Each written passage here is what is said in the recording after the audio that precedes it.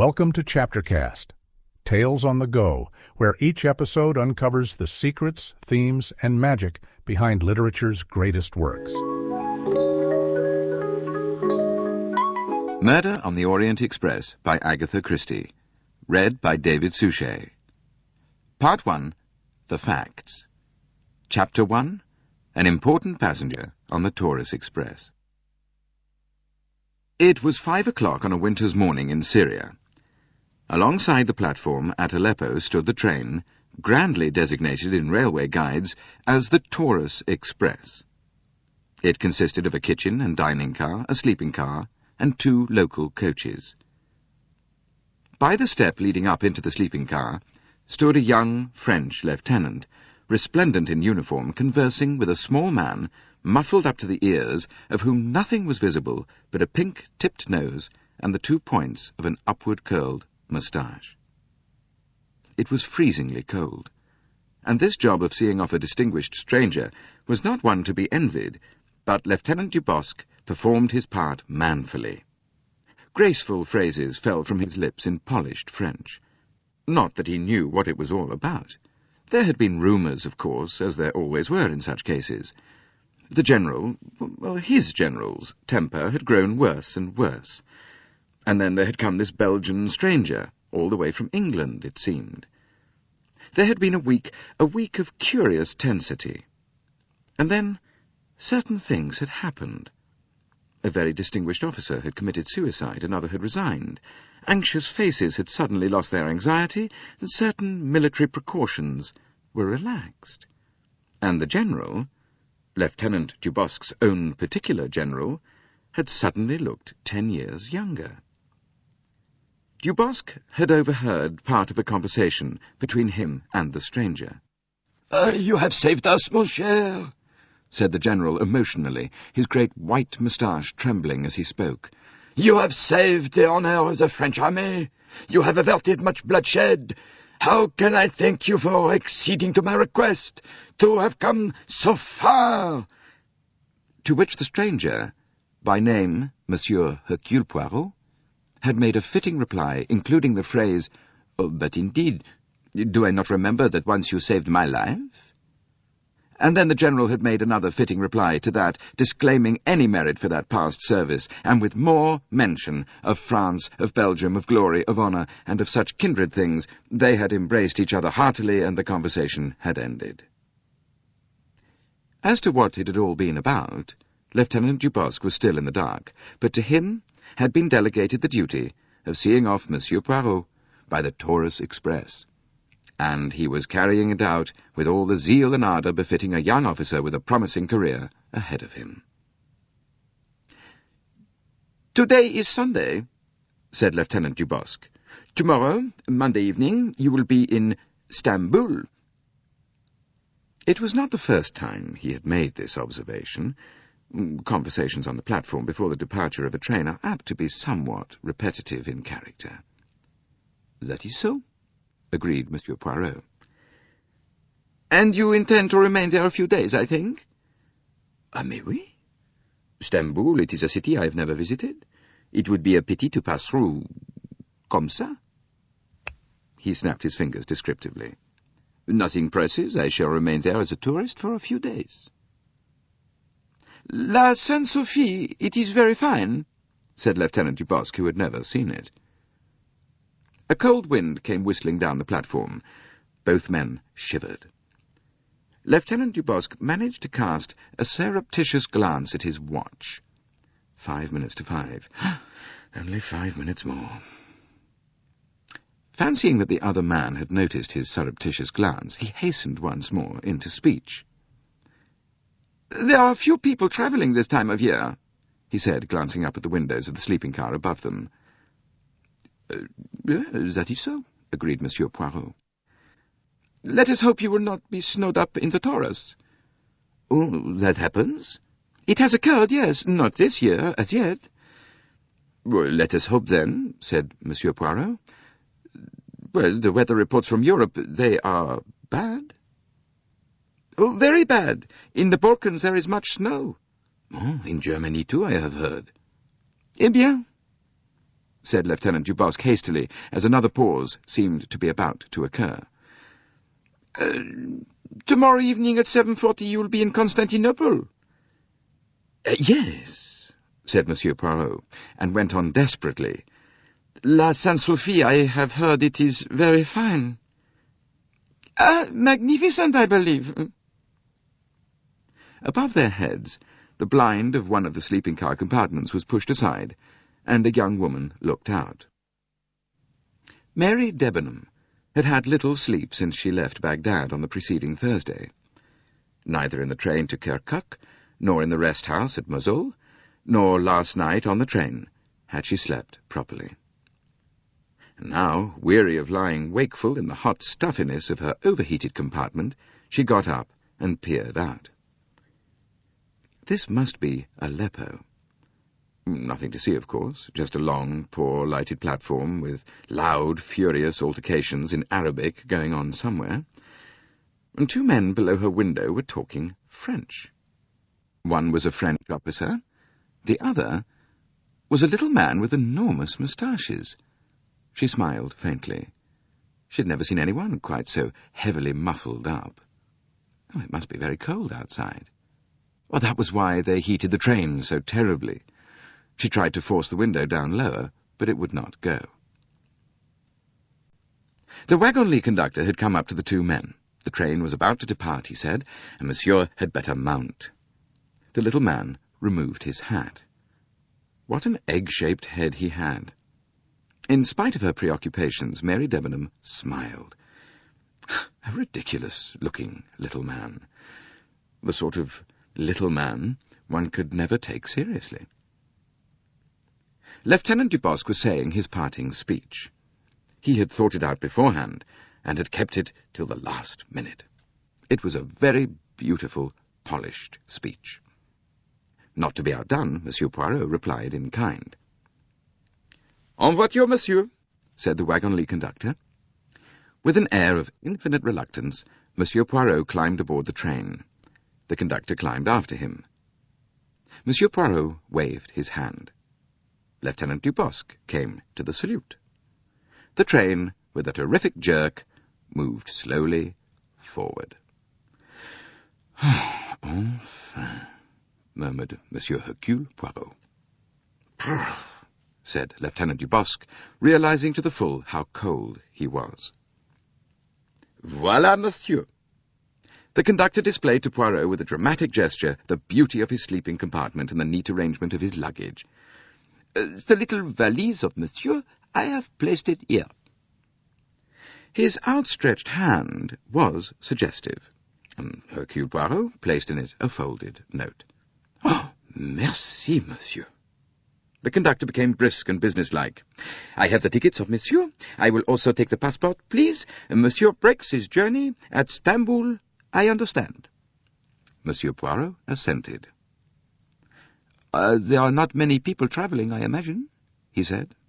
No, monsieur, I have only two other passengers, both English, a colonel from India and a young English lady from Baghdad. Monsieur requires anything? Monsieur demanded a small bottle of Perrier. 5 o'clock in the morning is an awkward time to board a train, and there were still 2 hours before dawn. Conscious of an inadequate night's sleep and of a delicate mission successfully accomplished, Monsieur Poirot curled up in a corner and fell asleep. When he awoke, it was 9:30, and he sallied forth to the restaurant car in search of hot coffee. There was only one occupant at the moment, obviously the young English lady referred to by the conductor. She was tall, slim and dark, perhaps 28 years of age. There was a kind of cool efficiency in the way she was eating her breakfast and in the way she called to the attendant to bring her more coffee, which bespoke a knowledge of the world and of travelling. She wore a dark-coloured travelling dress of some thin material eminently suitable for the heated atmosphere of the train. Monsieur Hercule Poirot, having nothing better to do, amused himself by studying her without appearing to do so. She was, he judged, the kind of young woman who could take care of herself with perfect ease wherever she went. She had poise and efficiency. He rather liked the severe regularity of her features and the delicate pallor of her skin. He liked the burnished black head with its neat waves of hair, and her eyes cool, impersonal, and grey. But she was, he decided, just a little too efficient to be what he called jolie femme. Presently, another person entered the restaurant car. This was a tall man between 40 and 50, lean of figure, brown of skin, with hair slightly grizzled round the temples. "Ah, the Colonel from India," said Poirot to himself. The newcomer gave a little bow to the girl. "Morning, Miss Debenham." "Oh, good morning, Colonel Arbuthnot." The Colonel was standing with a hand on the chair opposite her. "Any objection?" he asked. "Oh, of course not. Sit down." "Well, you know, breakfast isn't always a chatty meal." "Well, I should hope not, but I don't bite." The Colonel sat down. "Boy," he called in peremptory fashion. He gave an order for eggs and coffee. His eyes rested for a moment on Hercule Poirot, but they passed on indifferently. Poirot, reading the English mind correctly, knew that he had said to himself, "Only some damned foreigner." True to their nationality, the two English people were not chatty. They exchanged a few brief remarks, and presently the girl rose and went back to her compartment. At lunchtime, the other two again shared a table, and again they both completely ignored the third passenger. Their conversation was more animated than at breakfast. Colonel Arbuthnot talked of the Punjab, and occasionally asked the girl a few questions about Baghdad, where it became clear that she had been in a post as governess. In the course of conversation they discovered some mutual friends, which had the immediate effect of making them more friendly and less stiff. They discussed old Tommy somebody and Jerry someone else. The Colonel inquired whether she was going straight through to England or whether she was stopping in Stamboul. "No, I'm going straight on." "Oh, isn't that rather a pity?"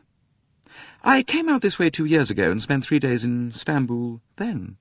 "Oh, I see. Well, I may say I'm very glad you're going right through, because I am." He made a kind of clumsy little bow, flushing a little as he did so.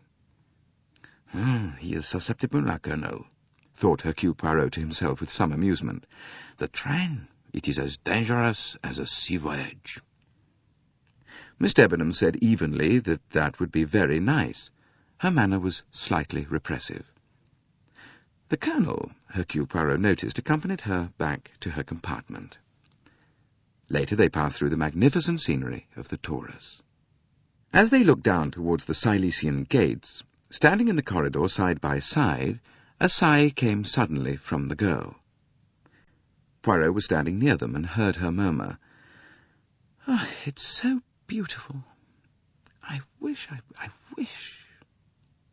"Yes?"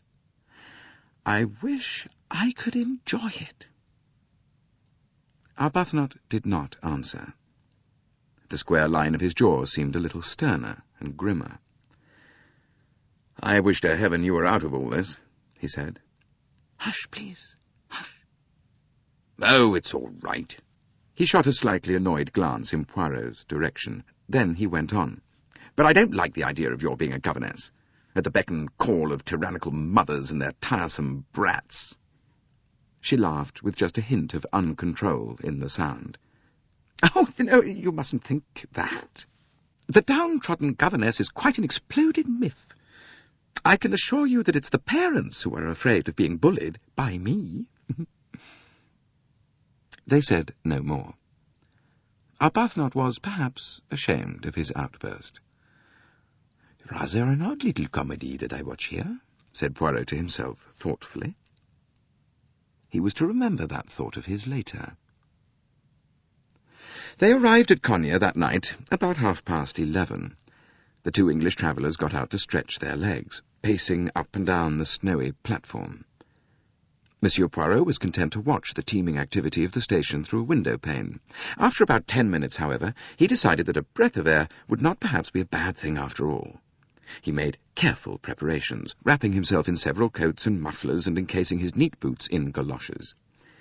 Thus attired, He descended gingerly to the platform and began to pace its length.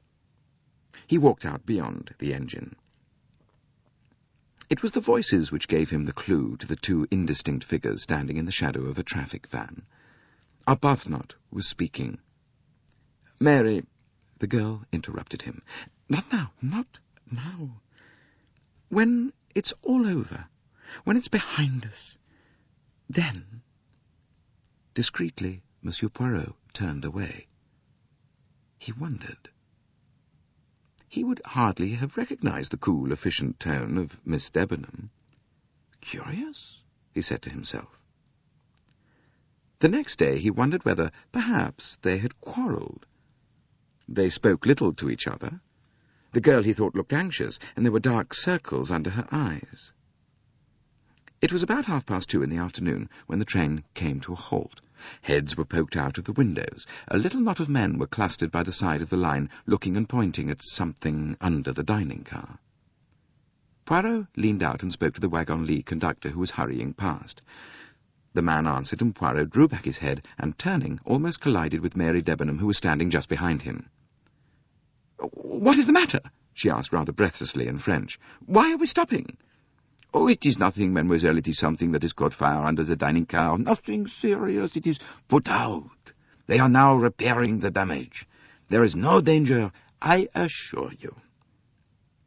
She made a little abrupt gesture as though she were waving the idea of danger aside as something completely unimportant. "Oh, yes, I understand that, but the time—" "The time? Yes. This will delay us." "Well, it is possible, yes," agreed Poirot. "But we can't afford delay. The train is due in at 6:55, and one has to cross the Bosphorus and catch the Simplon Orient Express the other side at 9 o'clock. If there is an hour or two of delay, we shall miss the connection." "It is possible, yes," he admitted. He looked at her curiously. The hand that held the window bar was not quite steady. Her lips, too, were trembling. "Does it matter to you very much, mademoiselle?" he asked. "Oh, yes. Yes, it does. I must catch that train." She turned away from him and went down the corridor to join Colonel Arbuthnot. Her anxiety, however, was needless. 10 minutes later, the train started again.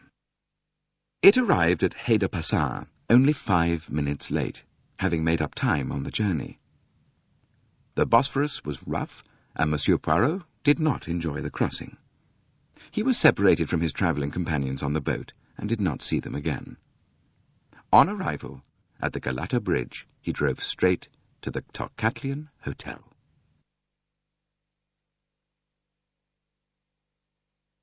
Chapter 2. The Tocatlian Hotel. At the Tocatlian, Hercule Poirot asked for a room with a bath. Then he stepped over to the concierge's desk and inquired for letters. There were 3 waiting for him, and a telegram. His eyebrows rose a little at the sight of the telegram. It was unexpected. He opened it in his usual, neat, unhurried fashion. The printed words stood out clearly. "Development you predicted in Casner case has come unexpectedly. Please return immediately."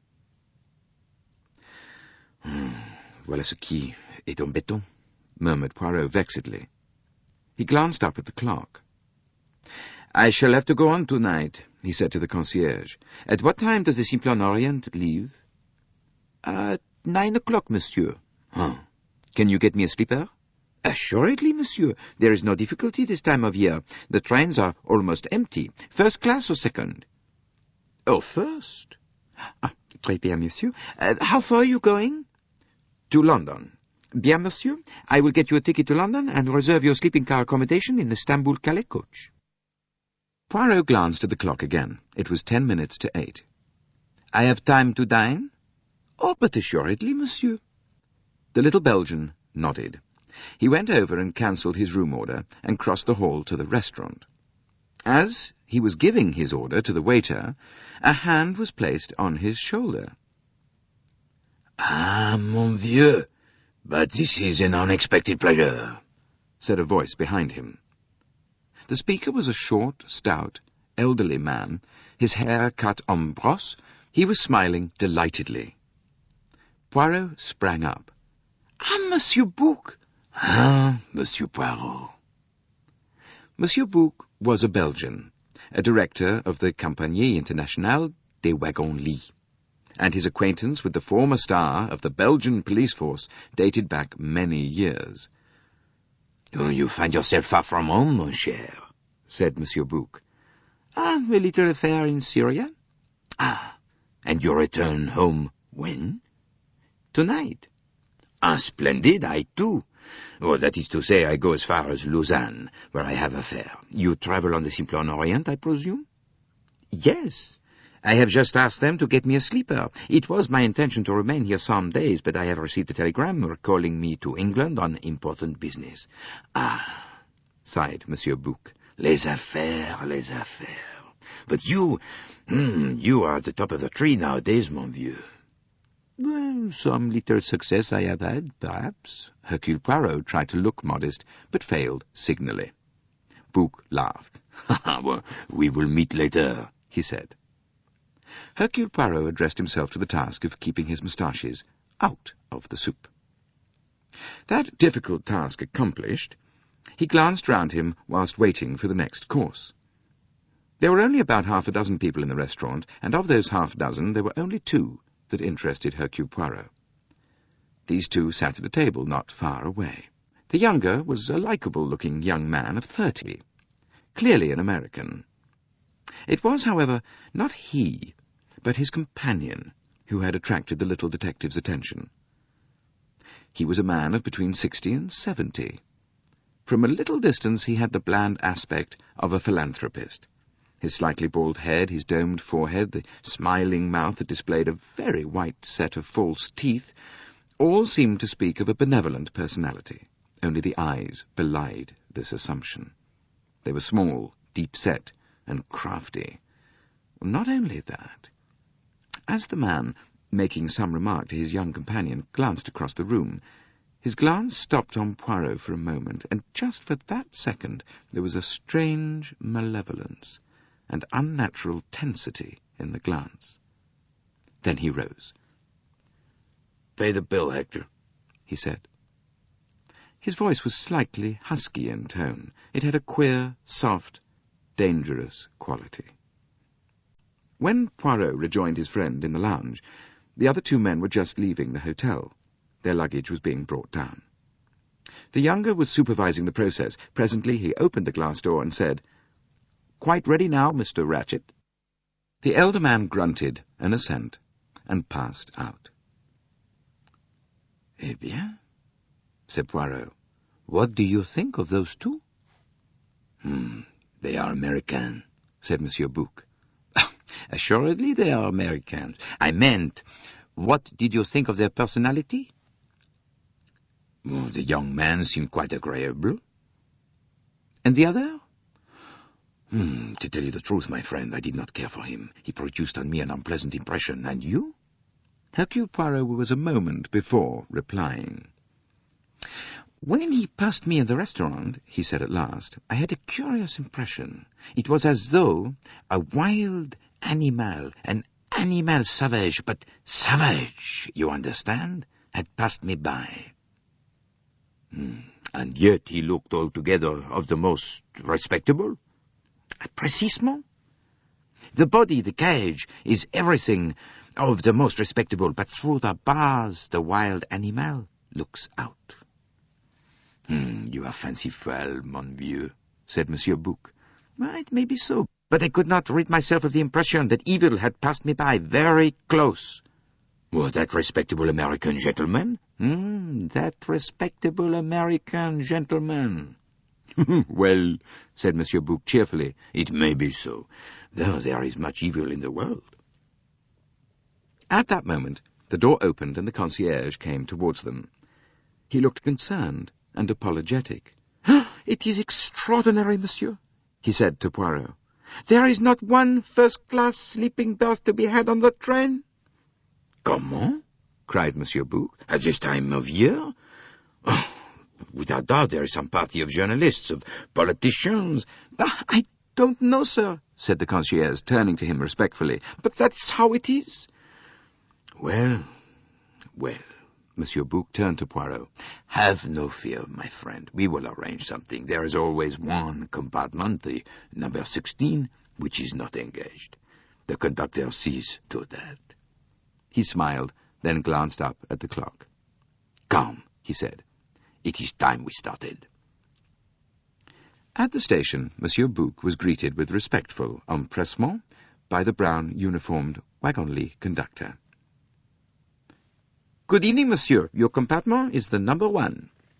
He called to the porters, and they wheeled their load halfway along the carriage on which the tin plates proclaimed its destination. Istanbul, Trieste, Calais. You are full up tonight, I hear. Ah, it is incredible, monsieur. All the world elects to travel tonight. All the same, you must find room for this gentleman here. He is a friend of mine. He can have the number 16. Ah, it is taken, monsieur. What? The number 16? A glance of understanding passed between them, and the conductor smiled. He was a tall, sallow man of middle age. Oh, but yes, monsieur, as I told you, we are full everywhere. But what passes itself? Demanded Monsieur Bouc angrily. There is a conference somewhere. It is a party. No, monsieur. It is only chance. It just happens that many people have elected to travel tonight. Monsieur Bouc made a clicking sound of annoyance. At Belgrade, he said, there will be the slip coach from Athens. There will also be the Bucharest-Paris coach. But we do not reach Belgrade until tomorrow evening. The problem is for tonight. Well, there is no second-class berth free? Well, there is a second-class berth, monsieur. Well, then. But it is a lady's berth. There is already a German woman in the compartment, a lady's maid. Oh, la la, that is awkward, said Monsieur Bouc. Do not distress yourself, my friend, said Poirot. I must travel in an ordinary carriage. No, not at all, not at all. He turned once more to the conductor. Everyone has arrived? Why, it is true, said the man, that there is one passenger who has not yet arrived. He spoke slowly with hesitation. But speak then. Number 7 berth, a second class. The gentleman has not yet come, and it is 4 minutes to 9. Who is it? An Englishman. The conductor consulted his list. Monsieur Harris. Ah, a name of good omen, said Poirot. I read my Dickens. Monsieur Harris, he will not arrive. Put Monsieur's luggage in number 7, said Monsieur Bouc. If this Monsieur Harris arrives, we will tell him that he is too late, that berths cannot be retained so long. We will arrange the matter one way or another. What do I care for Monsieur Harris? As Monsieur pleases, said the conductor. He spoke to Poirot's porter, directing him where to go. Then he stood aside the steps to let Poirot enter the train. Tout à fait au bout, monsieur, he called. The end compartment but one. Poirot passed along the corridor, a somewhat slow progress, as most of the people travelling were standing beside the carriages. His polite "pardon" were uttered with the regularity of clockwork. At last he reached the compartment indicated. Inside it, reaching up to a suitcase, was the tall young American of the Tocatlian. He frowned as Poirot entered. "Oh, excuse me," he said. "I think you've made a mistake." Then, laboriously in French, Je crois que vous avez une erreur." Poirot replied in English.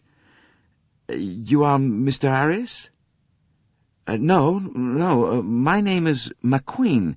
But at that moment the voice of the wagon-lit conductor spoke from over Poirot's shoulder, an apologetic, rather breathless voice. "There is no other berth on the train, monsieur. The gentleman has to come in here." He was hauling up the corridor window as he spoke and began to lift in Poirot's luggage. Poirot noticed the apology in his tone with some amusement. Doubtless the man had been promised a good tip if he could keep the compartment for the sole use of the other traveller. However, even the most munificent of tips lose their effect when a director of the company is on board and issues his orders. The conductor emerged from the compartment, having swung the suitcases up onto the racks. "Voilà, monsieur," he said. "All is arranged. Yours is the upper berth, the number 7. We start in 1 minute." He hurried off down the corridor. Poirot re-entered the compartment. A phenomenon I have seldom seen," he said cheerfully. "A wagonly conductor himself puts up the luggage. It is unheard of." His fellow traveller smiled. He had evidently got over his annoyance. Had probably decided that it was no good to take the matter other than philosophically. "The train's remarkably full," he said. A whistle blew. There was a long, melancholy cry from the engine. Both men stepped out into the corridor. Outside, a voice shouted, "En voiture!" "Well, we're off," said McQueen. But they were not quite off. The whistle blew again. "I say, sir," said the young man suddenly, "if you'd rather have the lower berth, well, easier and all that, well, that's all right by me." A likeable young fellow.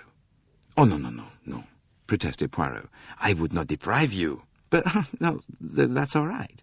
"But you are too amiable." Polite protests on both sides.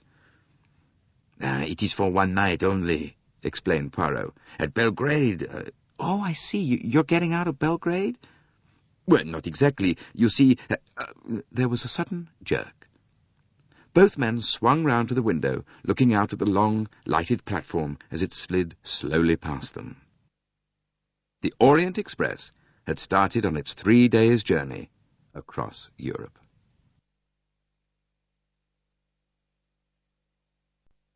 Chapter 3. Poirot refuses a case. Monsieur Hercule Poirot was a little late in entering the luncheon car on the following day. He had risen early, breakfasted almost alone, and had spent the morning going over the notes of the case that was recalling him to London. He had seen little of his travelling companion. Monsieur Bouc, who was already seated, gesticulated a greeting and summoned his friend to the empty place opposite him. Poirot sat down and soon found himself in the favoured position of the table, which was served first, and with the choicest morsels. The food, too, was unusually good. It was not till they were eating a delicate cream cheese that Monsieur Bouc allowed his attention to wander to matters other than nourishment. He was at the stage of a meal when one becomes philosophic. He sighed. "If I had but the pen of a Balzac, I would depict this scene." He waved a hand. "It is an idea, that," said Poirot. "Ah, you agree. It has not been done, I think, and yet it lends itself to romance, my friend. All around us are people of all classes, of all nationalities, of all ages. For 3 days these people, these strangers to one another, are brought together. They sleep and eat under one roof. They cannot get away from each other. At the end of 3 days they part, they go their several ways, never perhaps to see each other again." "And yet," said Poirot, "suppose an accident—" "Ah, no, my friend." "Oh, from your point of view it would be regrettable, I agree, but nevertheless, let us just for one moment suppose it. Then, perhaps, all these here are linked together, by death." "Some more wine," said Monsieur Bouc, hastily pouring it out. "You are morbid, mon cher. It is perhaps the digestion, eh?" "It is true," agreed Poirot, "that the food in Syria was not perhaps quite suited to my stomach." He sipped his wine. Then, leaning back, he ran his eye thoughtfully round the dining car. There were 13 people seated there, and, as Monsieur Bouc had said, of all classes and nationalities. He began to study them. At the table opposite them were 3 men. They were, he guessed, single travellers, graded and placed there by the unerring judgment of the restaurant attendants. A big, swarthy Italian was picking his teeth with gusto. Opposite him, a spare, neat Englishman had the expressionless, disapproving face of a well-trained servant. Next to the Englishman was a big American in a loud suit, possibly a commercial traveller. "You gotta put it over big," he was saying in a loud, nasal voice.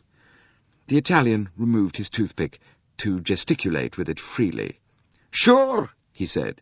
"That's what I say all of the time." The Englishman looked out of the window and coughed.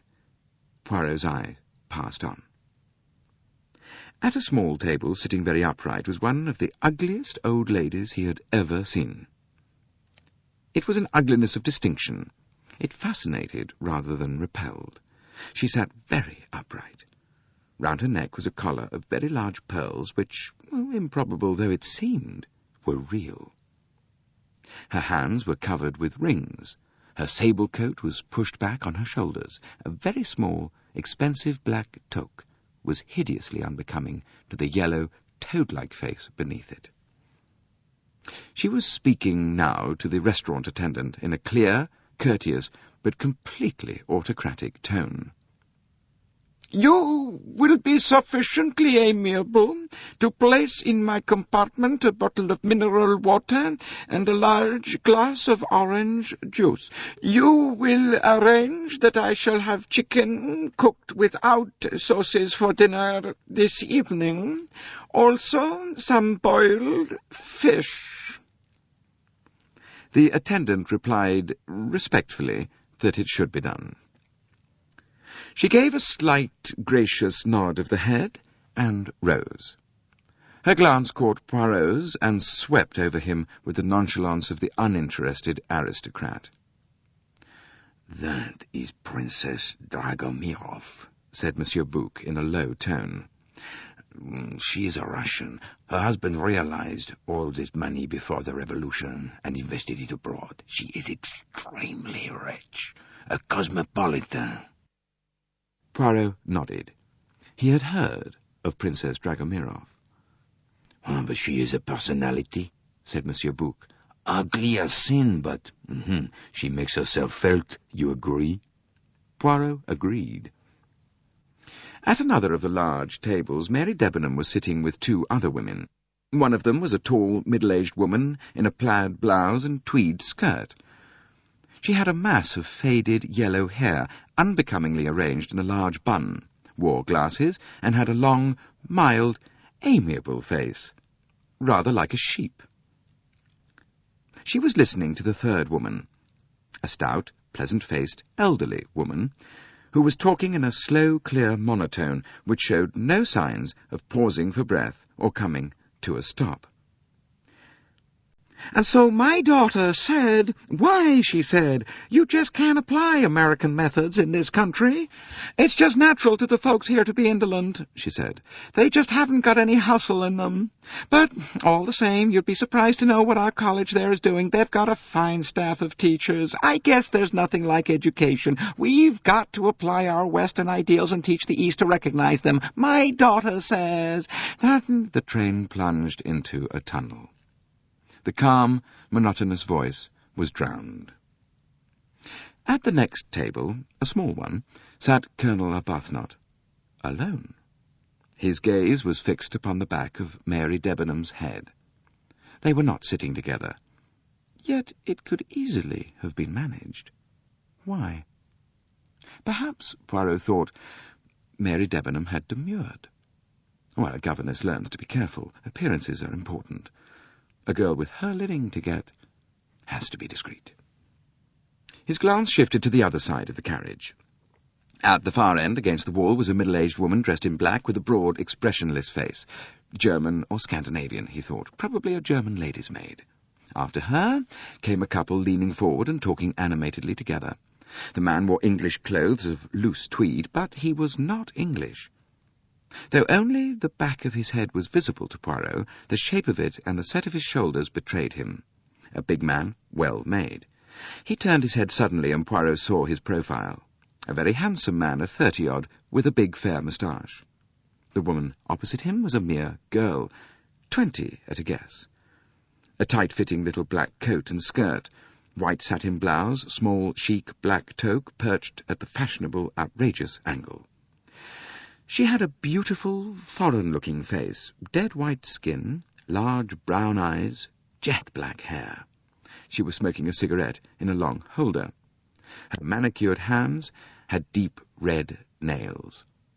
She wore one large emerald set in platinum. There was coquetry in her glance and voice. Elle est jolie et chic, murmured Poirot. Husband and wife, eh? Monsieur Bouc nodded. Hungarian embassy, I believe, he said. A handsome couple. There were only 2 more lunches.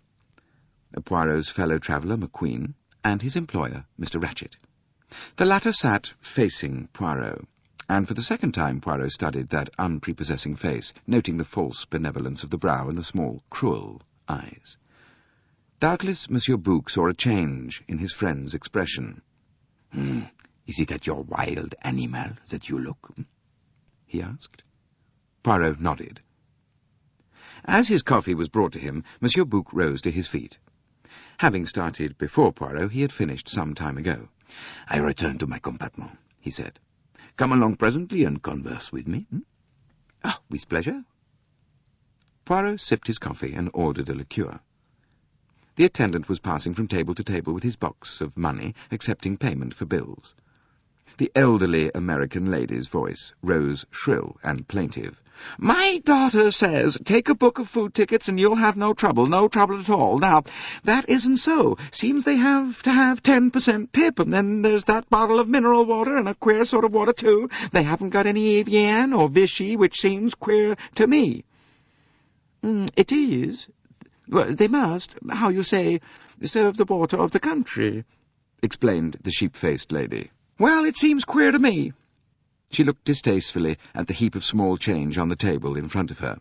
"Look at all this peculiar stuff he's given me. Dinars or something, just a lot of rubbish it looks. My daughter said—" Mary Debenham pushed back her chair and left, with a slight bow to the other 2. Colonel Arbuthnot got up and followed her. Gathering up her despised money, the American lady followed suit, followed by the lady like a sheep. The Hungarians had already departed. The restaurant car was empty, save for Poirot and Ratchett and McQueen. Ratchett spoke to his companion, who got up and left the car. Then he rose himself, but instead of following McQueen, he dropped unexpectedly into the seat opposite Poirot. Can you oblige me with a light?" he said. His voice was soft and faintly nasal. "My name is Ratchett." Poirot bowed slightly.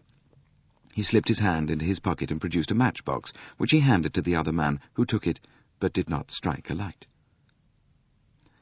"I think," he went on, "that I have the pleasure of speaking to Monsieur Hercule Poirot. Is that so?" Poirot bowed again. "You have been correctly informed, monsieur." The detective was conscious of those strange, shrewd eyes summing him up before the other spoke again. "In my country," he said, "we come to the point quickly.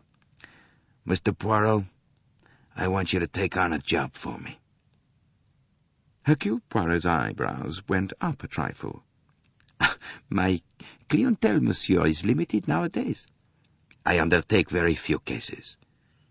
"Why, naturally, I understand that, but this, Mr. Poirot, means big money." He repeated again in his soft, persuasive voice. "Big money." Hercule Poirot was silent a minute or 2. Then he said, "What is it you wish me to do for you, Monsieur Ratchett?" "Mr. Poirot, I am a rich man. A very rich man. Men in that position have enemies. I have an enemy." "Oh, only one enemy?" "Well, just what do you mean by that question?" asked Ratchett sharply. "Monsieur, in my experience, when a man is in a position to have, as you say, enemies, then it does not usually resolve itself into one enemy only." Ratchett seemed relieved by Poirot's answer. He said quickly, Why, I appreciate that fact. Well, enemy or enemies, it doesn't matter. What does matter is my safety." "Safety?" My life has been threatened, Mr. Poirot. Now, I'm a man who can take pretty good care of himself." From the pocket of his coat his hand brought a small automatic into sight for a moment. He continued grimly, I don't think I'm the kind of man to be caught napping, but as I look at it, I might as well make assurance doubly sure. I fancy you're the man for my money, Mr. Poirot, and remember, big money." Poirot looked at him thoughtfully for some minutes. His face was completely expressionless. The other could have no clue as to what thoughts were passing in that mind. "I regret, monsieur," he said at length. "I cannot oblige you." The other looked at him shrewdly. "Name your figure, then," he said. Poirot shook his head. "You do not understand, monsieur. I have been very fortunate in my profession. I have made enough money to satisfy both my needs and my caprices. I take now only such cases as interest me." "You got a pretty good nerve," said Ratchet. "Will $20,000 tempt you?" "It will not?" "Well, if you're holding out for more, you won't get it. I know what a thing's worth to me." "I also, Monsieur Ratchet." "Well, what's wrong with my proposition?" Poirot rose. "If you will forgive me for being personnel, I do not like your face, Monsieur Ratchet," he said. And with that, he left the restaurant car. Chapter 4. A Cry in the Night. The Simplon Orient Express arrived at Belgrade at 8:45 that evening. It was not due to depart again until 9:15, so Poirot descended to the platform. He did not, however, remain there long. The cold was bitter, and though the platform itself was protected, heavy snow was falling outside. He returned to his compartment. The conductor, who was on the platform, stamping his feet and waving his arms to keep warm, spoke to him. "Your valise has been moved, monsieur, to the compartment number 1, the compartment of Monsieur Bouc." "Oh? But where is Monsieur Bouc, then?" "He has moved into the coach from Athens, which has just been put on." Poirot went in search of his friend. Monsieur Bouc waved his protestations aside. It is nothing, it is more convenient like this. You are going through to England, so it is better that you should stay in the through coach to Calais. Me, I am very well here. It is most peaceful. This coach is empty, save for myself and one little Greek doctor. My friend, what a night! You know, they say there has not been so much snow for years. Let us hope we shall not be held up. I am not too happy about it, I can tell you." At 9:15, punctually, the train pulled out of the station, and shortly afterwards Poirot got up, said good-night to his friend, and made his way along the corridor back into his own coach, which was in front, next to the dining car. On this, the second day of the journey, barriers were breaking down. Colonel Arbuthnot was standing at the door of his compartment talking to McQueen. McQueen broke off something he was saying when he saw Poirot. He looked very surprised. "Why?" he cried. "I thought you'd left us. You said you were getting off at Belgrade." "No, you misunderstand me," said Poirot, smiling. "Oh, I remember now, the train started from Stamboul just as we were talking about it." "But, man, your baggage, it's gone." "It has been moved into another compartment, that is all." "Oh, I see." He resumed his conversation with Arbuthnot, and Poirot passed on down the corridor. 2 doors from his own compartment, the elderly American lady, Mrs. Hubbard, was standing talking to the sheep-like lady who was a Swede. Mrs. Hubbard was pressing a magazine on the other. "No, do take it, my dear," she said. "I've got plenty other things to read. My, isn't the cold something frightful?" She nodded amicably to Poirot. "Oh, you are most kind," said the Swedish lady. "Not at all. I hope you'll sleep well and that your head will be better in the morning." "Oh, it is the cold only. I make myself a cup of tea." "Oh, now, have you got some aspirin? Are you sure now? 'Cause I got plenty. Oh, well, good night, my dear." She turned to Poirot conversationally as the other woman departed. "Oh, poor creature, she's a Swede. As far as I can make out, she's a kind of missionary, a teaching one. A nice creature, but doesn't talk much English. She was most interested in what I told her about my daughter." Poirot, by now, knew all about Mrs. Hubbard's daughter. Well, everyone on the train who could understand English did. how she and her husband were on the staff of a big American college in Smyrna, and how this was Mrs. Hubbard's first journey to the East, and what she thought of the Turks and their slipshod ways, and the condition of their roads. The door next to them opened, and the thin, pale manservant stepped out. Inside, Poirot caught a glimpse of Mr. Ratchett sitting up in bed. He saw Poirot, and his face changed, darkening with anger. Then the door was shut. Mrs. Hubbard drew Poirot a little aside. "You know, I'm dead scared of that man. Oh, no, not the valet, the other, his master. Master, indeed. There's something wrong about that man. My daughter always says I'm very intuitive. When Mama gets a hunch, she's dead right. That's what my daughter says, and I've got a hunch about that man. He's next door to me, and I don't like it. I put my grips against the communicating door last night. I thought I heard him trying the handle. Do you know, I shouldn't be a bit surprised if that man turns out to be a murderer. One of these train robbers you read about. I dare say I'm foolish, but there it is. I'm downright scared of that man. My daughter said I'd have an easy journey, but somehow I don't feel happy about it. No, it may be foolish, but I feel anything might happen. Anything at all. And how that nice young fellow can bear to be his secretary, I can't think." Colonel Arbuthnot and McQueen were coming towards them down the corridor. "Well, come into my carriage," McQueen was saying. "It isn't made up for the night yet.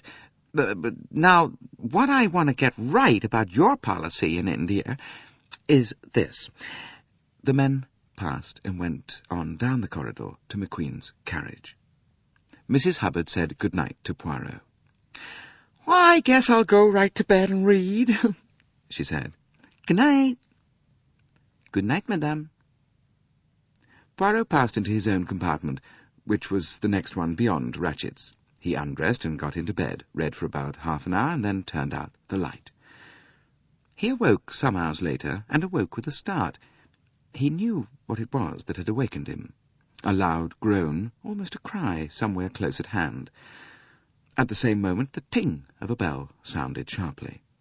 Poirot sat up and switched on the light. He noticed that the train was at a standstill, presumably at a station. That cry had startled him. He remembered that it was Ratchett who had the next compartment. He got out of bed and opened the door, just as the wagonly conductor came hurrying along the corridor and knocked on Ratchett's door. Poirot kept his door open a crack and watched. The conductor tapped a second time. A bell rang, and a light showed over another door farther down. The conductor glanced over his shoulder. At the same time, a voice from within the next-door compartment called out, "Ce n'est rien, je me suis trompé." "Bien, monsieur." The conductor scurried off again, to knock at the door, where the light was showing. Poirot returned to bed, his mind relieved, and switched off the light. He glanced at his watch. It was just 23 minutes to 1.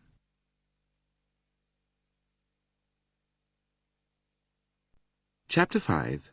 The Crime. He found it difficult to go to sleep again at once.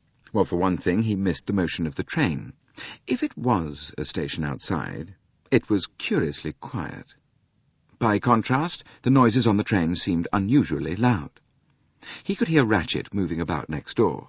A click as he pulled down the wash-basin, the sound of the tap running, a splashing noise, then another click as the basin shut to again. Footsteps passed up the corridor outside, the shuffling footsteps of someone in bedroom slippers. Hercule Poirot lay awake, staring at the ceiling. Why was the station outside so silent? His throat felt dry. He had forgotten to ask for his usual bottle of mineral water. He looked at his watch again, just after 1:15. He would ring for the conductor and ask him for some mineral water. His finger went out to the bell, but he paused as, in the stillness, he heard a ting. Well, the man couldn't answer every bell at once. Ting, ting, ting, it sounded again and again. Where was the man? Somebody was getting impatient. Ting! Whoever it was keeping their finger solidly on the push. Suddenly, with a rush, his footsteps echoing up the aisle, the man came. He knocked at a door not far from Poirot's own. Then came voices. The conductor's deferential, apologetic, and a woman's insistent and voluble. Mrs. Hubbard. Poirot smiled to himself. The altercation, if it was one, went on for some time. Its proportions were 90% of Mrs. Hubbard's to a soothing 10% of the conductor's. Finally, the matter seemed to be adjusted. Poirot heard distinctly, "Bonne nuit, madame," and a closing door. He pressed his own finger on the bell. The conductor arrived promptly. He looked hot and worried. "De l'eau minérale, s'il vous plaît?" "Oh, bien, monsieur." Perhaps a twinkle in Poirot's eye led him to unburden himself. "La dame américaine." Oh. "Yes?" He wiped his forehead. "Imagine to yourself the time I have had with her. She insists, but insists, that there is a man in her compartment. Figure to yourself, monsieur, in a space of this size, eh?" He swept a hand round. "Where would he conceal himself? I argue with her. I point out that it is impossible, but she insists. She woke up and there was a man there. And how, I asked, did he get out and leave the door bolted behind him? But she will not listen to reason. As though there were not enough to worry us already. This snow and—" "Snow?" "Oh, but yes, monsieur. Monsieur has not noticed. The train has stopped. We have run into a snowdrift. Oh, heaven knows how long we will be here. I remember once being snowed up for 7 days. Where are we?" Between Vinkovki and Broad." "Oh, la la," said Poirot vexedly. The man withdrew and returned with the water. "Bonsoir, monsieur." Poirot drank a glass of water and composed himself to sleep. He was just dropping off when something again woke him. This time it was as though something heavy had fallen with a thud against the door. He sprang up, opened it, and looked out. Nothing. But to his right, some way down the corridor, a woman wrapped in a scarlet kimono was retreating from him. At the other end, sitting on his little seat, the conductor was entering up figures on large sheets of paper. Everything was deathly quiet. "Decidedly, I suffer from the nerves," said Poirot, and retired to bed again. This time he slept till morning. When he awoke, the train was still at a standstill. He raised a blind and looked out. Heavy banks of snow surrounded the train. He glanced at his watch and saw that it was past 9 o'clock. At 10:15, neat, spruce, and dandified as ever, he made his way to the restaurant car where a chorus of woe was going on. Any barriers that might have been between the passengers had now quite broken down. All were united by a common misfortune. Mrs. Hubbard was loudest in her lamentations. "My daughter said it would be the easiest way in the world. Just sit in the train until I got to Paris. And now we may be here for days and days," she wailed. "And my boat sails day after tomorrow. Well, how am I going to catch it now? Why, I can't even wire to cancel my passage. I feel too mad to talk about it." The Italian said that he had urgent business himself in Milan. The large American said that was too bad, ma'am, and soothingly expressed a hope that the train might make up time. "My sister, her children wait for me," said the Swedish lady, and wept. "I get no word to them. What they think, they will say bad things have happened to me." "How long shall we be here?" demanded Mary Debenham. "Doesn't anybody know?" Her voice sounded impatient, but Poirot noted that there were no signs of that almost feverish anxiety which he had displayed during the check to the Taurus Express. Mrs. Hubbard was off again. "There isn't anybody knows a thing on this train, and nobody's trying to do anything, just a pack of useless foreigners. Why, if this were at home, there'd be someone at least trying to do something." Arbuthnot turned to Poirot and spoke in careful British French. "Vous êtes un directeur de la ligne, je crois, monsieur. Vous pouvez nous dire—" Smiling, Poirot corrected him. No, he said in English. "It is not I. You confound me with my friend Monsieur Book." "No. I'm sorry." "Oh, not at all. It is most natural. I am now in the compartment that he had formerly." Monsieur Bouc was not present in the restaurant car. Poirot looked about to notice who else was absent. Princess Dragomirov was missing, and the Hungarian couple, also Ratchet, his valet, and the German lady's maid. The Swedish lady wiped her eyes.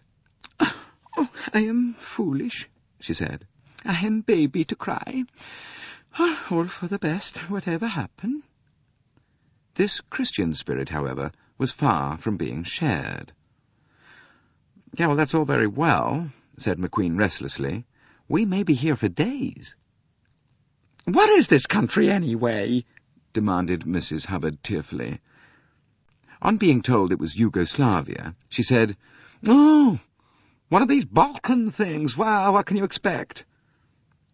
"You are the only patient one, mademoiselle," said Poirot to Miss Debenham. She shrugged her shoulders slightly. "Well, what can one do?" "You are philosopher, mademoiselle." "Well, that implies a detached attitude. I think my attitude is more selfish.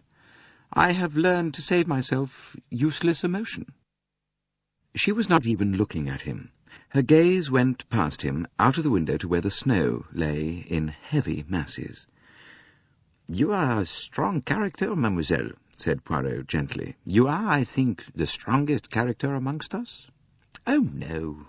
No, indeed. I know one far, far stronger than I am."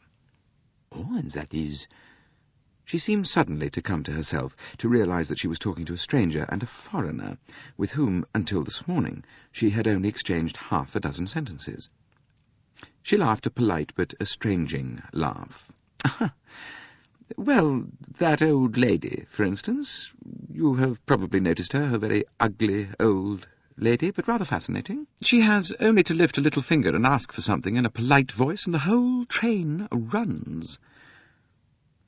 "It runs also for my friend, Monsieur Bouc," said Poirot. "But that is because he is the director of the line, not because he has a masterful character." Mary Debenham smiled. The morning wore away. Several people, Poirot amongst them, remained in the dining car. The communal life was felt at the moment to pass the time better.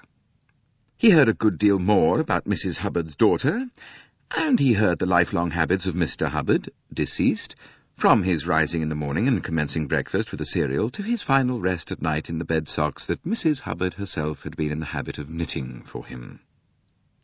It was when he was listening to a confused account of the missionary aims of the Swedish lady that one of the wagon-lit conductors came into the car and stood at his elbow. "Pardon, monsieur?" "Yes?" "The compliments of Monsieur Bouc, and he would be glad if you would be so kind as to come to him for a few minutes." Poirot rose, uttered excuses to the Swedish lady, and followed the man out of the dining car. It was not his own conductor, but a big, fair man. He followed his guide down the corridor of his own carriage and along the corridor of the next one. The man tapped at a door, then stood aside to let Poirot enter. The compartment was not Monsieur Bouc's own. It was a second-class one, chosen presumably because of its slightly larger size. It certainly gave the impression of being crowded. Monsieur Bouc himself was sitting on the small seat in the opposite corner. In the corner next the window, facing him, was a small, dark man looking out at the snow. Standing up and quite preventing Poirot from advancing any farther was a big man in blue uniform, the chef de train, and his own wagon-lit conductor. "Ah, my good friend," cried Monsieur Bouc. "Come in. We have need of you."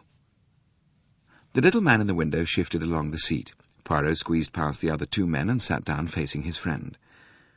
The expression on Monsieur Bouc's face gave him, as he would have expressed it, furiously to think. It was clear that something out of the common had happened. "What has occurred?" he asked. You may well ask that. First this snow, this stoppage, and now—" He paused, and a sort of strangled gasp came from the wagon-lit conductor. "And now what?" "And now a passenger lies dead in his berth, stabbed." Monsieur Bouc spoke with a kind of calm desperation. An American called... He consulted some notes in front of him. Ratchet. That's right. Ratchet? Yes, monsieur, the Wagonlit man gulped. Poirot looked at him. He was as white as chalk. You had better let that man sit down, he said. He may faint otherwise. The chef de train moved slightly, and the Wagonlit man sank down in the corner and buried his face in his hands. Said Poirot. This is serious? Certainly, it is serious. To begin with, a murder, that by itself is a calamity of the first water, but not only that, the circumstances are unusual. Here we are, brought to a standstill. We may be here for hours, not only hours, days. Another circumstance, passing through most countries, we have the police of that country on the tram, but in Yugoslavia, no. You comprehend? It is a position of great difficulty, said Poirot. There is worse to come. Dr. Constantine. I forgot. I have not introduced you. Dr. Constantine, Monsieur Poirot. The little man bowed, and Poirot returned it. Dr. Constantine is of the opinion that death occurred at about 1 a.m. It is difficult to say exactly in these matters, said the doctor, but I think I can say definitely that death occurred between midnight and 2 in the morning. When was this Monsieur Ratchet last seen alive? Asked Poirot. He is known to have been alive at about 20 minutes to 1, when he spoke to the conductor, said Monsieur Bouc. Yes, that is quite correct, said Poirot. I myself heard what passed. That is the last thing known? Yes. Poirot turned toward the doctor, who continued. The window of Monsieur Ratchet's compartment was found wide open, leading one to suppose that the murderer escaped that way. But in my opinion, that open window is a blind. Anyone departing that way would have left distinct traces in the snow. There were none. The crime was discovered when? Asked Poirot. Michel? The Wagonlit conductor sat up. His face still looked pale and frightened. Tell this gentleman exactly what occurred, ordered Monsieur Bouc. The man spoke somewhat jerkily. The valet of this Monsieur Ratchet, he tapped several times at the door this morning. There was no answer. Then, half an hour ago, the restaurant car attendant came. He wanted to know if Monsieur was taking déjeuner. It was 11 o'clock, you comprehend. I opened the door for him with my key, but there is a chain, too, and that is fastened. There is no answer, and it is very still in there, and cold. But cold. With the window open and snow drifting in, I thought the gentleman had a fit, perhaps. So I got the chef de train. We broke the chain and went in. He was... c'était terrible. He buried his face in his hands again. The door was locked and chained on the inside, said Poirot thoughtfully. It was not suicide, eh? The Greek doctor gave a sardonic laugh. Does a man who commits suicide stab himself in 10, 12, 15 places? He asked. Poirot's eyes opened. That is great ferocity, he said. It is a woman, said the chef de train, speaking for the first time. Depend upon it, it was a woman. Only a woman would stab like that. Dr. Constantine screwed up his face thoughtfully. She must have been a very strong woman, he said. It is not my desire to speak technically. That is only confusing. But I can assure you that 1 or 2 of the blows were delivered with such force as to drive them through hard belts of bone and muscle. It was not clearly a scientific crime, said Poirot. It was most unscientific, said Dr. Constantine. The blows seem to have been delivered haphazard and at random. Some have glanced off, doing hardly any damage. It is as though somebody had shut their eyes and then in a frenzy struck blindly again and again. C'est une femme, said the chef de train again. "Women are like that. When they are enraged, they have great strength." He nodded so sagely that everyone suspected a personal experience of his own. "I have, perhaps, something to contribute to your store of knowledge," said Poirot. "Monsieur Ratchet spoke to me yesterday. He told me, as far as I was able to understand him, that he was in danger of his life." "Bumped off. That is the American expression, is it not?" said Monsieur Bouc. "Then it is not a woman. It is a gangster or a gunman." The chef de train looked pained at his theory having come to naught. "If so," said Poirot, "it seems to have been done very amateurishly." His tone expressed professional disapproval. "There is a large American on the train," said Monsieur Bouc, pursuing his idea. "A common-looking man with terrible clothes. He chews a gum, which I believe is not done in good circles. You know whom I mean?" The wagon-lee conductor, to whom he had appealed, nodded. "Oui, monsieur, the number 16. It cannot have been he. No, I should have seen him enter or leave the compartment." "Well, you might not. But we will go into that presently. The question is what to do." He looked to Poirot. Poirot looked back at him.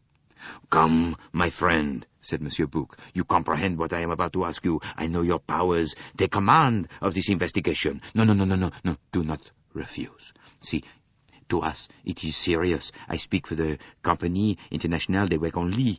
By the time the Yugoslavian police arrive, how simple if we can present them with a solution. Otherwise, delays, annoyances, 1,000,001 inconveniences. Perhaps, who knows, serious annoyance to innocent persons. Instead, you solve the mystery. We say, a murder has occurred. This is the criminal. And suppose I do not solve it? Ah, mon cher," Monsieur Bouc's voice became positively caressing. "I know your reputation. I know something of your methods. This is the ideal case for you. To look up the antecedents of all these people, to discover their bona fides, all that takes time and endless inconvenience. But have I not heard you say often that to solve a case a man has only to lie back in his chair and think? Do that. Interview the passengers on the train, view the body, examine what clues there are, and then, well, I have faith in you. I am assured that it is no idle boast of yours. Lie back and think. Use, as I have heard you say so often, the little grey cells of the mind, and you will know." He leaned forward, looking affectionately at his friend. "Your faith touches me, my friend," said Poirot emotionally. "As you say, this cannot be a difficult case. I myself last night... No, but we will not speak of that now. In truth, this problem intrigues me. I was reflecting, not half an hour ago, that many hours of boredom lay ahead whilst we are stuck here, and now a problem lies ready to my hand." "You accept, then?" said Monsieur Bouc eagerly. "C'est entendu. You place the matter in my hands." "Oh, good. We are all at your service. Now, to begin with, I should like a plan of the Istanbul-Calais coach, with a note of the people who occupied the several compartments. And I should also like to see their passports and their tickets. Michel, will you get those?" The wagon-lee conductor left the compartment. "Now, what other passengers are there on the train?" asked Poirot. "In this coach, Dr. Constantine and I are the only travellers. In the coach from Bucharest is an old gentleman with a lame leg. He is well known to the conductor. Beyond that are the ordinary carriages, but these do not concern us, since they were locked after dinner had been served last night. Forward of the Istanbul-Calais coach there is only the dining car." "Then it seems," said Poirot slowly, "as though we must look for our murderer in the Istanbul-Calais coach." He turned to the doctor. "That is what you were hinting, I think?" The Greek nodded. "At half an hour after midnight we ran into the snowdrift. No one can have left the train since then." Monsieur Bouc said solemnly, "Oh, the murderer is with us." On the train now. End of Side 1. Side 2. Chapter 6. A Woman? First of all, said Poirot, I should like a word or two with young Monsieur McQueen. He may be able to give us valuable information. Oh, certainly, said Monsieur Bouc. He turned to the chef de train. Get Monsieur McQueen to come here. The chef de train left the carriage. The conductor returned with a bundle of passports and tickets. Monsieur Bouc took them from him. Oh, thank you, Michel. It would be best now, I think, if you were to go back to your post. We will take your evidence formally later. Very good, monsieur.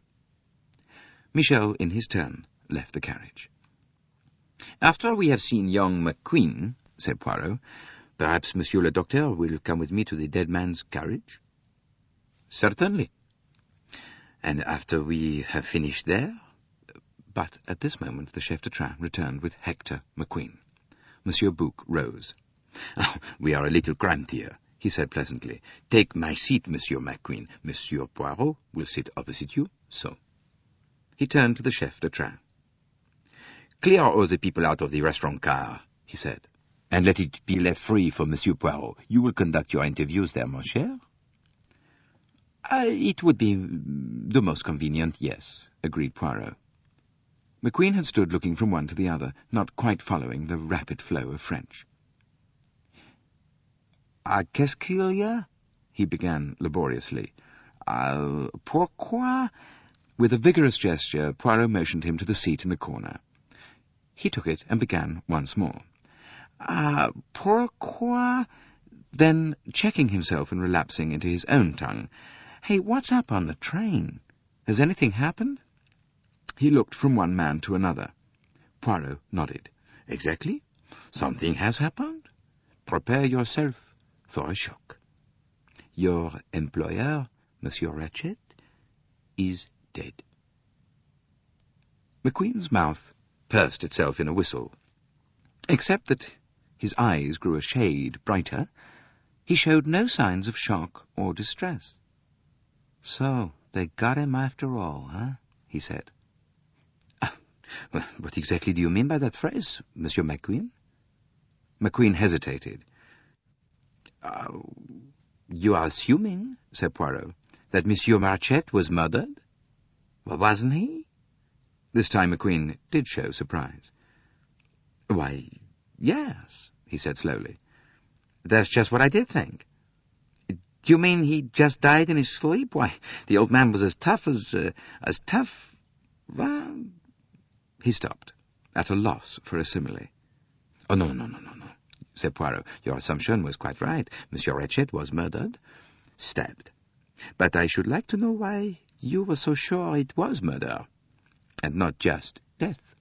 McQueen hesitated. I must get this clear, he said. Who exactly are you, and where do you come in? I represent the Compagnie Internationale des Whodunit. He paused, then added, I am a detective. My name is Hercule Poirot. If he expected an effect, he did not get one. McQueen said merely, "Oh, yeah?" and waited for him to go on. You know the name, perhaps? Why, it does seem kind of familiar, only I always thought it was a woman's dressmaker. Hercule Poirot looked at him with distaste. It is incredible, he said. Well, what's incredible? Nothing. Let us advance with the matter in hand.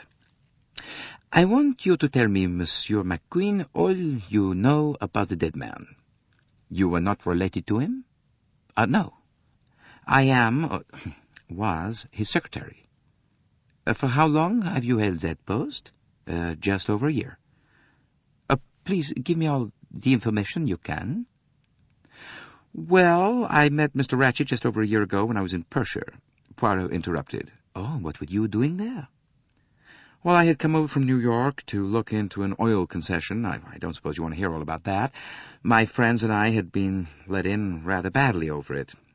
Mr. Ratchett was in the same hotel. He had just had a row with his secretary. He offered me the job, and I took it.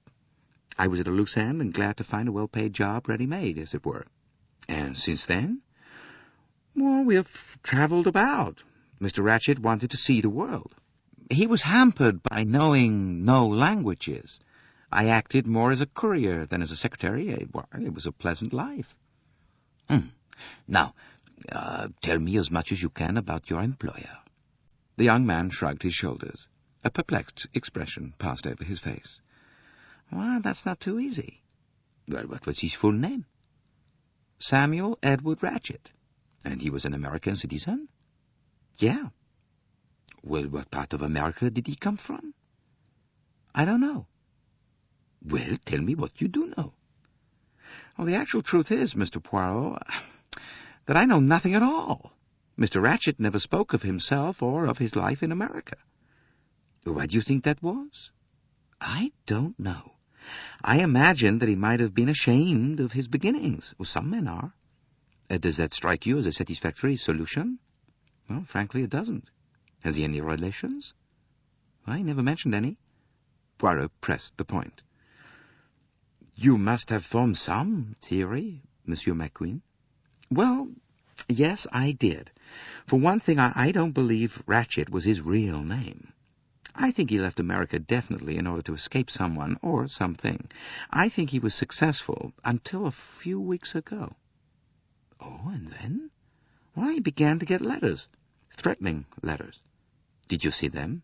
Why, yes. It was my business to attend to his correspondence. The first letter came a fortnight ago. And were those letters destroyed? No, I think I've got a couple still in my files. One I know Ratchett tore up in a rage. Shall I get them for you? Well, if you would be so good. McQueen left the compartment. He returned a few minutes later and laid down 2 sheets of rather dirty notepaper before Poirot. The first letter ran as follows. Thought you'd double-cross us and get away with it, did you? Not on your life. We're out to get you, Ratchett, and we will get you. There was no signature. With no comment beyond raised eyebrows, Poirot picked up the second letter.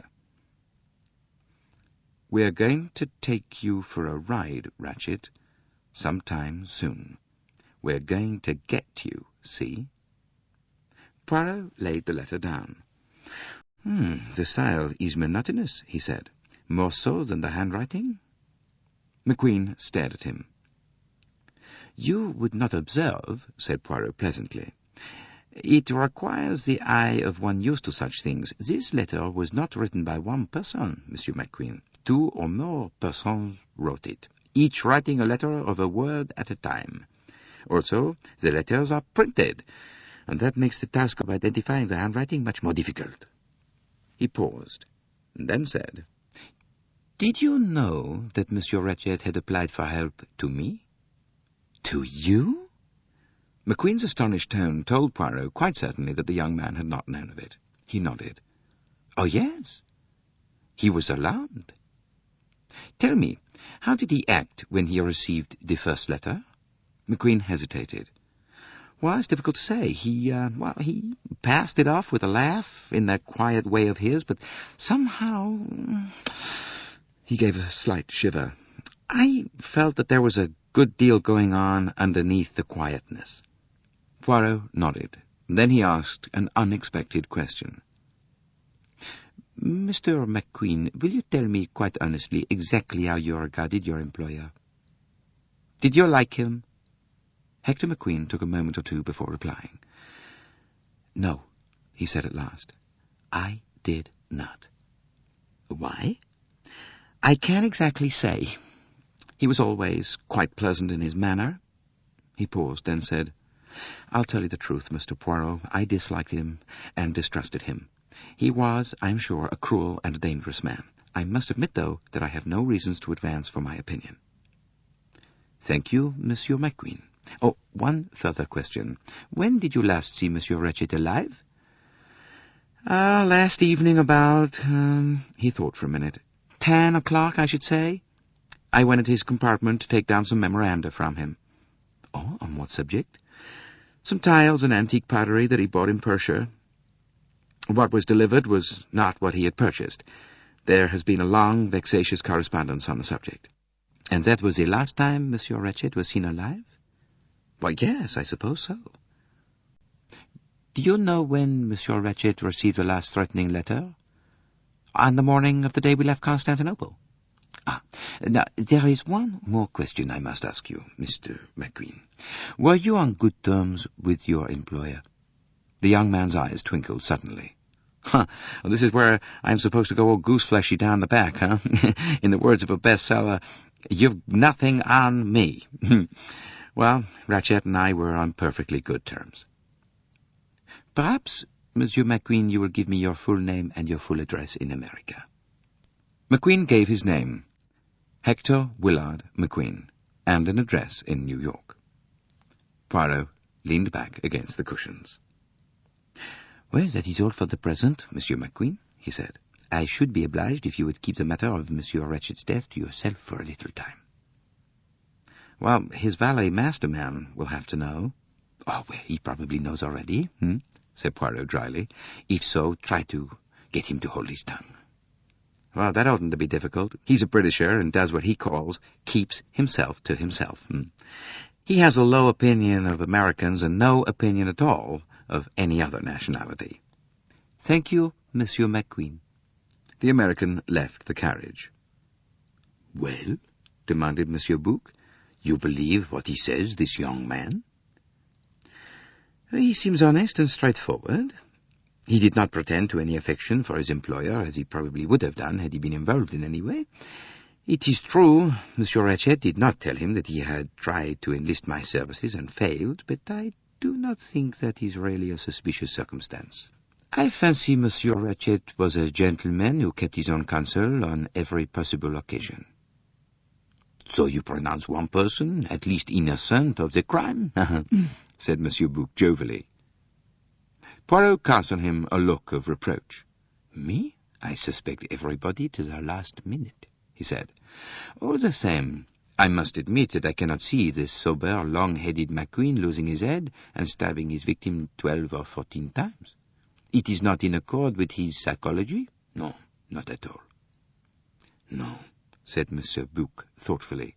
That is the act of a man driven almost crazy with a frenzied hate. It suggests more the Latin temperament, or else it suggests, as our friend the chef de train insisted, a woman.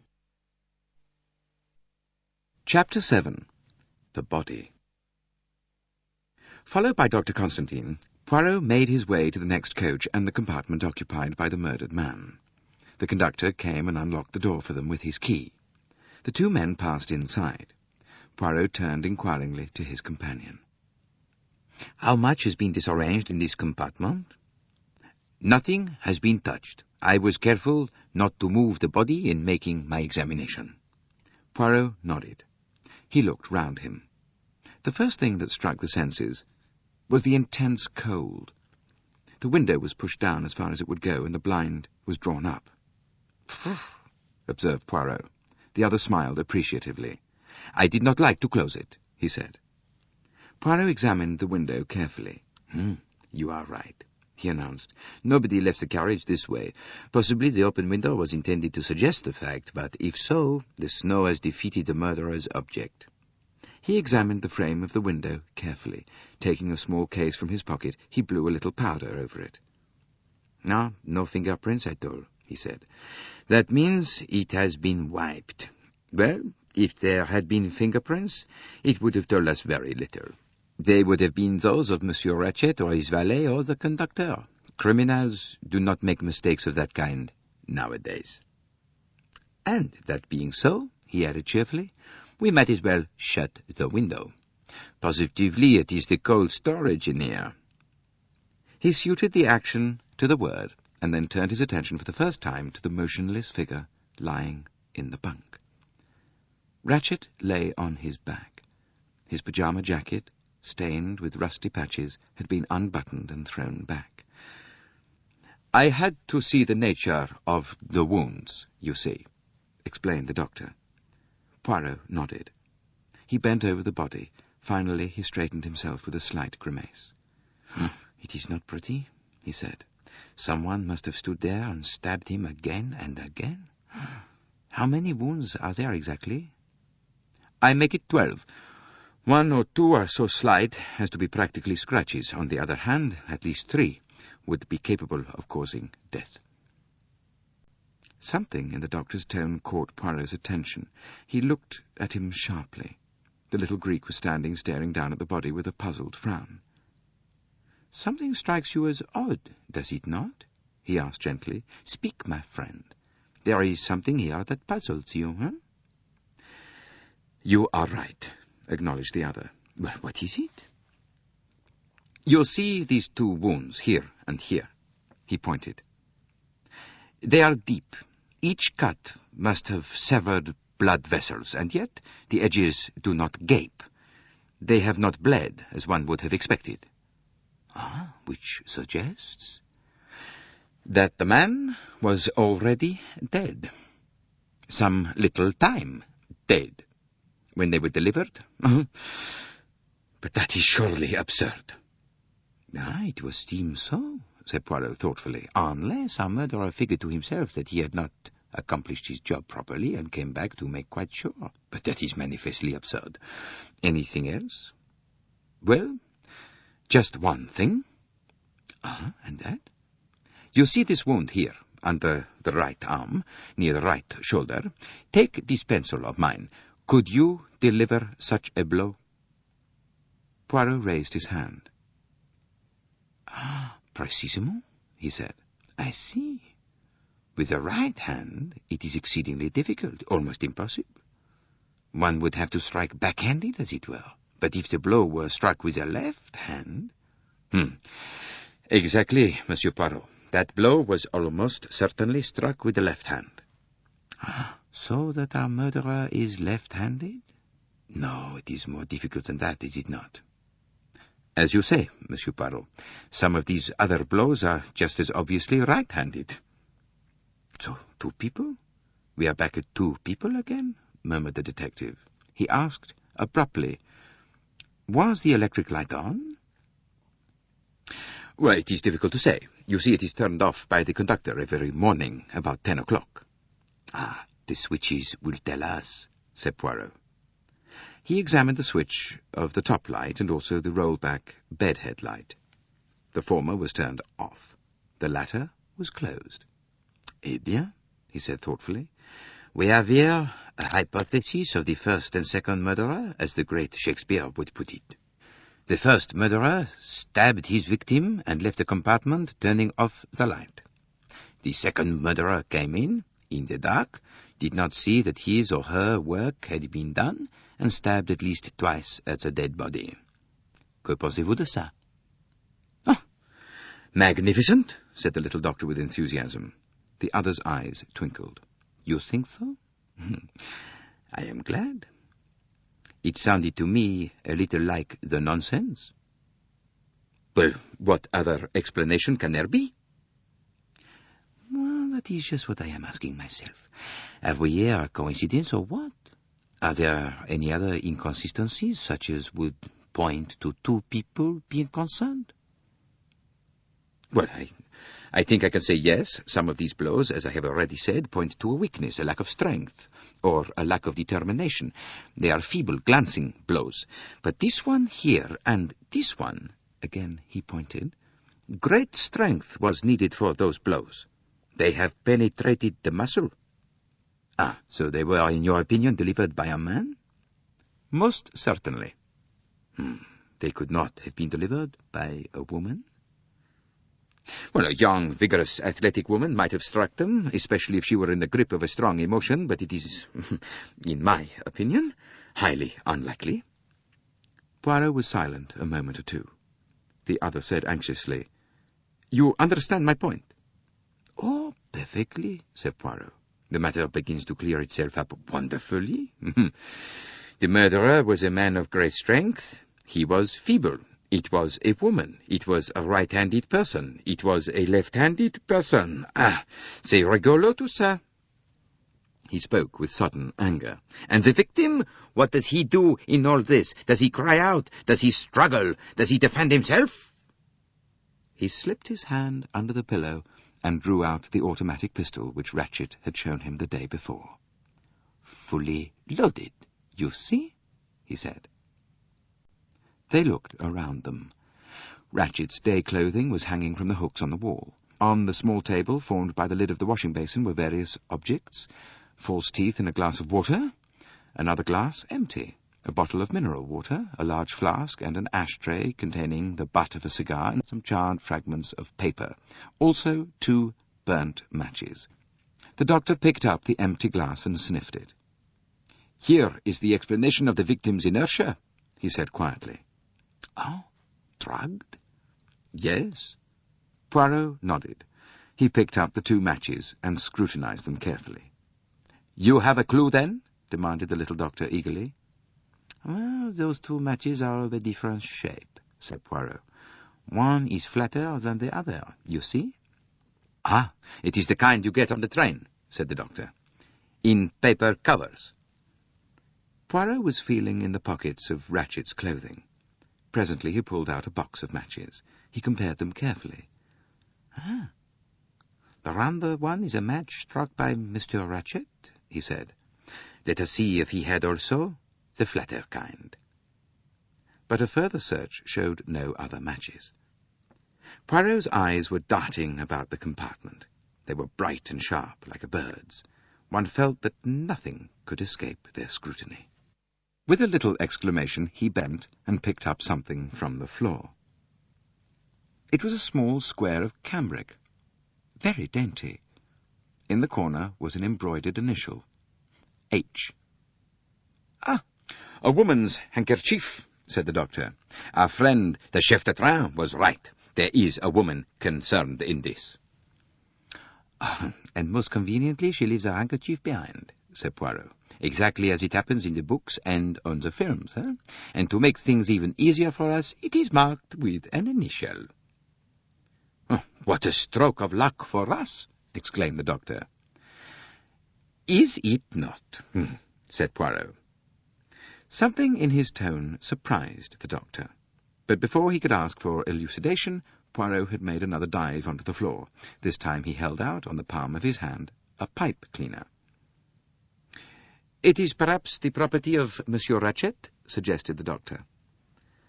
"Well, there was no pipe in any of his pockets and no tobacco or tobacco pouch." "Then it is a clue?" "Oh, decidedly." And again dropped most conveniently. "A masculine clue this time, you note. One cannot complain of having no clues in this case. There are clues here in abundance. Oh, by the way, what have you done with the weapon?"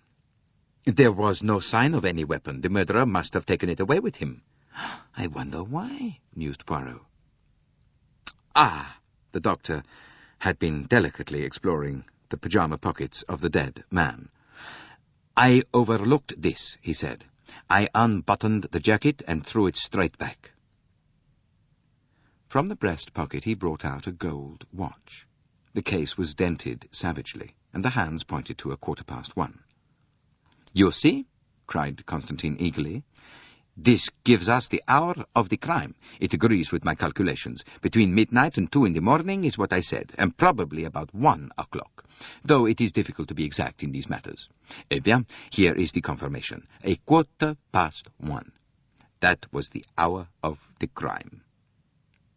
"Ah, it is possible, yes, it is certainly possible." The doctor looked at him curiously. "You will pardon me, Monsieur Poirot, but I do not quite understand you." "I do not understand myself," said Poirot. "I understand nothing at all, and as you perceive it, it worries me." He sighed and bent over the little table, examining the charred fragment of paper. He murmured to himself, "What I need at this moment is an old-fashioned woman's hat-box." Dr. Constantine was at a loss to know what to make of this singular remark. In any case, Poirot gave him no time for questions. Opening the door into the corridor, he called for the conductor. The man arrived at a run. "How many women are in this coach?" The conductor counted on his fingers. 1, 2, 3, 6, monsieur." The old American lady, a Swedish lady, the young English lady, the Countess Andrigny, and Madame la Princesse Dragimirov, and her maid. Poirot considered. They all have hat boxes, yes? Yes, monsieur.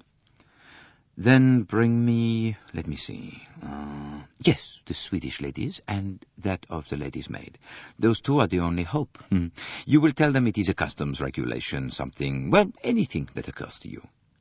Oh, that will be all right, monsieur. Neither lady is in her compartment at the moment. Oh, then be quick.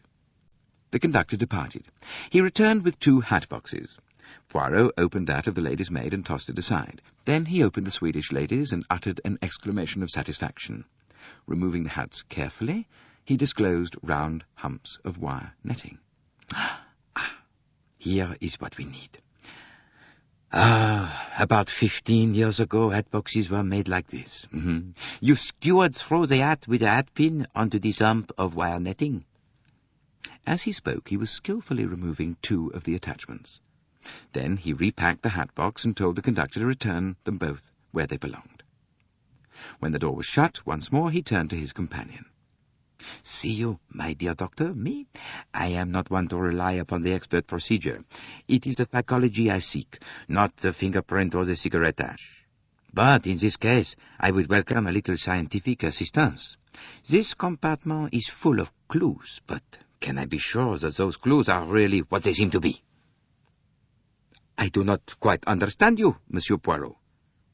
Well, to give you an example, we find a woman's handkerchief. Did a woman drop it, or did a man committing the crime say to himself, I will make this look like a woman's crime? I will stab my enemy an unnecessary number of times, making some of the blows feeble and ineffective, and I will drop this handkerchief when no one can miss it. That is one possibility. Then there is another.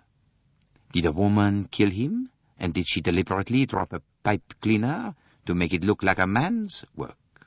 Or are we seriously to suppose that 2 people, a man and a woman, were separately concerned, and that each was so careless as to drop a clue to their identity? Now, it is a little too much of a coincidence, that. But where does the hat box come in? Asked the doctor, still puzzled. I am coming to that. As I say, these clues, the watch stopped at 1:15, the handkerchief, the pipe cleaner, they may be genuine or they may be fake. As to that I cannot yet tell, but there is one clue here which I believe, though again I may be wrong, has not been faked. I mean this flat match, Monsieur le Docteur. I believe that that match was used by the murderer, not by Monsieur Ratchet. It was used to burn an incriminating paper of some kind, possibly a note. If so, there was something in that note, some mistake, some error, that left a possible clue to the assailant. I am going to endeavor to resurrect what that something was. He went out of the compartment and returned a few moments later with a small spirit stove and a pair of curling tongs. I use them for the moustaches, he said, referring to the latter. The doctor watched him with great interest. He flattened out the 2 humps of wire, and with great care wriggled the charred scrap of paper onto one of them. He clapped the other on top of it, and then, holding both pieces together with the tongs, held the whole thing over the flame of the spirit lamp. It is a very makeshift affair, this, he said over his shoulder. Let us hope that it will answer its purpose. The doctor watched the proceedings attentively. The metal began to glow. Suddenly, he saw faint indication of letters. Words formed themselves slowly, words of fire. It was a very tiny scrap. Only 3 words and a part of another showed. Member, Little, Daisy, Armstrong. Poirot gave a sharp exclamation. "But it tells you something?" asked the doctor. Poirot's eyes were shining. He laid down the tongs carefully. "Yes," he said. "I know the dead man's real name. I know why he had to leave America." "What was his name?" Cassetti. Cassetti? Constantine knitted his eyebrows. It brings back to me something. Some years ago, I cannot remember. It was a case in America, was it not? Yes, said Poirot. A case in America. Further than that, Poirot was not disposed to be communicative. He looked round him as he went on. Well, we will go into all that presently. Let us first make sure that we have seen all there is to be seen here. Quickly and deftly he went once more through the pockets of the dead man's clothes, but found nothing there of interest. He tried the communicating door, which led through to the next compartment, but it was bolted on the other side. "There is one thing I do not understand," said Dr. Constantine. "If the murderer did not escape through the window, and if this communicating door was bolted on the other side, and if the door into the corridor was not only locked on the inside but chained, how then did the murderer leave the compartment?" "Oh, that is what the audience says when a person bound hand and foot is shut into a cabinet and disappears." "You mean—" "I mean," explained Poirot, "that if the murderer intended us to believe that he had escaped by way of the window, he would naturally make it appear that the other two exits were impossible, like the disappearing person in the cabinet. It is a trick. It is our business to find out how the trick is done." He locked the communicating door on their side. "In case," he said, "the excellent Mrs. Hubbard should take it into her head to acquire first-hand details of the crime to write to her daughter. He looked round once more. "Well, there is nothing more to do here, I think. Let us rejoin Monsieur Bouc."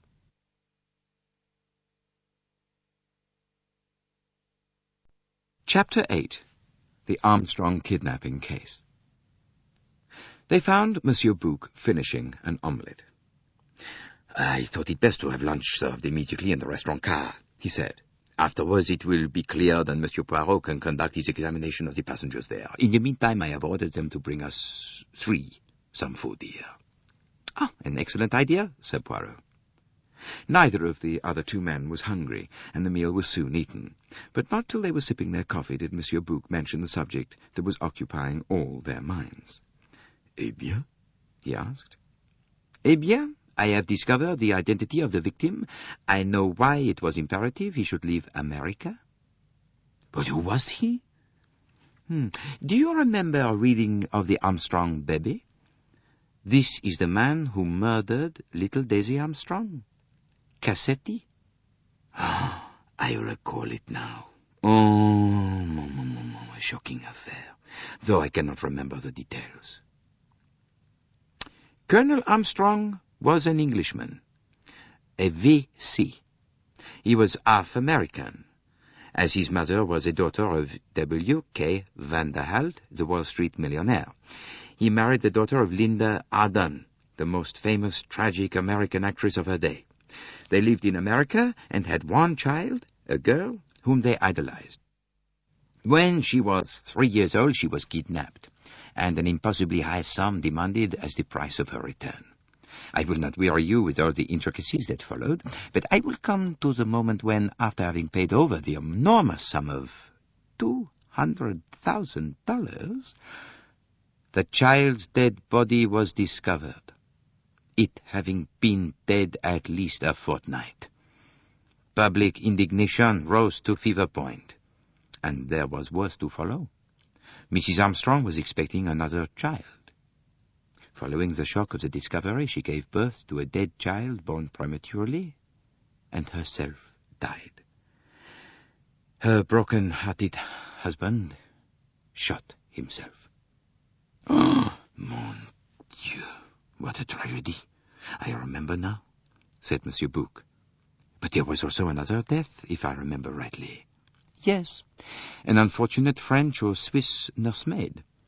The police were convinced that she had some knowledge of the crime. They refused to believe her hysterical denials, and finally, in a fit of despair, the poor girl threw herself from a window and was killed. It was proved afterwards that she was absolutely innocent of any complicity in the crime." "It is not good to think of," said Monsieur Bouc. About 6 months later, this man Cassetti was arrested as the head of the gang who had kidnapped the child. They had used the same methods in the past. If the police seemed likely to get on their trail, they had killed their prisoner, hidden their body, and continued to extract as much money as possible before the crime was discovered. Now, I will make clear to you this, my friend. Cassetti was the man, but by means of the enormous wealth he had piled up and by the secret hold he had over various persons, he was acquitted on some technical inaccuracy. And notwithstanding that, he would have been lynched by the populace had he not been clever enough to give them the slip. It is now clear to me what happened. He changed his name and left America. Since then he has been a gentleman of leisure, travelling abroad and living on his rents. Ah, quel animal! Monsieur Bouc's tone was redolent of heartfelt disgust. I cannot regret that he is dead, not at all. I agree with you. Tout de même, it is not necessary that he should be killed on the Orient Express. There are other places. Poirot smiled a little. He realized that Monsieur Bouc was biased in the matter. Now, the question we have now to ask ourselves is this, he said. Is this murder the work of some rival gang whom Cassetti had double-crossed in the past, or is it an act of private vengeance? He explained his discovery of the few words on the charred fragment of paper. If I am right in my assumption that the letter was burnt by the murderer, why? Because it mentioned the word Armstrong, which is the clue to the mystery. Are there any members of the Armstrong family living? That, unfortunately, I do not know. I think I remember reading of a younger sister of Mrs. Armstrong's. Poirot went on to relate the joint conclusions of himself and Dr. Constantine. Monsieur Bouc brightened at the mention of the broken watch. That seems to give us the time of the crime very exactly. Yes, said Poirot. It is very convenient. There was an indescribable something in his tone that made both the other two look at him curiously. You say that you yourself heard Ratchet speak to the conductor at 20 minutes to 1? Poirot related just what had occurred. Well, said Monsieur Bouc, that proves at least that Cassetti, or Ratchet, as I shall continue to call him, was certainly alive at 20 minutes to 1. 23 minutes to 1, to be precise. Oh, well, then at 12:37, to put it formally, Monsieur Ratchet was alive. But that is one fact at least. Poirot did not reply. He sat looking thoughtfully in front of him. There was a tap on the door, and the restaurant attendant entered. The restaurant car is free now, monsieur, he said. Well, we will go there, said Monsieur Bouc, rising. I may accompany you? Asked Constantine. Oh, certainly, my dear doctor, unless Monsieur Poirot has any objection. Oh, not at all, said Poirot. After a little politeness in the matter of procedure, après vous, monsieur, oh, non, après vous, they left the compartment.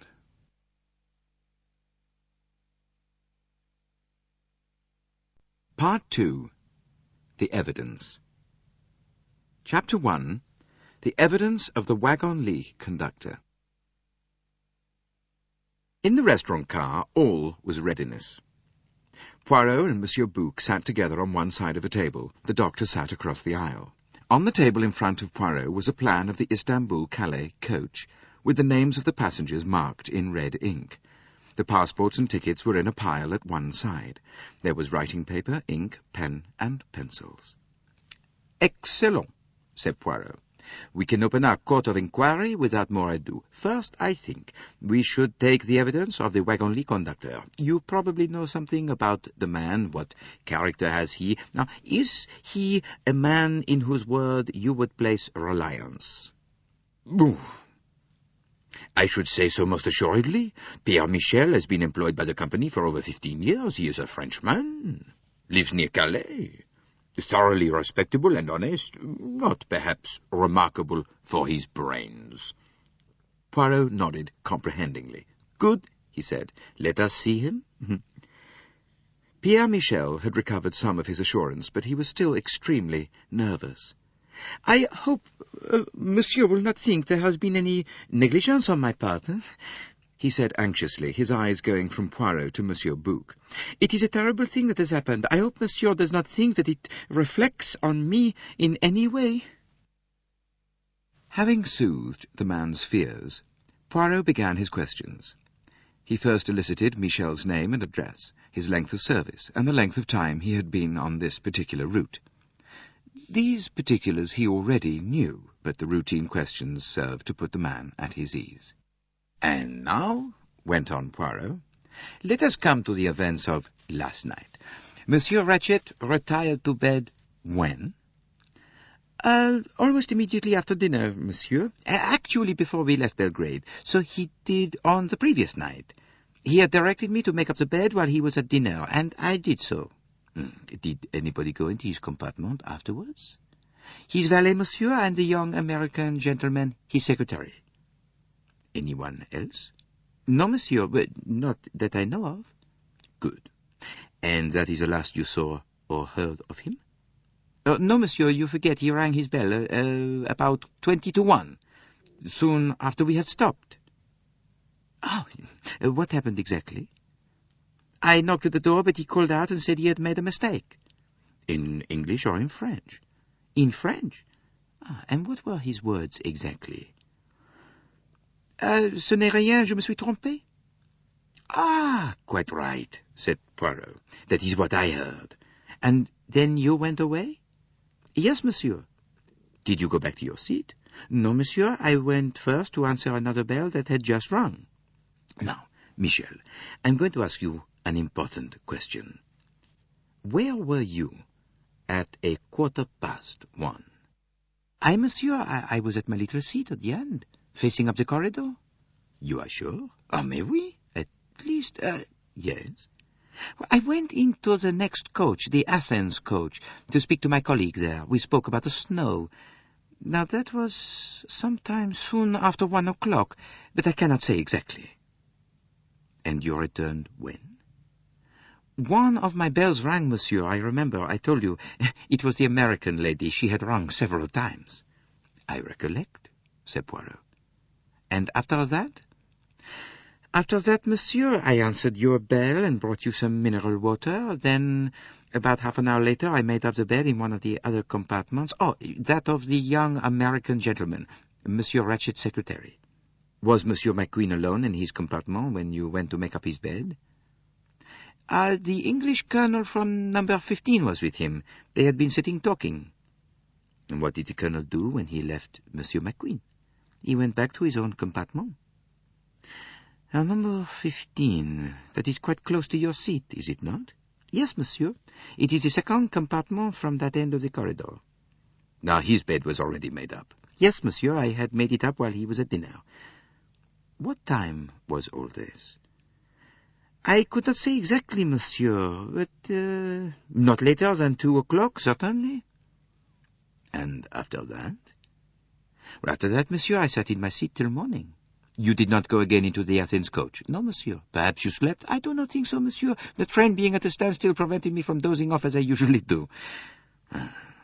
Did you see any of the passengers moving up or down the corridor? The man reflected. One of the ladies went to the toilette at the far end, I think. Which lady? I do not know, monsieur. It was far down the corridor, and she had her back to me. She had on a kimono of scarlet with dragons on it. Poirot nodded. And after that? Nothing, monsieur, until the morning. You are sure? Pardon. You yourself, monsieur, opened your door and looked out for a second. Good, my friend, said Poirot. I wondered whether you would remember that. Oh, now, by the way, I was awakened by what sounded like something heavy falling against my door. Have you any idea what that could have been? The man stared at him. That was nothing, monsieur, nothing. I am positive of it. Well, then I must have had the cauchemar, said Poirot philosophically. Unless, said Monsieur Bouc, it was something in the compartment next door that you heard. Poirot took no notice of the suggestion. Perhaps he did not wish to before the wagon-lit conductor. Let us pass to another point, he said. Supposing that last night an assassin joined the train. Is it quite certain that he could not have left it after committing the crime? Pierre Michel shook his head. Nor that he can be concealed on it somewhere? No, it has been well searched, said Monsieur Bouc. Abandon that idea, my friend. Besides, said Michel, no one could get on to the sleeping car without my seeing them. When was the last stop? Vinkovki. And what time was that? We should have left there at 11:58, but owing to the weather we were 20 minutes late. And someone might have come along from the ordinary part of the train? Oh, no, monsieur. After the service of dinner, the door between the ordinary carriages and the sleeping cars is locked. Did you yourself descend from the train at Vinkovki? Yes, monsieur. I got down onto the platform as usual and stood by the step up into the train. The other conductors did the same. What about the forward door, the one near the restaurant car? It is always fastened on the inside. But it is not fastened now. The man looked surprised. Then his face cleared. But at least one of the passengers has opened it to look out on the snow. Probably, said Poirot. He tapped thoughtfully on the table for a minute or two. Monsieur does not blame me, said the man timidly. Poirot smiled on him kindly. Well, you had the evil chance, my friend, he said. One other point, while I remember it. You said that another bell rang just as you were knocking at Monsieur Ratchet's door. In fact, I heard it myself. Whose was it? It was the bell of Madame la Princesse d'Argomioff. She desired me to summon her maid. And you did so? Yes, monsieur. Poirot studied the plan in front of him thoughtfully. Then he inclined his head. That is all, he said. For the moment. Thank you, monsieur. The man rose. He looked at Monsieur Bouc. Do not distress yourself, said the latter kindly. I cannot see there has been any negligence on your part. Gratified, Pierre Michel left the compartment.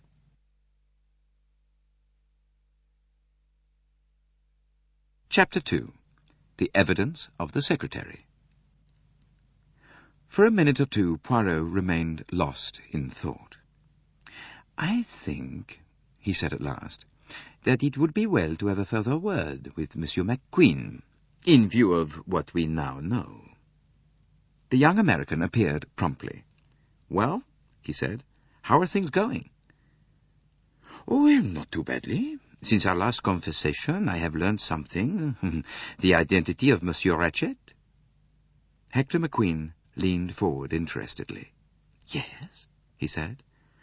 Ratchet, as you suspected, was merely an alias. Ratchet was Cassetti, the man who ran the celebrated kidnapping stunts, including the famous affair of little Daisy Armstrong. An expression of utter astonishment appeared on McQueen's face. Then it darkened. "The damned skunk!" he exclaimed. "You had no idea of this, Monsieur McQueen?" "No, sir," said the young American decidedly. "If I had, I'd have cut off my right hand before it had a chance to do secretarial work for him." "You feel strongly about the matter, Monsieur McQueen?" "Oh, I have a particular reason for doing so. My father was the district attorney who handled the case, Monsieur Poirot. I saw Mrs. Armstrong more than once. She was a lovely woman, so gentle and heartbroken." His face darkened. "If ever a man deserved what he got, Ratchet, or Cassetti, is the man. I'm rejoiced at his end. Such a man wasn't fit to live." "So you almost feel as though you would have been willing to do the good deed yourself?" "I do. He paused, then flushed rather guiltily. "Seems I'm kind of incriminating myself." Well, I should be more inclined to suspect you, Monsieur McQueen, if you displayed an inordinate sorrow at your employer's decease. Oh, I don't think I could do that, even to save myself the chair, said McQueen grimly. Then he added, if I'm not being unduly curious, just how did you figure this out? Cassetti's identity, I mean. Oh, by a fragment of a letter found in his compartment. But surely, I mean, that was rather careless of the old man. Well, that depends, said Poirot, on the point of view. The young man seemed to find this remark rather baffling. He stared at Poirot as though trying to make him out. The task before me, said Poirot, is to make sure of the movements of everyone on the train. No offense need be taken. You understand? It is only a matter of routine. Sure. Well, get right on with it and let me clear my character if I can. Now, I need hardly ask you the number of your compartment, said Poirot, smiling, since I shared it with you for a night. It is a second-class compartment, numbers 6 and 7, and after my departure you add it to yourself. Yeah, that's right. Now, Monsieur McQueen, I want you to describe your movements last night from the time of leaving the dining car. Well, that's quite easy. I went back to my compartment, read a bit, got out on the platform at Belgrade, decided it was too cold, and got in again. I talked for a while to a young English lady who was in the compartment next to mine. Then I fell into conversation with that Englishman, Colonel Arbuthnot. Well, as a matter of fact, I think he passed us as we were talking. Then, I went into Mr. Ratchet, and as I told you, took down some memoranda of letters he wanted written. I said goodnight to him and left him. The Colonel Arbuthnot was still standing in the corridor. Well, his compartment was already made up for the night, so I suggested that he should come along to mine. I ordered a couple of drinks, and we got right down to it, discussed world politics and the government of India and our own troubles with the financial situation and the Wall Street crisis. I don't, as a rule, cotton on to Britishers. They're a stiff-necked lot, but, I liked this one. Do you know what time it was when he left you? Pretty late. Getting on for 2 o'clock, I should say. And you noticed that the train had stopped? Oh, yes. We wondered a bit. Looked out and saw the snow lying very thick, but, we didn't think it was serious. What happened when Colonel Arbuthnot finally said good night? Well, he went along to his compartment, and I called to the conductor to make up my bed. And where were you whilst he was making it? Standing just outside the door in the corridor, smoking a cigarette. And then? And then I went to bed and slept till morning. Now, during the evening, did you leave the train at all? Arbuthnot and I thought we'd get out at, what was the name of the place? Vinkovki, to stretch our legs a bit. And, it was bitterly cold, a blizzard on. We soon hopped back again. By which door did you leave the train? By the one nearest to our compartment. The one next to the dining car? Yes. Do you remember if it was bolted? McQueen considered. Why, yes, I seem to remember it was. At least there was a kind of bar that fitted across the handle. Is that what you mean? Yes. On getting back into the train, did you replace that bar? Why, no, I don't think I did. I got in last. No, I don't seem to remember doing so. He said suddenly, Is that an important point? Right, maybe. Now, I presume, monsieur, that while you and Colonel Arbuthnot were sitting talking, the door of your compartment into the corridor was open? Hector McQueen nodded. I want you, if you can, to tell me if anyone passed along the corridor after the train left Vinkovki until the time you parted company for the night. McQueen drew his brows together. I think the conductor passed along once, he said, coming from the direction of the dining car, and, a woman passed the other way, going towards it. Which woman? Well, I couldn't say. I didn't really notice. You see, I was just arguing a point with Arbuthnot. I just seemed to remember a glimpse of some scarlet silk affair passing the door. Well, I didn't look, and anyway, I wouldn't have seen the person's face. As you know, my carriage faces the dining car end of the train, so a woman going along the corridor in that direction would have had her back to me as soon as she'd passed. Poirot nodded. She was going to the toilette, I presume? Well, I suppose so. And you saw her return? Well, no. Now that you mention it, I didn't notice her returning, but I suppose she must have done so. One more question. Do you smoke a pipe, Monsieur McQueen? No, sir, I do not. Poirot paused a moment. Well, I think that is all at present. I should now like to see the valet of Monsieur Ratchet. Oh, by the way, did both you and he always travel second class? He did, but I usually went first, if possible in the adjoining compartment to Mr. Ratchet. Then he had most of his baggage put in my compartment, and yet could get at both it and me easily when he chose. But on this occasion all the first-class berths were booked except the one which he took. I comprehend. Thank you, Monsieur McQueen.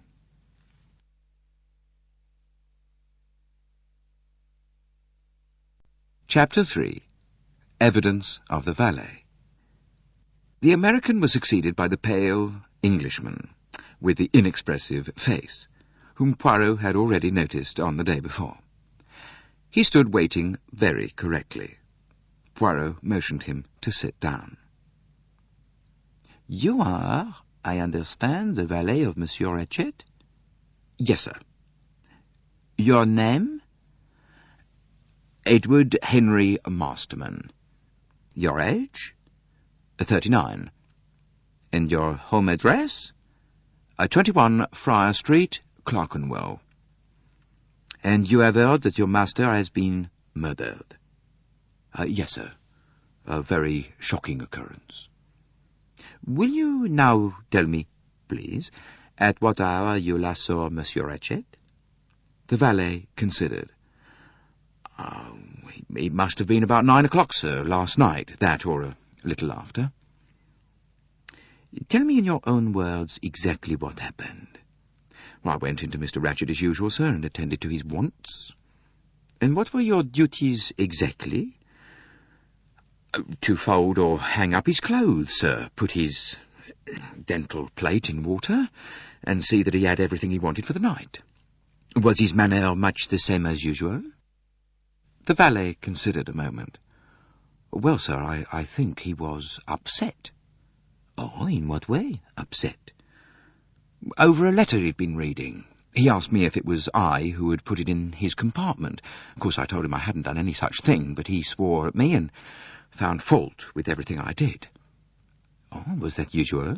Oh, no, sir, he lost his temper easily. As I say, it just depended what had happened to upset him. Did your master ever take a sleeping draught? Dr. Constantine leaned forward a little. Always when travelling by train, sir. He said he couldn't sleep otherwise. And do you know what drug he was in the habit of taking? Well, no, I couldn't say, I'm sure, sir. There was no name on the bottle, just the sleeping draught to be taken at bedtime. And did he take it last night? Yes, sir. I poured it into a glass and put it on top of the toilet table, ready for him. You didn't actually see him drink it? No, sir. And what happened next? Well, I asked if there was anything further and asked what time Mr. Ratchet would like to be called in the morning. He said he didn't want to be disturbed till he rang. Oh, was that usual? Oh, quite usual, sir, yes. Well, he used to ring the bell for the conductor and then send him for me when he was ready to get up. Was he usually an early or a late riser? It depended, sir, on his mood. Sometimes he'd get up for breakfast, sometimes he wouldn't get up till just on lunchtime. So that you weren't alarmed when the morning wore on and no summons came? No, sir.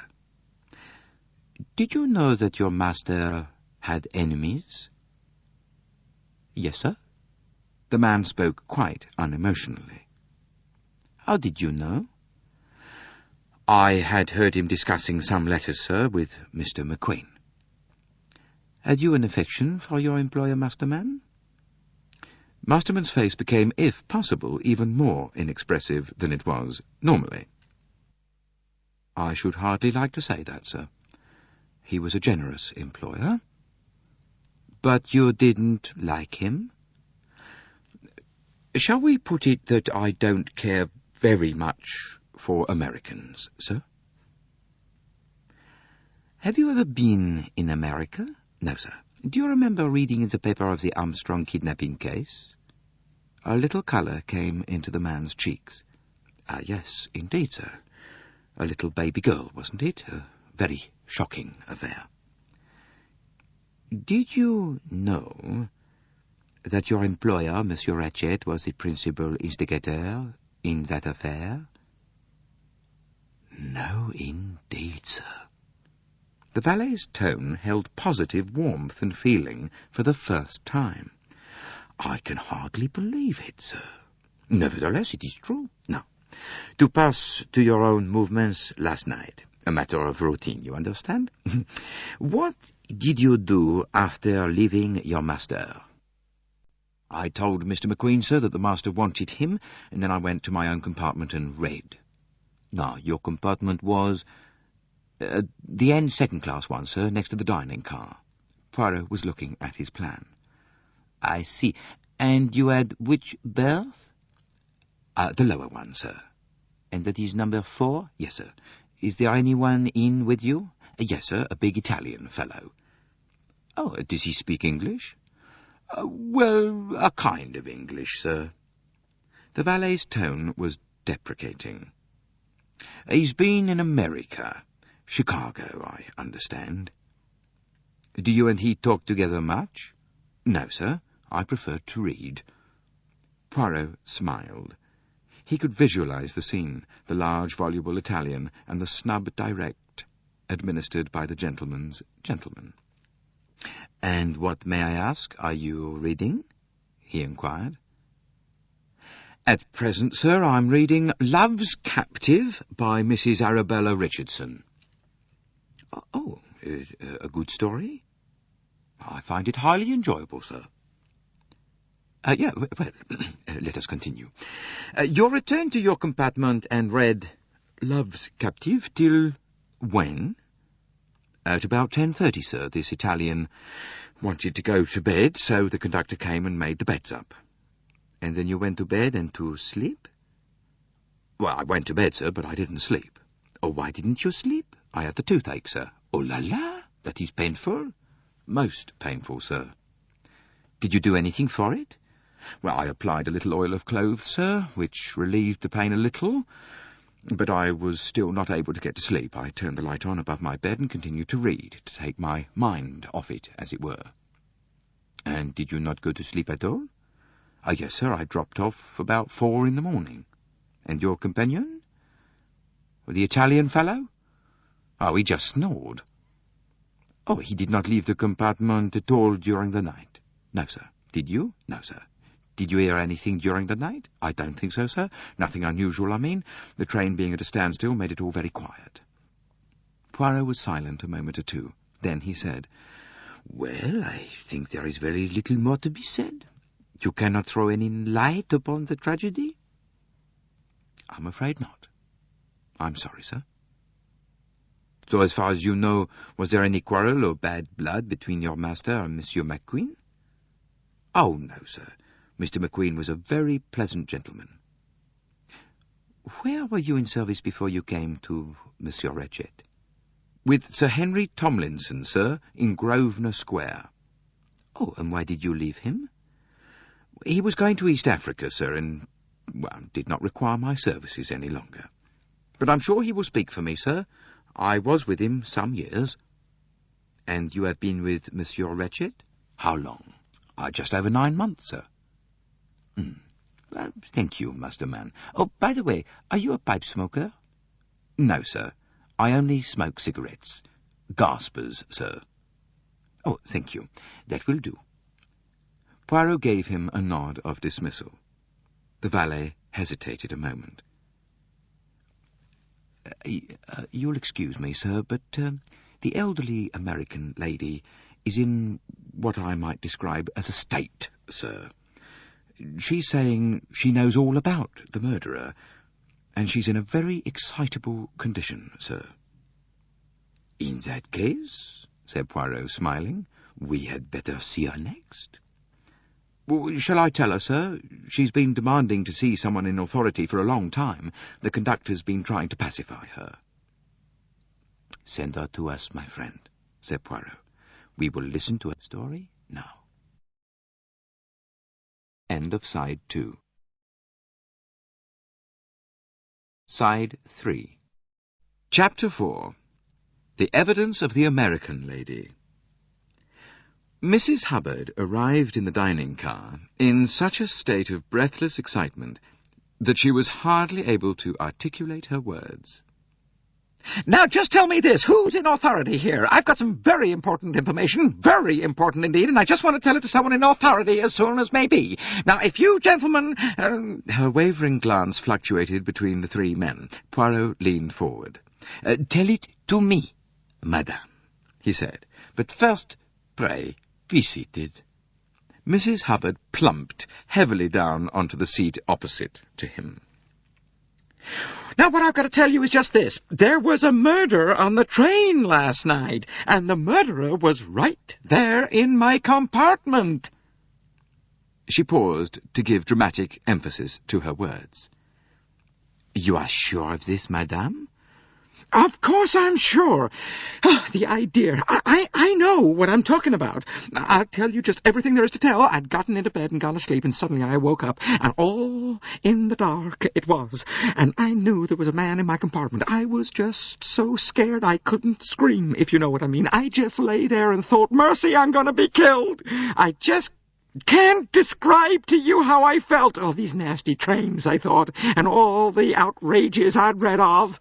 And I thought, well, anyway, he won't get my jewelry, because, you see, I'd put that in a stocking and hidden it under my pillow, which isn't so mighty comfortable. Oh, by the way, kind of bumpy, if you know what I mean. But that's neither here nor there. Now, where was I?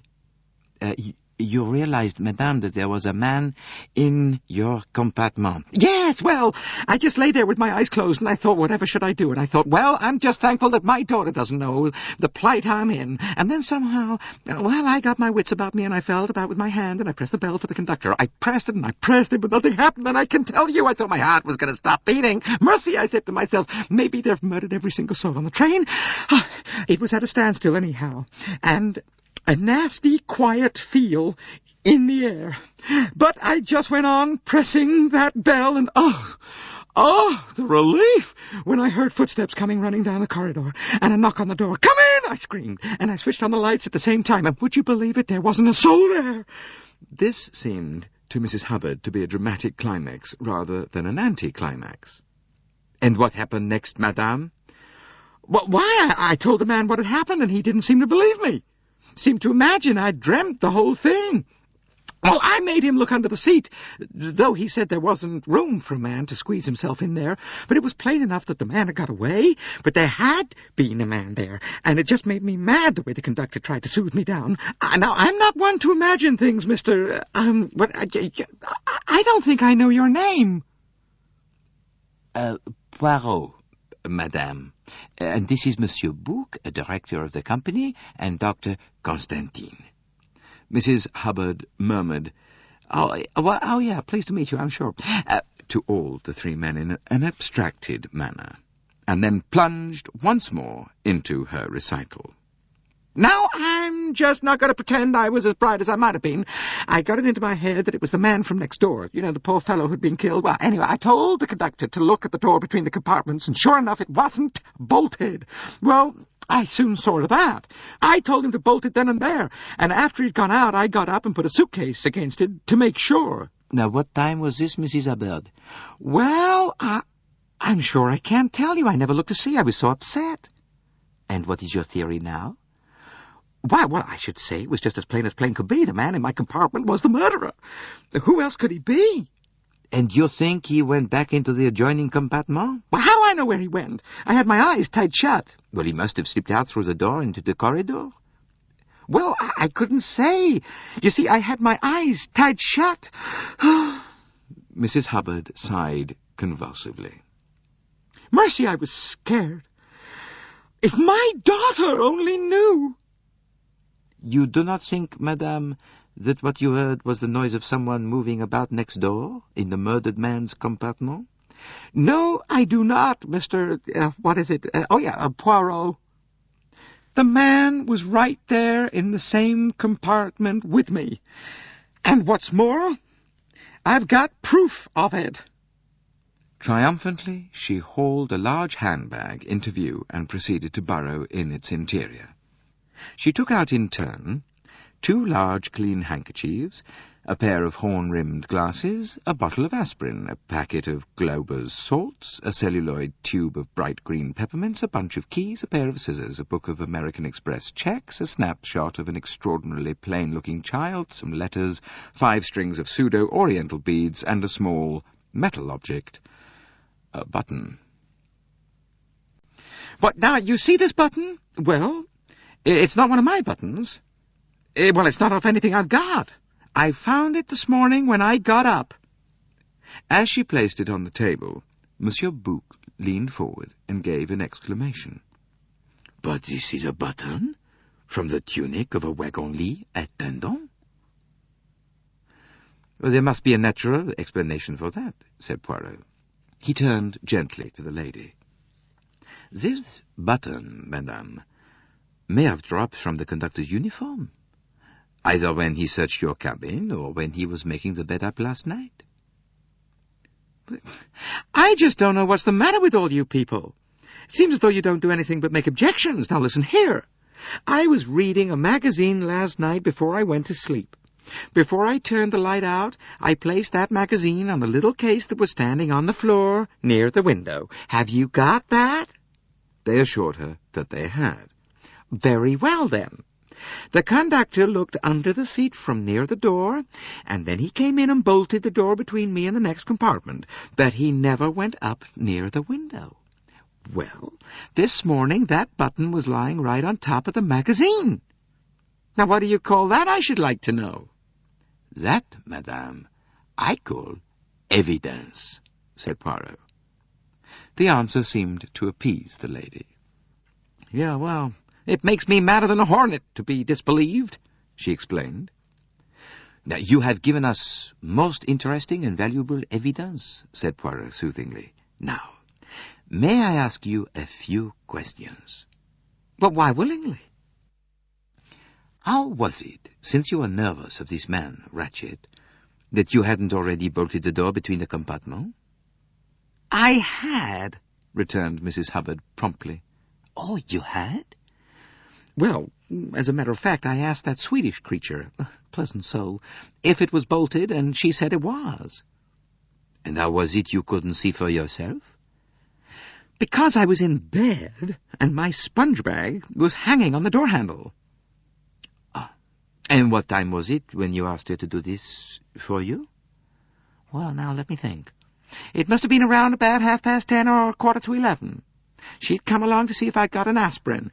Well, I told her where to find it, and, well, she got it out of my grip. You yourself were in bed? Yes.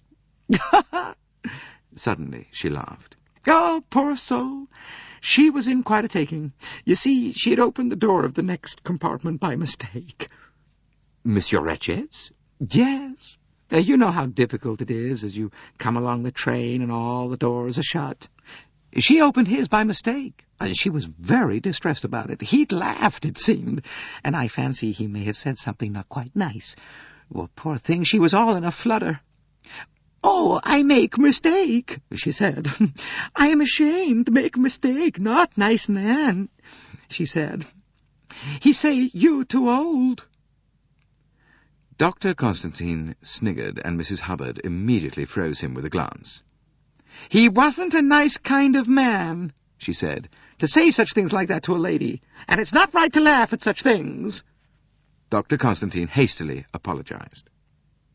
"Now, did you hear any noise from Monsieur Ratchet's compartment after that?" asked Poirot. "Well, not exactly." "Oh, what do you mean by that, madame?" "Well," she paused. "He snored." "Ah, he snored, did he?" "Terribly. The night before it quite kept me awake." You didn't hear him snore after you had had the scare about a man being in your compartment?" "Why, Mr. Poirot, how could I? He was dead." "Ah, yes, truly," said Poirot. He appeared confused. "Do you remember the affair of the Armstrong kidnapping Mrs. Hubbard?" he asked. "Well, yes, indeed I do. And how the wretch that did it escaped scot-free. I'd have liked to get my hands on him. But he has not escaped. He is dead. He died last night. You don't mean... Mrs. Hubbard half rose from her chair in excitement. But yes, I do. Ratchet was the man. Well, to think of that. I must write and tell my daughter. Now, didn't I tell you last night that man had an evil face? Well, I was right, you see. My daughter always says, when Mama's got a hunch, you can bet your bottom dollar it's okay. Were you acquainted with any of the Armstrong family, Mrs. Hubbard? No. Now, they moved in a very exclusive circle, but I've always heard that Mrs. Armstrong was a perfectly lovely woman, and that her husband worshipped her. Well, Mrs. Hubbard, you have helped us very much indeed. Perhaps you will give me your full name? Why, certainly. Caroline Martha Hubbard. Will you write your address down here? Mrs. Hubbard did so, without ceasing to speak. I just can't get over it, Cassetti, on this train. Why, I had a hunch about that man, didn't I, Mr. Poirot? Yes, indeed, madame. Oh, by the way, have you a scarlet silk dressing gown? Mercy, what an odd question. Why, no. I've got 2 dressing gowns with me, a pink flannel one that's kind of cozy for on board ship, and one my daughter gave me as a present, a kind of local affair in purple silk. But what in creation do you want to know about my dressing gowns for? Well, you see, madame, someone in a scarlet kimono entered either your or Mr. Ratchet's compartment last night. It is, as you said just now, very difficult when all the doors are shut to know which compartment is which. Well, no one in a scarlet dressing gown came into my compartment. But then she must have gone into Monsieur Ratchet's. Mrs. Hubbard pursed her lips together and said grimly, Well, that wouldn't surprise me any. Poirot leaned forward. So, you heard a woman's voice next door? Well, I don't know how you guessed that, Mr. Poirot. I don't really. But, well, as a matter of fact, I did. But when I asked you just now if you heard anything next door, you only said you heard Mr. Ratchet snoring. Well, yeah, well, that was true enough. He did snore, part of the time. As for the other... Mrs. Hubbard got rather pink. Well, it isn't a very nice thing to speak about. What time was it when you heard a woman's voice? Well, I can't tell you. I just woke up for a minute and heard a woman talking, and it was plain enough where she was. So I just thought, well, that's the kind of man he is. Well, I'm not surprised. And then I went to sleep again, and I'm sure I should never have mentioned anything of the kind to 3 strange gentlemen if you hadn't dragged it out of me. Was it before the scare about the man in your compartment, or after? Why, that's like what you said just now. He wouldn't have had a woman talking to him if he were dead, would he? Pardon. You must think me very stupid, madame. Well, no, I guess even you get kind of muddled now and then, but I just can't get over it being that monster Cassetti. What my daughter will say... Poirot managed adroitly to help the good lady to restore the contents of her handbag, and he then shepherded her towards the door. At the last moment he said, "Oh, you have dropped your handkerchief, madame?" Mrs. Hubbard looked at the little scrap of cambric he held out to her. "No, that's not mine, Mr. Poirot. I've got mine right here." "Oh, pardon. I thought as it had the initial H on it." "Well, now that's curious, but it certainly is not mine. Mine are marked C.M.H., and they're sensible things, not expensive Paris fal-lals. Now what good is a handkerchief like that to anybody's nose?" Neither of the 3 men seemed to have an answer to this question, and Mrs. Hubbard sailed out triumphantly. Chapter 5. The Evidence of the Swedish Lady. Monsieur Bouc was handling the button Mrs. Hubbard had left behind her. "This button, I cannot understand it.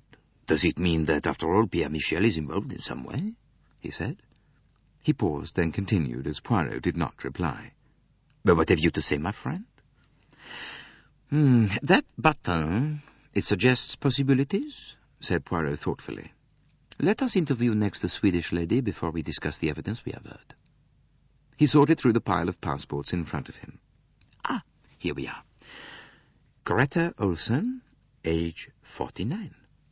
Monsieur Bouc gave directions to the restaurant attendant, and presently the lady with the yellowish-grey bun of hair and the long, mild, sheep-like face was ushered in.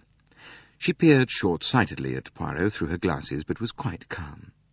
It transpired that she understood and spoke French, so that the conversation took place in that language. Poirot first asked her the questions to which he already knew the answers, her name, age, and address. He then asked her occupation. She was, she told him, matron in a missionary school near Stamboul, and she was a trained nurse. "You know, of course, of what took place last night, mademoiselle?" "Naturally. It is very dreadful. And the American lady tells me that the murderer was actually in her compartment." "I heard, mademoiselle, that you were the last person to see the murdered man alive." "Well, I do not know. It may be so. I opened the door of his compartment by mistake. I was much ashamed. It was a most awkward mistake." "Oh, you actually saw him?" "Yes. He was reading a book. I apologized quickly and withdrew." "And did he say anything to you?" A slight flush showed on the worthy lady's cheek. He laughed and said a few words. I did not quite catch them. "And what did you do after that, mademoiselle?" asked Poirot, passing from the subject tactfully. "I went in to the American lady, Mrs. Hubbard. I asked her for some aspirin, and she gave it to me." "And did she ask you whether the communicating door between her compartment and that of Monsieur Ratchet was bolted?" "Yes." "And was it?" "Yes." "And after that?" "Well, after that, I go back to my own compartment. I take the aspirin and lie down." "And what time was all this?" "When I got into bed, it was 5 minutes to 11, because I look at my watch before I wind it up." "Did you go to sleep quickly?" "Not very quickly. My head got better, but I lay awake some time." "Had the train come to a stop before you went to sleep?" "I do not think so. We stopped, I think, at a station just as I was getting drowsy." Yes, well, that would be Vinkovsky. Now, your compartment, mademoiselle, is this one?" He indicated it on the plan. "That is so, yes." "And you had the upper or the lower berth?" "The lower berth, number 10. "And you had a companion?" "Yes. A young English lady, very nice, very amiable. She had travelled from Baghdad." "Now, after the train left Vinkovsky, did she leave the compartment?" "No. I'm sure she did not." "Well, why are you sure if you were asleep?" "I sleep very lightly. I'm used to waking at a sound. I'm sure if she had come down from the berth above, I should have awakened." "And did you yourself leave the compartment?" "Not until this morning." "Have you a scarlet silk kimono, mademoiselle?" "No, indeed. I have a good, comfortable dressing gown of Jaeger material." "And the lady with you, Miss Debenham? What colour is her dressing gown?" "A pale mauve abba, such as you buy in the East." Poirot nodded, and then he said in a friendly tone, "Why are you taking this journey? A holiday?" "Yes, I'm going home for a holiday. But first I go to Lausanne to stay with a sister for a week or so." Well, perhaps you will be so amiable as to write me down the name and address of your sister." "With pleasure." She took the paper and pencil he gave her and wrote down the name and address as requested. "Have you ever been in America, mademoiselle?" "No, but very nearly once. I was to go with an invalid lady, but it was cancelled at the last moment. Oh, I much regret it. They're very good, the Americans. They give much money to found schools and hospitals. They are very practical." Now, do you remember hearing of the Armstrong kidnapping case? "No. What was that?" Poirot explained. Greta Olsen was indignant. Her yellow bun of hair quivered with her emotion. "That there are in the world such evil men. It tries one's faith. Oh, the poor mother. My heart aches for her." The amiable Swede departed. Her kindly face flushed, her eyes suffused with tears. Poirot was writing busily on a sheet of paper. What is it that you write there, my friend? Asked Monsieur Bouc. Ah, mon cher, it is my habit to be neat and orderly. I make here a little table of chronological events. He finished writing and passed the paper to Monsieur Bouc. 9:15, train leaves Belgrade. About 9:40, valet leaves Ratchet with sleeping draught beside him. About 10 o'clock, McQueen leaves Ratchet. About 10:40, Greta Olson sees Ratchet, in brackets, last seen alive. Nota bene, he was awake reading a book. 10 past midnight, train leaves Vinkovki, in brackets, late. 12:30 a.m., train runs into a snowdrift. 37 minutes past 12, Ratchet's bell rings, conductor answers it. Ratchet says, "Ce n'est rien, je me suis trompé." About 1:17 a.m., Mrs. Hubbard thinks man is in her carriage. Rings for conductor. Monsieur Bouc nodded approval. Well, that is very clear, he said. But there is nothing there that strikes you as at all odd? No, it seems all quite clear and above board. It seems quite plain that the crime was committed at 1:15. The evidence of the watch shows us that, and Mrs. Hubbard's story fits in. No, from my mind I will make a guess at the identity of the murderer. I say, my friend, that it is the big Italian. He comes from America, from Chicago, and remember, an Italian's weapon is the knife, and he stabs not once, but several times. Ah, oui, yes, that is true. Without a doubt, that is the solution of the mystery. Doubtless he and this Ratchet were in this kidnapping business together. Cassetti is an Italian name. In some way, Ratchet did on him what they call the double cross. The Italian tracks him down, sends him warning letters first, and finally revenges himself upon him in a brutal way. It is all quite simple. Poirot shook his head doubtfully. Well, it is hardly as simple as that, I fear, he murmured.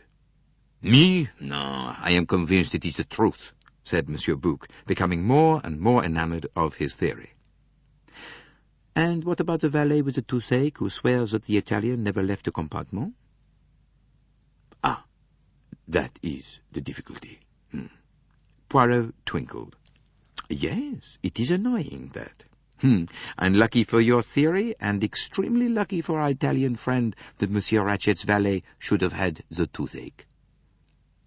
But it will be explained, said Monsieur Bouc with magnificent certainty.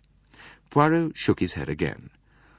No, it is hardly so simple as that, he murmured again.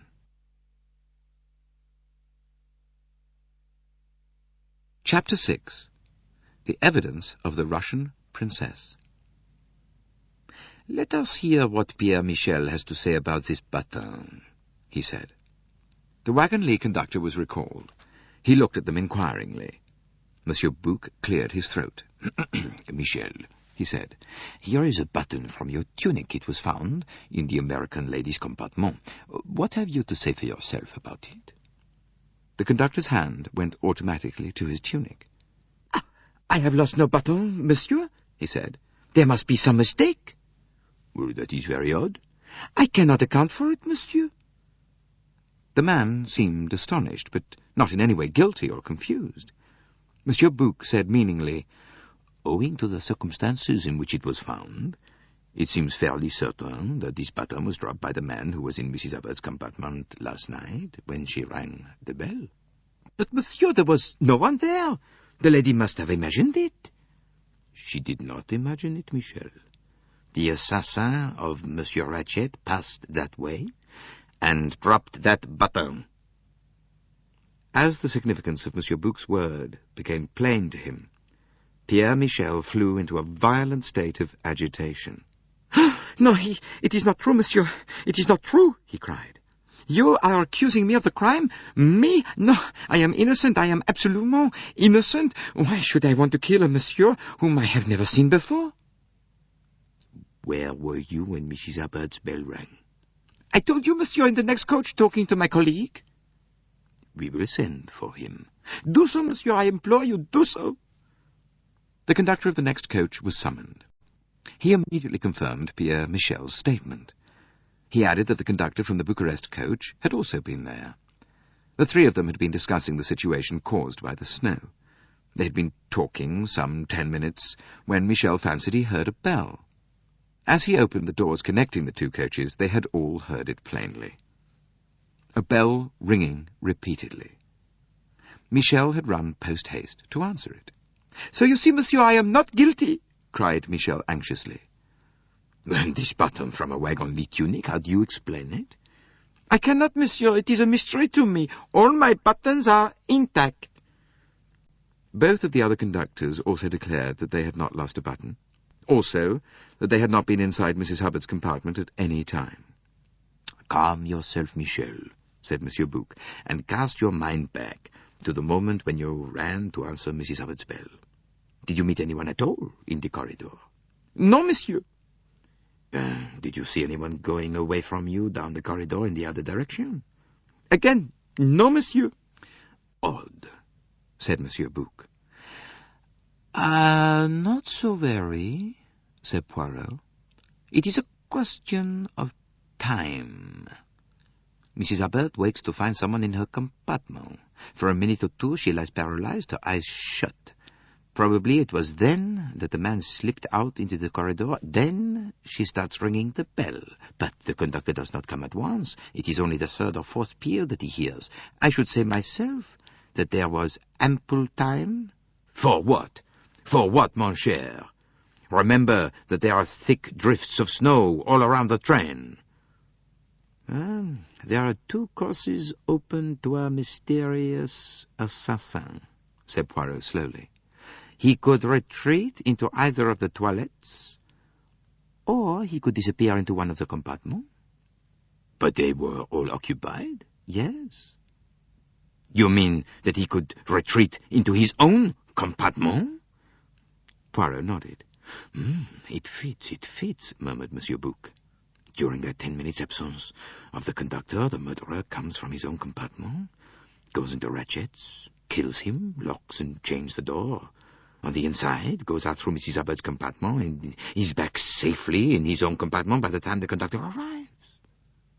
Poirot murmured, "It is not quite so simple as that, my friend. Our friend the doctor here will tell you so." With a gesture, Monsieur Bouc signified that the three conductors might depart. "We have still to see 8 passengers," said Poirot. 5 first-class passengers, Princess Dragomirov, Count and Countess Andrigny, Colonel Arbuthnot, and Mr. Hartmann. And 3 second-class passengers, Miss Debenham, Antonio Foscarella, and the lady's maid, Fraulein Schmidt." "Well, who will you see first? The Italian, huh?" "How you harp on your Italian, huh? No, we will start at the top of the tree. Perhaps Madame la Princesse will be so good as to spare us a few moments of her time. Convey that message to her, Michel." "Oui, monsieur," said the conductor, who was just leaving the car. "We can wait on her in her compartment, if she does not wish to put herself to the trouble of coming here," called Monsieur Bouc. But Princess Dragomirov declined to take this course. She appeared in the dining car, inclined her head slightly, and sat down opposite Poirot. Her small, toad-like face looked even yellower than the day before. She was certainly ugly. And yet, like the toad, she had eyes like jewels, dark and imperious, revealing latent energy and an intellectual force that could be felt at once. Her voice was deep, very distinct, with a slight grating quality in it. She cut short a flowery phrase of apology from Monsieur Bouc. "You need not offer apologies, monsieur. I understand the murder has taken place. Naturally, you must interview all the passengers. I shall be glad to give all the assistance in my power." "Are you almost amiable, madame?" said Poirot. "Not at all. It is my duty. What do you wish to know?" "Your full Christian names and address, madame. Perhaps you would prefer to write them yourself?" Poirot proffered a sheet of paper and pencil, but the princess waved them aside. "You can write it," she said. "There is nothing difficult. Natalia Dragomirov, 17 Avenue Kleber, Paris." "Are you travelling home from Constantinople, madame?" "Yes, I have been staying at the Austrian embassy. My maid is with me." "And would you be so good as to give me a brief account of your movements last night from dinner onwards?" "Willingly. I directed the conductor to make up my bed whilst I was in the dining car. I retired to bed immediately after dinner. I read until the hour of 11, when I turned out my light. I was unable to sleep owing to certain rheumatic pains from which I suffer. At about 1:45, I rang for my maid. She massaged me, and then read aloud till I felt sleepy. I cannot say exactly when she left me. It may have been half an hour. It may have been later." "The train had stopped then?" "The train had stopped." "You heard nothing unusual during the time, madame?" "I heard nothing unusual." "What is your maid's name?" "Hildegard Schmidt." "Has she been with you long?" 15 years. "You consider her trustworthy?" "Absolutely. Her people come from an estate of my late husband's in Germany." "You have been in America, I presume, madame?" The abrupt change of subject made the old lady raise her eyebrows. "Many times." "And were you at any time acquainted with a family of the name of Armstrong, a family in which a tragedy occurred?" With some emotion in her voice, the old lady said, "You speak of friends of mine, monsieur." "Oh, you knew Colonel Armstrong well, then?"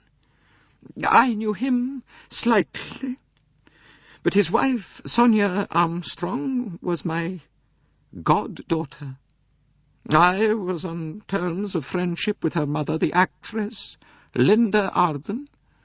Linda Arden was a great genius, one of the greatest tragic actresses in the world. As Lady Macbeth, as Magda, there was no one to touch her.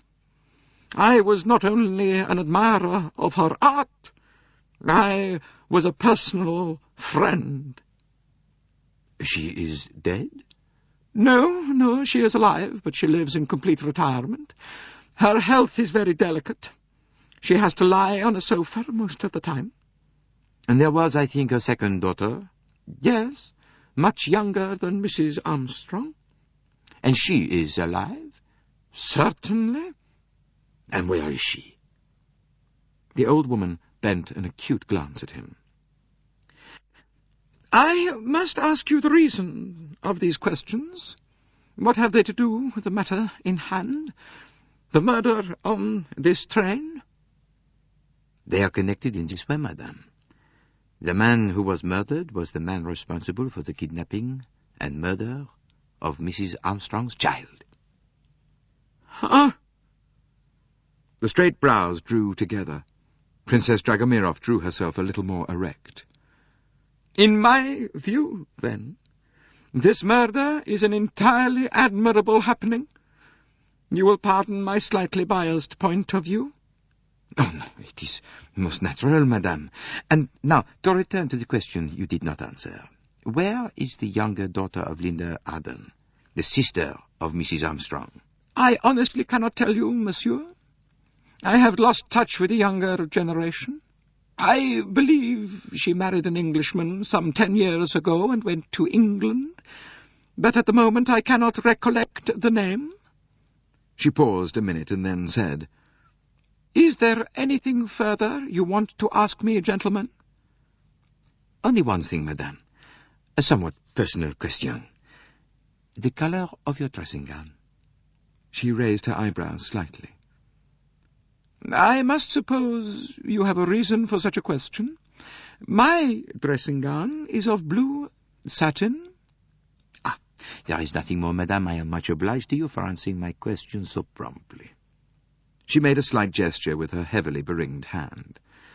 Then, as she rose, and the others rose with her, she stopped. "You will excuse me, monsieur," she said, "but may I ask your name? Your face is somehow familiar to me." My name, madame, is Hercule Poirot, at your service. She was silent a minute. Then, "Hercule Poirot," she said. "Yes, I remember now. This is destiny." she walked away very erect, a little stiff in her movements. Voilà une grande dame, said Monsieur Bouc. What do you think of her, my friend, eh? But Hercule Poirot merely shook his head. "I am wondering," he said, "what she meant by destiny."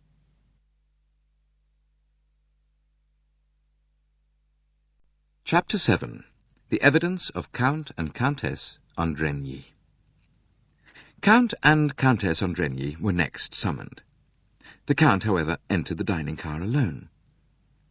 There was no doubt that he was a fine-looking man seen face to face. He was at least 6 feet in height, with broad shoulders and slender hips. He was dressed in very well-cut English tweeds, and might have been taken for an Englishman, had it not been for the length of his moustache and something in the line of the cheekbone. "Well, monsieur," he said, "what can I do for you?" "You understand, monsieur," said Poirot, "that in view of what has occurred, I am obliged to put certain questions to all the passengers." "Perfectly, perfectly," said the Count easily. "I quite understand your position. Not, I fear, that my wife and I can do much to assist you. We were asleep and heard nothing at all." "Are you aware of the identity of the deceased, monsieur?" "I understand it was the big American, a man with a decidedly unpleasant face. He sat at that table at meal times." He indicated with a nod of his head the table at which Ratchet and McQueen had sat. "Oh, yes, yes, monsieur, you are perfectly correct. I meant, did you know the name of the man?" "No." The Count looked thoroughly puzzled by Poirot's queries. "If you want to know his name," he said, "surely it is on his passport." "Ah, but the name on his passport is Ratchet," said Poirot. "But that, monsieur, is not his real name. He is the man Cassetti, who was responsible for a celebrated kidnapping outrage in America." He watched the Count closely as he spoke, but the latter seemed quite unaffected by the piece of news. He merely opened his eyes a little. "Ah," he said. "Yes, that certainly should throw light upon the matter. An extraordinary country, America." "You have been there, perhaps, Monsieur le Comte?" "I was in Washington for a year." "You knew perhaps the Armstrong family?" Armstrong. It is difficult to recall. One met so many." He smiled and shrugged his shoulders. "But, to come back to the matter in hand, gentlemen," he said, "what more can I do to assist you?" "You retired to rest when, Monsieur le Comte?" Hercule Poirot's eyes stole to his plan. Count and Countess Andrigny occupied compartments number 12 and 13 adjoining. "We had one compartment made up for the night whilst we were in the dining car. On returning, we sat in the other for a while." "Ah, and what number would that be?" "Number 13. We played piquet together. About 11 o'clock my wife retired for the night. The conductor made up my compartment, and I also went to bed. I slept soundly until morning." "Did you notice the stopping of the train?" "I was not aware of it until this morning." "And your wife?" The Count smiled. "My wife always takes a sleeping draught when travelling by train. She took her usual dose of Triernal." He paused. "I am sorry I am not able to assist you in any way." Poirot passed him a sheet of paper and a pen. "Oh, thank you, Monsieur le Comte. It is a formality, but will you just let me have your name and address? The Count wrote slowly and carefully. It is just as well I should write this for you, he said pleasantly. The spelling of my country estate is a little difficult for those unacquainted with the language.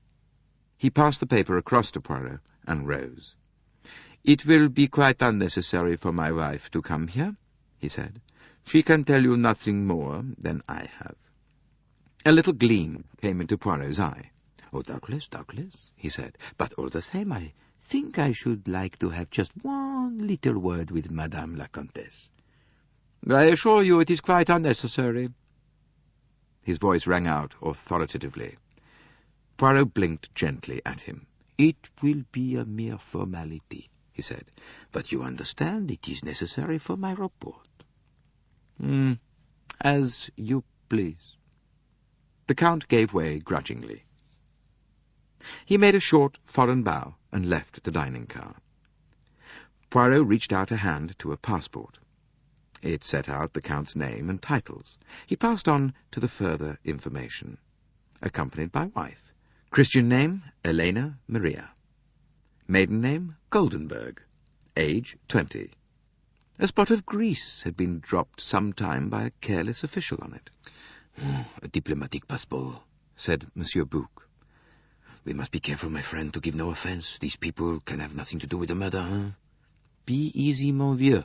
I will be most tactful. A mere formality? His voice dropped as the Countess Andrigny entered the dining car. She looked timid and extremely charming. You wish to see me, monsieur? A mere formality, Madame la Comtesse. Poirot rose gallantly, bowed her into the seat opposite him. It is only to ask you if you saw or heard anything last night that may throw light upon this matter. Nothing at all, monsieur. I was asleep. You did not hear, for instance, a commotion going on in the compartment next to yours? The American lady who occupies it had quite an attack of hysterics and rang for the conductor.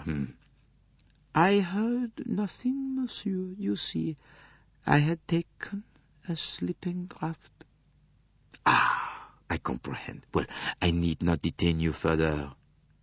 Then, as she rose swiftly, Just one little minute. These particulars, your maiden name, age, and so on, they are correct? Oh, quite correct, monsieur. And perhaps you will sign this memorandum to that effect, then. She signed quickly, a graceful, slanting handwriting. Elena Andrigny. Did you accompany your husband to America, madame? No, monsieur. She smiled, flushed a little. We were not married then. We have only been married a year. Yes, thank you, madame. Oh, by the way, does your husband smoke? She stared at him as she stood poised for departure. Yes. A pipe? No. Cigarettes and cigars. Thank you. She lingered. Her eyes watched him curiously. Lovely eyes they were, dark and almond-shaped, with very long black lashes that swept the exquisite pallor of her cheeks. Her lips, very scarlet, in the foreign fashion, were parted just a little. She looked exotic and beautiful. Why did you ask me that? Madame, Poirot waved an airy hand. Detectives have to ask all sorts of questions. For instance, perhaps you will tell me the color of your dressing gown. She stared at him. Then she laughed.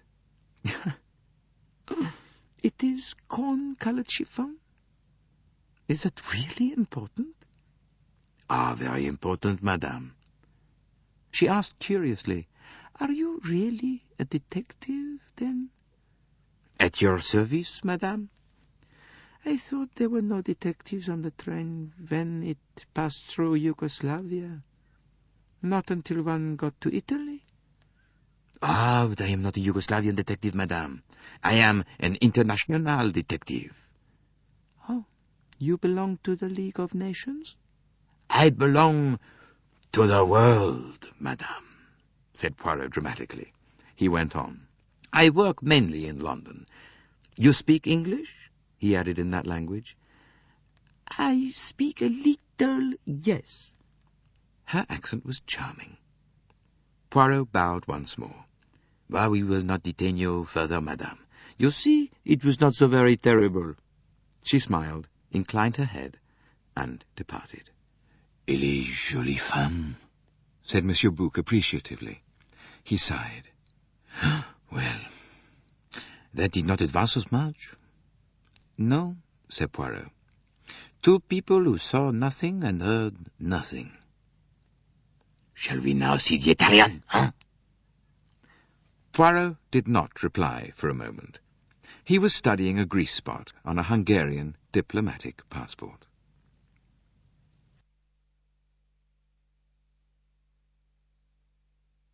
Chapter 8. The Evidence of Colonel Arbuthnot. Poirot roused himself with a slight start. His eyes twinkled a little as they met the eager ones of Monsieur Bouc. "Ah, my dear old friend," he said. "You see, I have become what they call a snob. The first class, I feel it, should be attended to before the second class. Next, I think we will interview the good-looking Colonel Arbuthnot." Finding the Colonel's French to be of a severely limited description, Poirot conducted his interrogation in English. Arbuthnot's name, age, home address, and exact military standing were all ascertained. Poirot proceeded. "It is that you come home from India on what is called the leave, what we call en permission?" Colonel Arbuthnot, uninterested in what a pack of foreigners call anything, replied with true British brevity, "Yes." "Oh, but you do not come home on the P&O boat?" "No." "Ah, why not?" "I chose to come by the overland route for reasons of my own." "And that," his manner seemed to say, "is one for you, you interfering little jackanapes." "You came straight through from India?" The Colonel replied dryly, "I stopped for one night to see Ur of the Chaldees and for 3 days in Baghdad with the AOC, who happens to be an old friend of mine."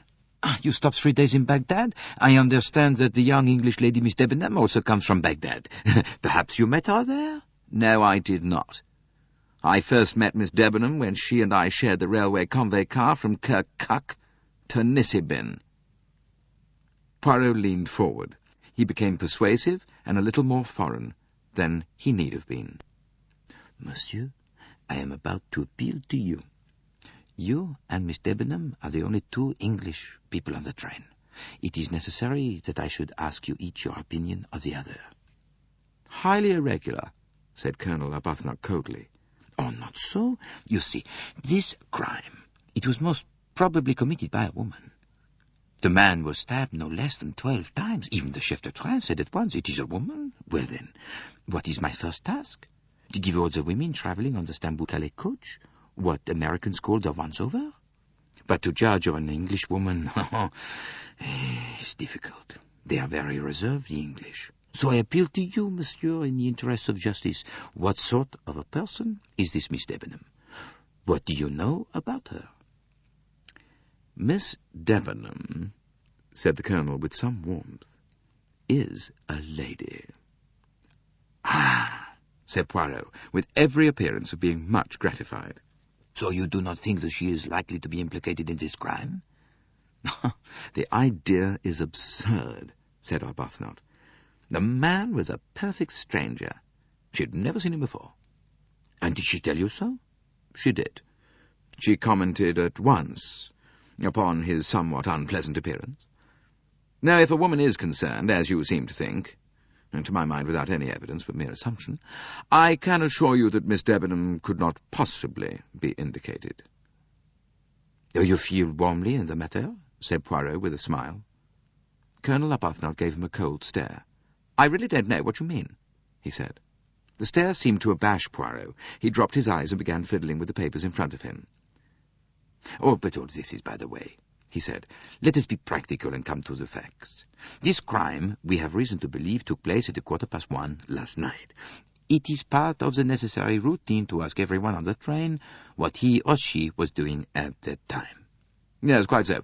At 1:15, to the best of my belief, I was talking to the young American fellow, as secretary to the dead man. Ah, you were in his compartment, or was he in yours? I was in his. And that is the young man of the name McQueen? Yes. He was a friend or acquaintance of yours? No. I never saw him before this journey. We fell into casual conversation yesterday and both became interested. I don't, as a rule, like Americans. Haven't any use for 'em. Poirot smiled, remembering McQueen's strictures on Britishers. Yeah, but I liked this young fellow. He'd got hold of some tomfool idiotic ideas about the situation in India. Yes, that's the worst of Americans. They're so sentimental and idealistic. Well, he was interested in what I had to tell him. I've had nearly 30 years' experience of the country, and I was interested in what he had to tell me about the financial situation in America. And then we got down to world politics in general. I was quite surprised to look at my watch and find it was 1:45. And that is the time you broke up this conversation? Yes. And what did you do then? Walked along to my own compartment and turned in. Your bed was made up ready? Yes. And that is the compartment, let me see, number 15, the one next but one to the end. That's away from the dining car, huh? Yes. Where was the conductor when you went to your compartment? Well, sitting at the end of a little table. As a matter of fact, McQueen called him just as I went to my own compartment. Oh, why did he call him? Well, to make up his bed, I suppose. The compartment hadn't been made up for the night. Now, Colonel Arbuthnot, I want you to think carefully. During the time you were talking to Monsieur McQueen, did anyone pass along the corridor outside the door? Well, a good many people, I should think. I wasn't paying attention. Ah, no, but I am referring to, let us say, the last hour and a half of your conversation. You got out at Vinkovki, didn't you? Yes, but only for about a minute. There was a blizzard on. The cold was something frightful. Made one quite thankful to get back to the fug. There was a rule, I think the way these trains are overheated is something scandalous. Monsieur Bouc sighed. Well, it is very difficult to please everybody, he said. The English, they open everything. Then others, they come along and shut everything. It is very difficult. Neither Poirot nor Colonel Arbuthnot paid any attention to him. Now, monsieur, cast your mind back, said Poirot encouragingly. It was cold outside. You have returned to the train. You sit down again. You smoke. Oh, perhaps a cigarette, perhaps a pipe. He paused for the fraction of a second. A pipe for me. McQueen smoked cigarettes. And then the train starts again. You smoke your pipe. You discuss the state of Europe, of the world. It is late now. Most people have retired for the night. Does anyone pass the door? Think. Arbuthnot frowned in the effort of remembrance. Difficult to say, he said. You see, I wasn't paying any attention. But you have the soldier's observation for detail, hein? You notice without noticing, so to speak. The Colonel thought again, but shook his head. No, I couldn't say. I don't remember anyone passing except the conductor. Oh, wait a minute. And there was a woman, I think. Oh, you saw her? Was she old, young? No, I didn't see her. Wasn't looking that way. Just a rustle and a sort of smell of scent. Scent? A good scent? Well, rather fruity, if you know what I mean. Well, you'd smell it 100 yards away. Mind you, the Colonel went on hastily, this may have been earlier in the evening, you see, as you said just now. It was just one of those things you notice without noticing, so to speak. Sometime that evening I said to myself, woman, scent, got it on pretty thick. But when it was, I can't be sure. Except that, why, yes, it must have been after Vinkovki. Why?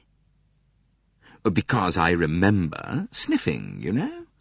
Just when I was talking about the utter washout Stalin's 5-year plan was turning out. I know the idea. Woman brought the idea of the position of women in Russia into my mind. And I know we hadn't got on to Russia until pretty near the end of our talk. And you can't pin it down more definitely than that? No. It must have been roughly within the last half hour. It was after the train had stopped? The other nodded. Yes, I'm almost sure it was. Well, we will pass from that. Have you ever been in America, Colonel Arbuthnot? Well, never. I don't want to go. Did you ever know a Colonel Armstrong? Armstrong. Well, I've known 2 or 3 Armstrongs. There was Tommy Armstrong in the 60th. You don't mean him? And Selby Armstrong, well, no, he was killed on the Somme. No. I mean the Colonel Armstrong who married an American wife and whose only child was kidnapped and killed. Yes, I remember reading about that. Shocking affair. No, I don't think I actually ever came across the fellow, though of course I knew of him. Toby Armstrong, nice fellow. Everybody liked him. He had a very distinguished career. Got the V.C. Well, the man who was killed last night was the man responsible for the murder of Colonel Armstrong's child. Arbuthnot's face grew rather grim. Well, then, in my opinion, the swine deserved what he got, though I would have preferred to have seen him properly hanged, or electrocuted, I suppose, over there. Well, in fact, Colonel Arbuthnot, you prefer law and order to private vengeance?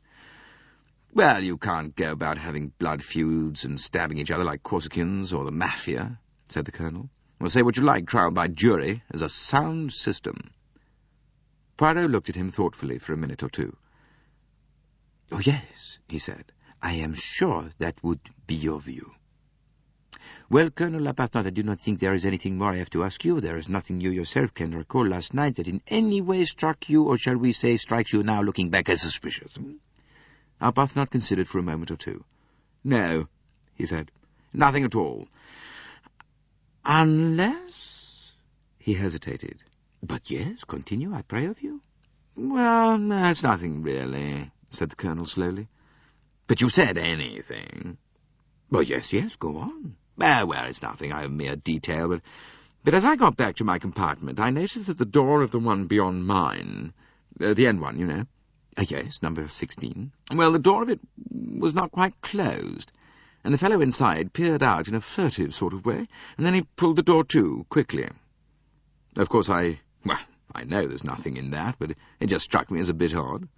I mean, it's quite usual to open a door and stick your head out if you want to see anything, but it was the furtive way he did it that caught my attention. Yes, said Poirot doubtfully. Well, I told you there was nothing to it, said Arbuthnot apologetically.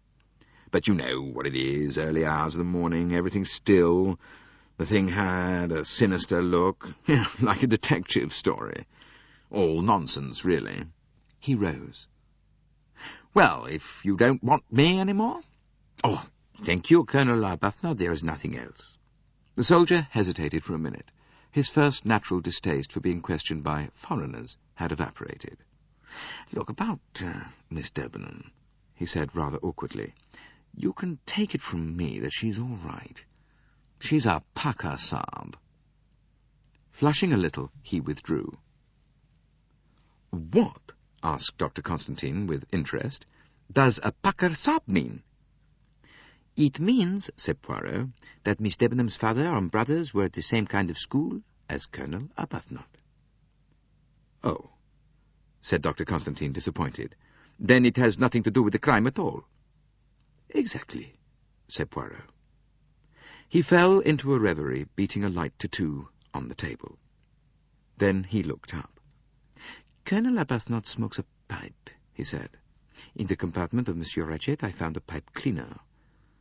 Monsieur Ratchet smoked only cigars. You think... He is the only man so far who admits to smoking a pipe, and he knew of Colonel Armstrong, perhaps actually did know him, though he won't admit it. So you think it's possible... Poirot shook his head violently. That is just it. It is impossible, quite impossible, that an honorable, slightly stupid, upright Englishman should stab an enemy 12 times with a knife. Do you not feel, my friends, how impossible it is? But that is the psychology, said Monsieur Bouc. And one must respect the psychology. This crime has a signature, and it is certainly not the signature of Colonel Arbuthnot. But now to our next interview. This time, Monsieur Bouc did not mention the Italian, but he thought of him.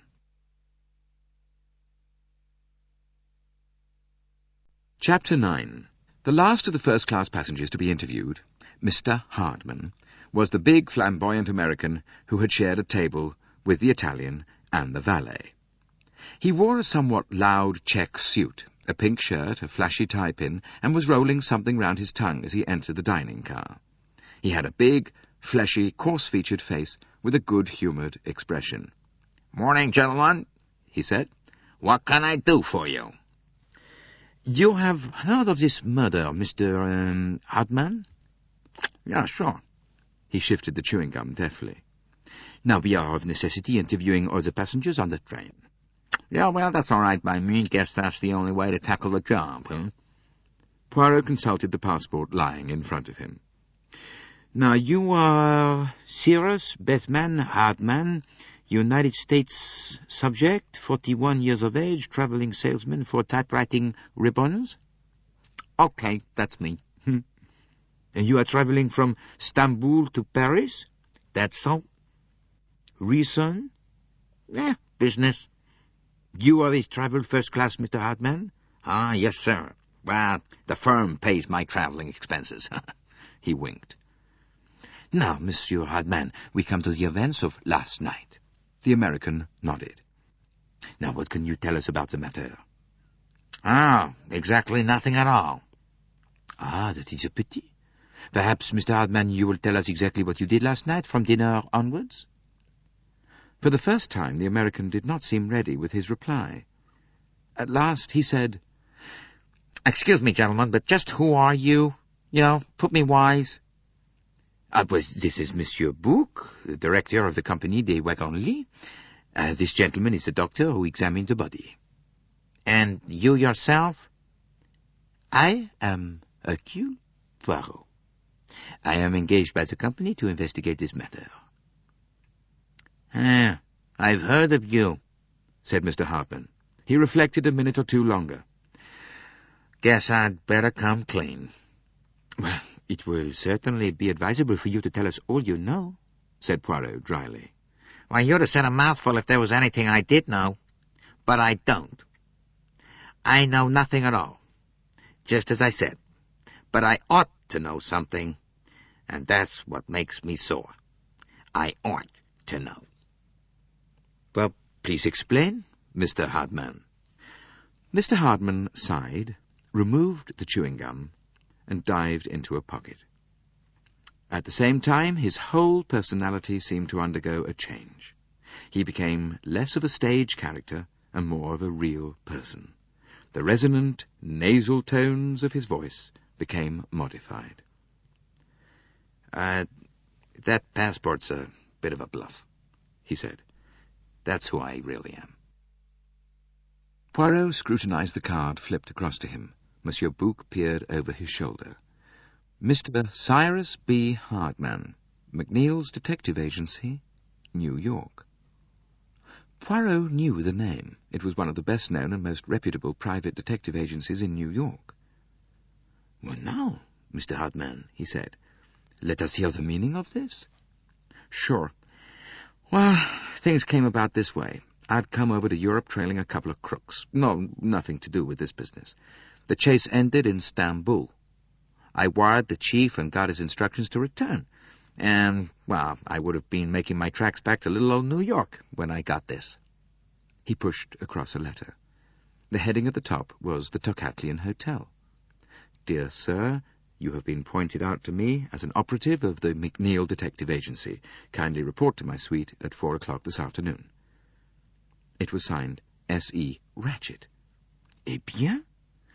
"Well, I reported at the time stated, and Mr. Ratchet put me wise to the situation. He showed me a couple of letters he'd got." "And was he alarmed?" "Pretended not to be, but he was rattled all right.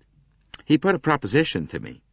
I was to travel by the same train as he did to Paris and see that nobody got him. Well, gentlemen, I did travel by the same train, and in spite of me, somebody did get him. I certainly feel sore about it. It doesn't look any too good for me." "Did he give you any indication of the line you were to take?" "Sure. He had it all taped out. It was his idea that I should travel in the compartment alongside his. Well, that was blown upon straight away. The only place I could get was berth number 16, and I had a bit of a job getting that. I guess the conductor likes to keep that compartment up his sleeve. But that's neither here nor there. When I looked all around the situation, it seemed to me that number 16 was a pretty good strategic position. There was only the dining car in front of the Stamboul sleeping car. The door onto the platform at the front end was barred at night. The only way a thug could come was through the rear end door to the platform or along the train from the rear. In either case, he'd have to pass right by my compartment. So you had no idea, I suppose, of the identity of the possible assailant? Well, I knew what he looked like. Mr. Ratchet described him to me. Well, what? All three men leaned forward eagerly. Hardman went on. A small man, dark with a womanish kind of voice. That's what the old man said. Said, too, that he didn't think it would be the first night out. More likely the second or third. He knew something, said Monsieur Bouc. Well, he certainly knew more than he told his secretary, said Poirot thoughtfully. Did he tell you anything about this enemy of his? Did he, for instance, say why his life was threatened? No, he was kind of reticent about that part of it. Just said the fellow was out for his blood and meant to get it. A small man, dark, with a womanish voice? Said Poirot thoughtfully. Then, fixing a sharp glance on Hardman, he said, You know who he really was, of course. Which, mister? Ratchet? You recognized him? I'm sorry, I don't get you. Ratchet was Cassetti, the Armstrong murderer? Mr. Hardman gave way to a prolonged whistle. Wow, that certainly is some surprise, he said. Yes, sir. No, I didn't recognize him. I was away out west when that case came in. I suppose I saw photos of him in the papers, but I wouldn't recognize my own mother when a press photographer had done with her. Well, I don't doubt that a few people had it in for Cassetti, all right. And do you know of anyone connected with the Armstrong case who answers to that description? Small, dark, womanish voice? Hardman reflected a minute or two. Well, it's hard to say. Pretty nearly everyone to do with that case is dead. There was the girl who threw herself out of the window, remember? Yeah, sure. That's a good point, that. She was a foreigner of some kind. Well, maybe she had some WAP relations, huh? But you got to remember that there were other cases besides the Armstrong case. Cassetti had been running this kidnapping stunt some time. You can't concentrate on that only. No, but we have reason to believe that this crime is connected with the Armstrong case. Mr. Hardman cocked an inquiring eye. Poirot did not respond. The American shook his head.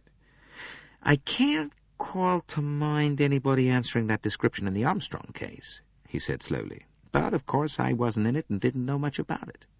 Well, continue your narrative, Mr. Hardman. Well, there's very little to tell. I got my sleep in the daytime and stayed awake on the watch all night. Nothing serious happened the first night, and last night was the same, as far as I was concerned. I had my door a little ajar and watched. No stranger passed. And you are sure of that, Monsieur Hardman? I'm plumb certain. Nobody got on that train from outside, and nobody came along the train from the rear carriages. I'll take my oath on that. Could you see the conductor from your position? Sure. He sits on that little seat almost flush with my door. Did he leave that seat at all after the train stopped at Vinkovki? Well, now, that was the last station? Why, yes, he answered a couple of bells. Now, that would be just after the train came to a halt for good. Then after that, he went past me into the rear coach, was there about a quarter of an hour.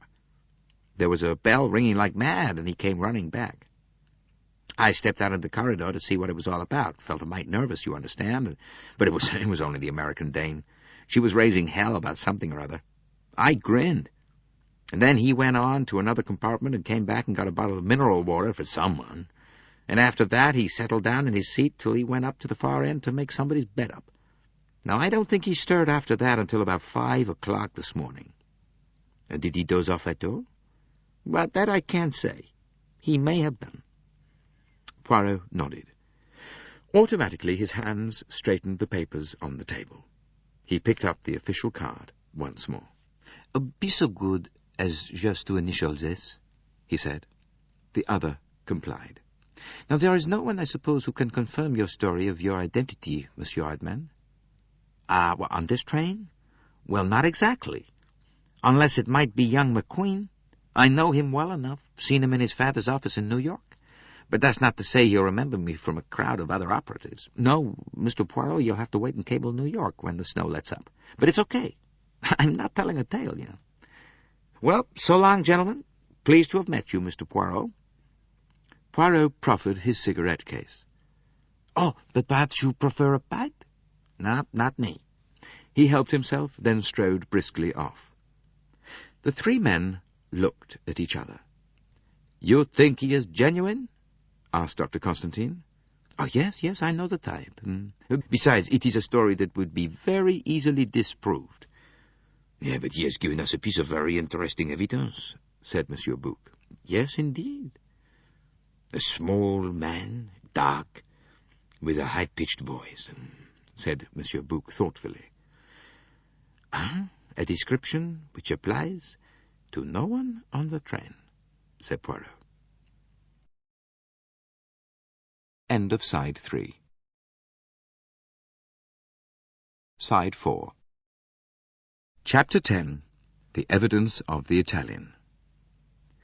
And now, said Poirot with a twinkle in his eye, we will delight the heart of Monsieur Bouc and see the Italian. Antonio Foscarelli came into the dining car with a swift, cat-like tread. His face beamed. It was a typical Italian face, sunny-looking and swarthy. He spoke French well and fluently, with only a slight accent. Your name is Antonio Foscarelli? Yes, monsieur.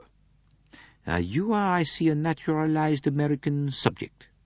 The American grinned. Yes, monsieur, it is better for my business. And you are an agent for Ford Motor Cars? Yes. You see, a voluble exposition followed. At the end of it, anything that the three men did not know about Foscarelli's business methods, his journeys, his income, and his opinion of the United States and most European countries seemed a negligible factor. This was not a man who had to have information dragged from him. It gushed out. His good-natured, polished face beamed with satisfaction, as, with a last eloquent gesture, he paused and wiped his forehead with a handkerchief. So you see, he said, I do big business. I am up to date. I understand salesmanship, eh? You have been in the United States, then, for the last 10 years, on and off? Yes, monsieur. Well, do I remember the day I first took the boat, to go to America so far away. Oh, my mother, my little sister. Poirot cut short the flood of reminiscence. During your sojourn in the United States, did you ever come across the deceased? Never. But I know the type. Oh, yes. He snapped his fingers expressively. It is very respectable, very well dressed, but underneath it is all wrong. Out of my experience, I should say he was the big crook. I give you my opinion for what it's worth. Your opinion is quite right, said Poirot dryly. Ratchet was Cassetti, the kidnapper? What did I tell you? I have learned to be very acute, to read the face. It is necessary, Only in America do they teach you the proper way to sell. You remember the Armstrong case?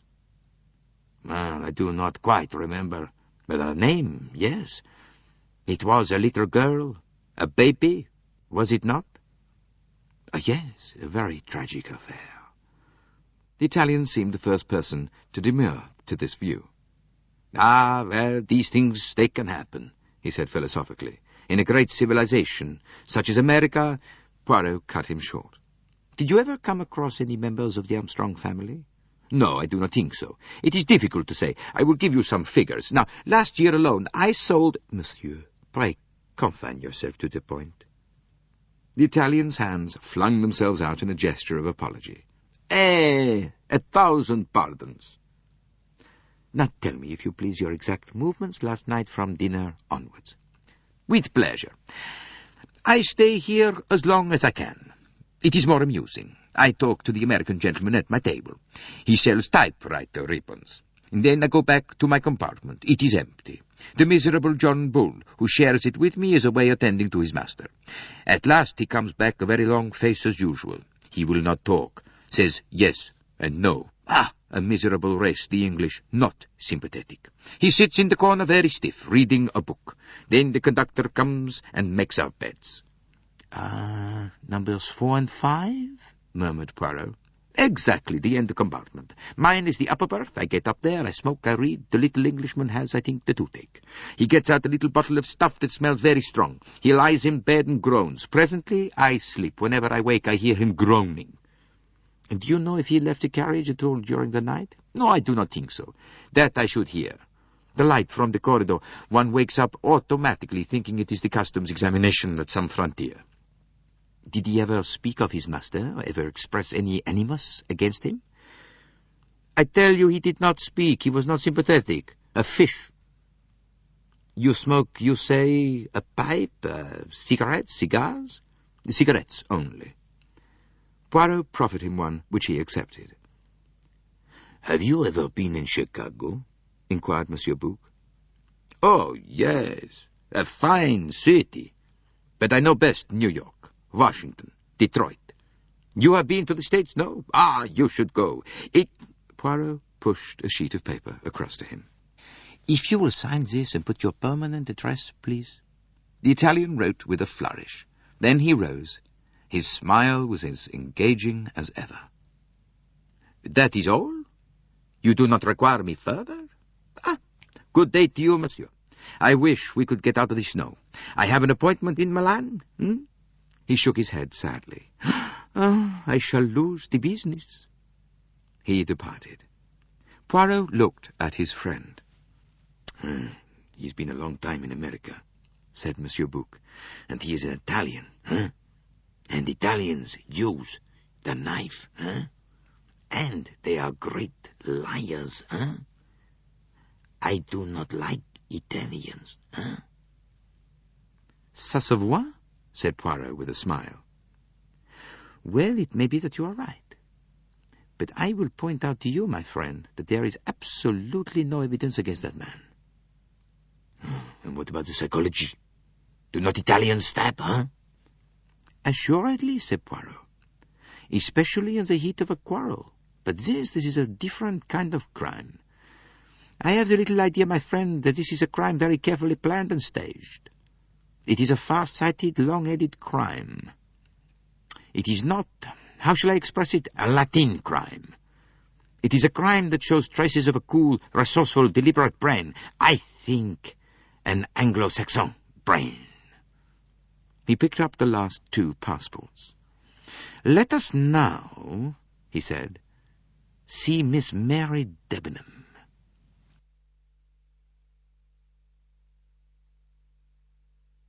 Chapter 11. The Evidence of Miss Debenham. When Mary Debenham entered the dining car, she confirmed Poirot's previous estimate of her. Very neatly dressed in a little black suit with a French grey shirt, the smooth waves of her dark head were neat and unruffled. Her manner was as calm and unruffled as her hair. She sat down opposite Poirot and Monsieur Bouc and looked at them inquiringly. Your name is Mary Hermione Debenham, and you are 26 years of age, began Poirot. Yes. English? Yes. Will you be so kind, mademoiselle, as to write down your permanent address on this piece of paper? She complied. Her writing was clear and legible. And now, mademoiselle, what have you to tell us of the affair last night? I'm afraid I have nothing to tell you. I went to bed and slept. Does it distress you very much, mademoiselle, that a crime has been committed on this train? The question was clearly unexpected. Her grey eyes widened a little. I don't quite understand you. Well, it was a perfectly simple question that I asked you, mademoiselle. I will repeat it. Are you very much distressed that a crime should have been committed on this train? I've not really thought about it from that point of view. No, I cannot say that I'm at all distressed. Oh, a crime, it is all in the day's work to you, eh? It's naturally an unpleasant thing to have happened, said Mary Debenham quietly. Oh, you are very Anglo-Saxon, mademoiselle. Vous n'éprouvez pas d'émotion? She smiled a little. I am afraid I cannot have hysterics to prove my sensibility. After all, people die every day. Oh, they die, yes, but murder is a little more rare.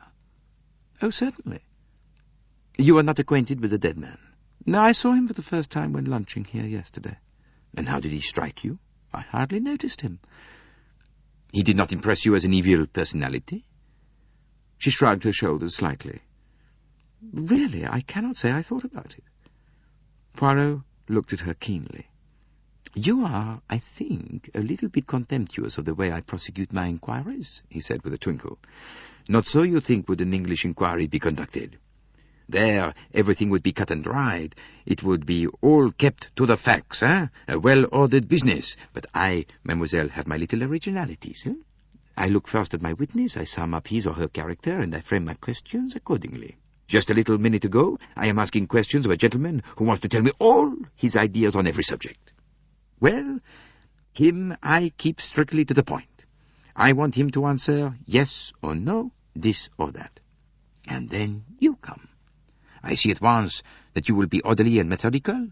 You will confine yourself to the matter in hand. Your answers will be brief and to the point. And because, mademoiselle, human nature is perverse, I ask of you quite different questions. I ask what you feel, what you thought. It does not please you, this method. If you will forgive my saying so, it seems somewhat of a waste of time. Whether or not I liked Mr. Ratchett's face does not seem likely to be helpful in finding out who killed him.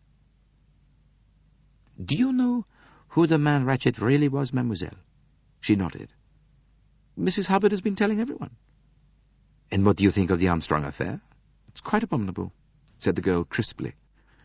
Poirot looked at her thoughtfully. You are travelling from Baghdad, I believe, Miss Debenham? Yes. To London? Yes. And what have you been doing in Baghdad? I have been acting as governess to 2 children. Are you returning to your post after your holiday? I'm not sure. Why is that? Baghdad is rather out of things. I think I should prefer a post in London if I can hear of a suitable one. I see. Oh, well, I thought perhaps you might be going to be married. Miss Debenham did not reply. She raised her eyes and looked Poirot full in the face. The glance said plainly, "You are impertinent." What is your opinion of the lady who shares your compartment, Miss Olsen? Well, she seems a pleasant, simple creature. And what colour is her dressing gown? Mary Debenham stared. A kind of brownish colour. Natural wool. I may mention without indiscretion, I hope, that I noticed the colour of your dressing gown on the way from Aleppo to Stamboul. A pale mauve, I believe. Yes, that's right. And have you any other dressing gown, mademoiselle? A scarlet dressing gown, for example? No, that is not mine. Poirot leant forward. He was like a cat pouncing on a mouse. Whose, then? The girl drew back a little, startled. I don't know. What do you mean? You do not say, "No, I have no such thing." You say, "That is not mine," meaning that such a thing does belong to someone else. She nodded. Someone else on this train? Yes. Whose is it? Well, I told you just now, I don't know. I woke up this morning about 5 o'clock with the feeling that the train had been standing still for a long time. I opened the door and looked out into the corridor, thinking we might be at a station. I saw someone in a scarlet kimono some way down the corridor. And you don't know who it was, eh? Was she fair, or dark, or grey-haired? Well, I can't say. She had on a shingle cap, and I only saw the back of her head. And in build? Tallish and slim, I should judge, but it's difficult to say. The kimono was embroidered with dragons. Yes, that is right. Dragons. He was silent a minute. He murmured to himself, I cannot understand. None of this makes sense. Then, looking up, he said, I need not keep you further, mademoiselle. Oh. She seemed rather taken aback, but rose promptly. In the doorway, however, she hesitated a minute and then came back. The Swedish lady, Miss Olsen, is it? Seems rather worried. She says you told her she was the last person to see this man alive. She thinks, I believe, that you suspect her on that account. Can't I tell her that she has made a mistake? Really, you know, she is the kind of creature who wouldn't hurt a fly. She smiled a little as she spoke. What time was it that she went to fetch the aspirin from Mrs. Hubbard? Just after 10:30. She was away how long? About 5 minutes. Did she leave the compartment again during the night? No. Poirot turned to the doctor. Could Ratchett have been killed as early as that? The doctor shook his head. Then I think you can reassure your friend, mademoiselle. Thank you. She smiled suddenly at him, a smile that invited sympathy. She's like a sheep, you know. She gets anxious and bleats. She turned and went out.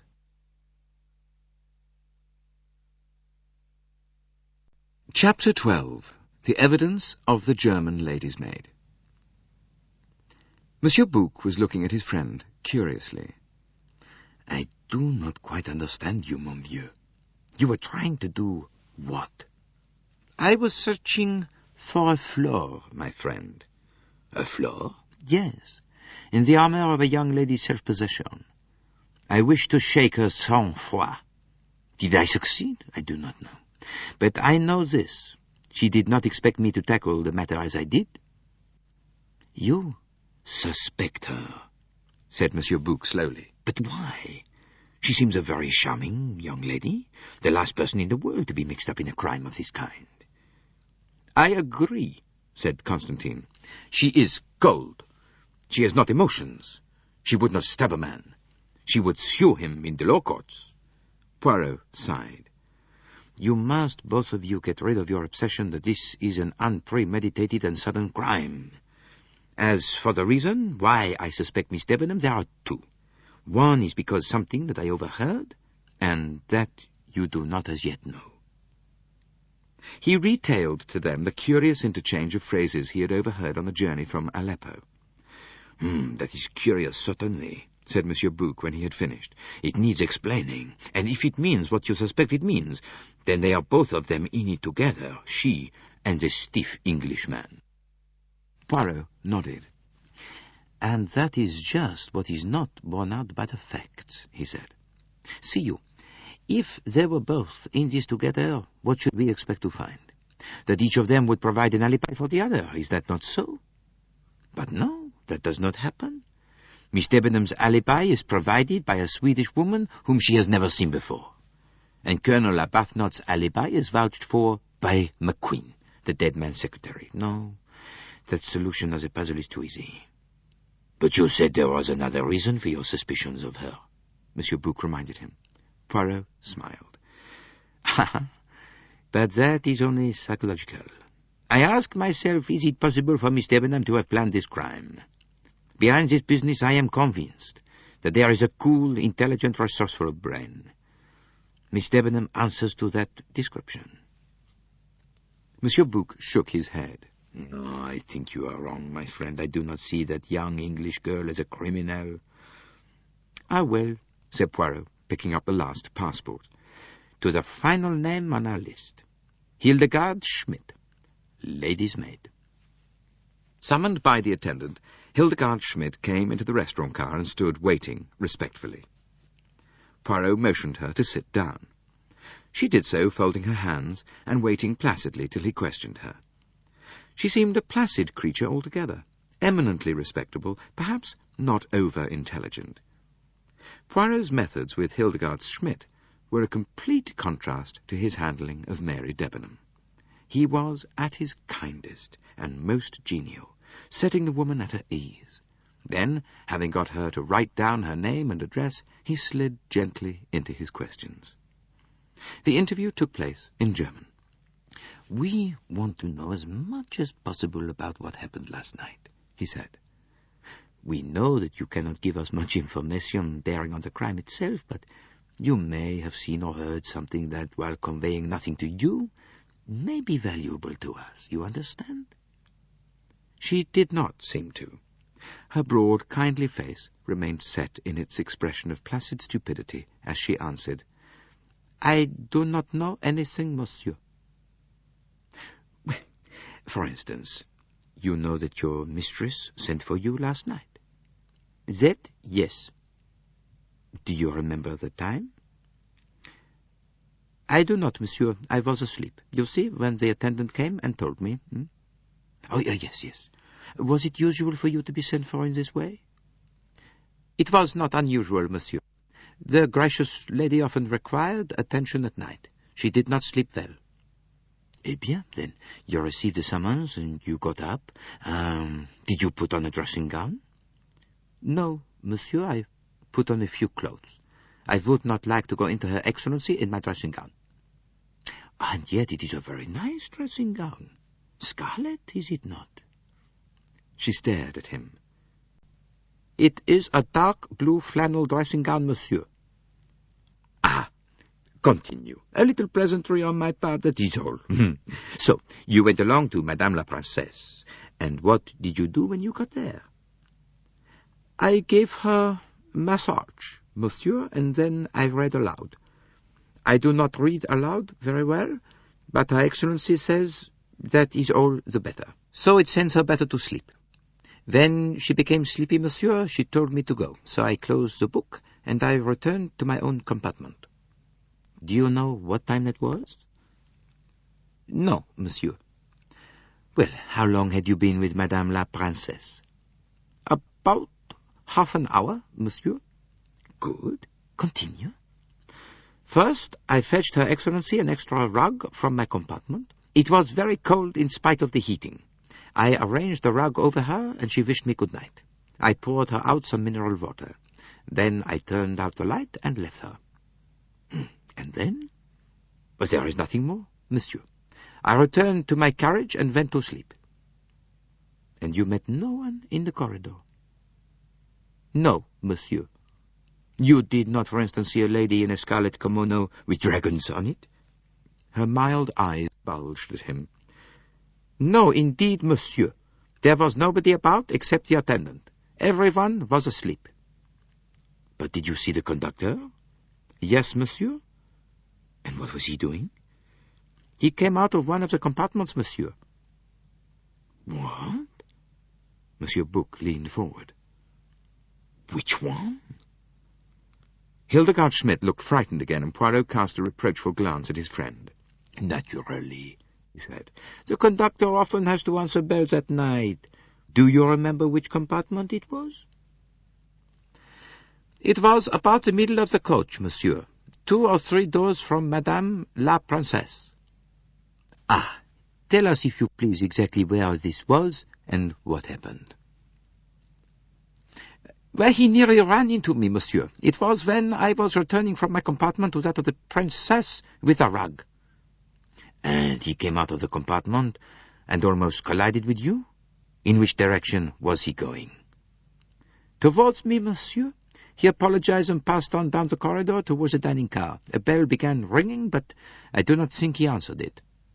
She paused and then said, I do not understand. How is it... Poirot spoke reassuringly. No, it is just a question of times, he said. All a matter of routine. This poor conductor, he seems to have had a busy night, eh? First waking you and then answering bells, eh? It was not the same conductor who woke me, monsieur. It was another one.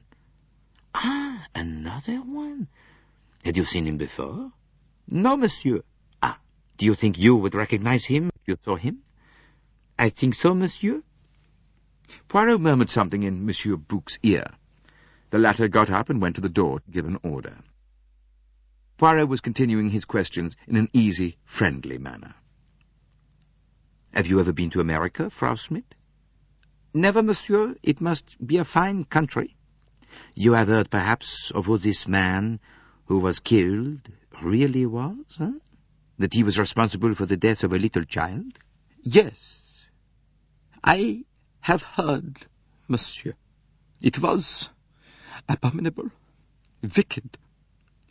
The good God should not allow such things. We are not so wicked as that in Germany. Tears had come into the woman's eyes. Her strong, motherly soul was moved. It was an abominable crime, said Poirot gravely. He drew a scrap of cambric from his pocket and handed it to her. Is this your handkerchief, Frau Schmidt? There was a moment's silence as the woman examined it. She looked up after a minute. The colour had mounted a little in her face. Ah, no, indeed, it is not mine, monsieur. Ah, well, it has the initial H, you see. That is why I thought it was yours. Ah, monsieur, it is a lady's handkerchief, that.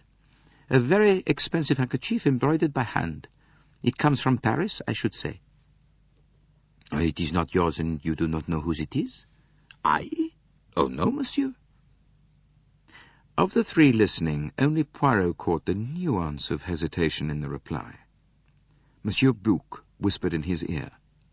Poirot nodded and said to the woman, The 3 sleeping car attendants are coming in.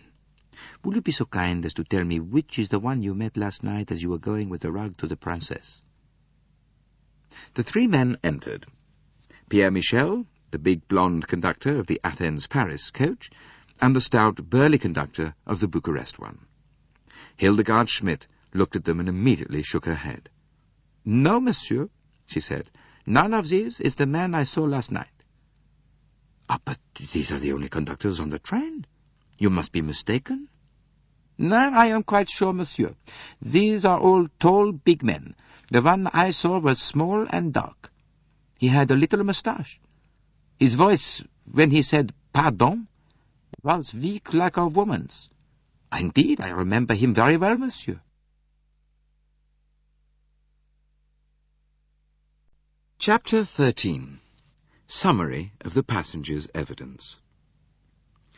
A small, dark man with a womanish voice, said Monsieur Bouc.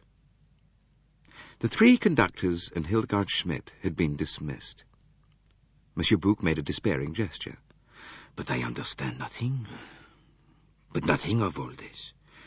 The enemy that this Ratchet spoke of, he was then on the train after all, but where is he now? How can he have vanished into thin air, eh? My head, it whirls. Say something then, my friend, I implore you. Show me how the impossible can be possible. Ha, it is a good phrase, that, said Poirot.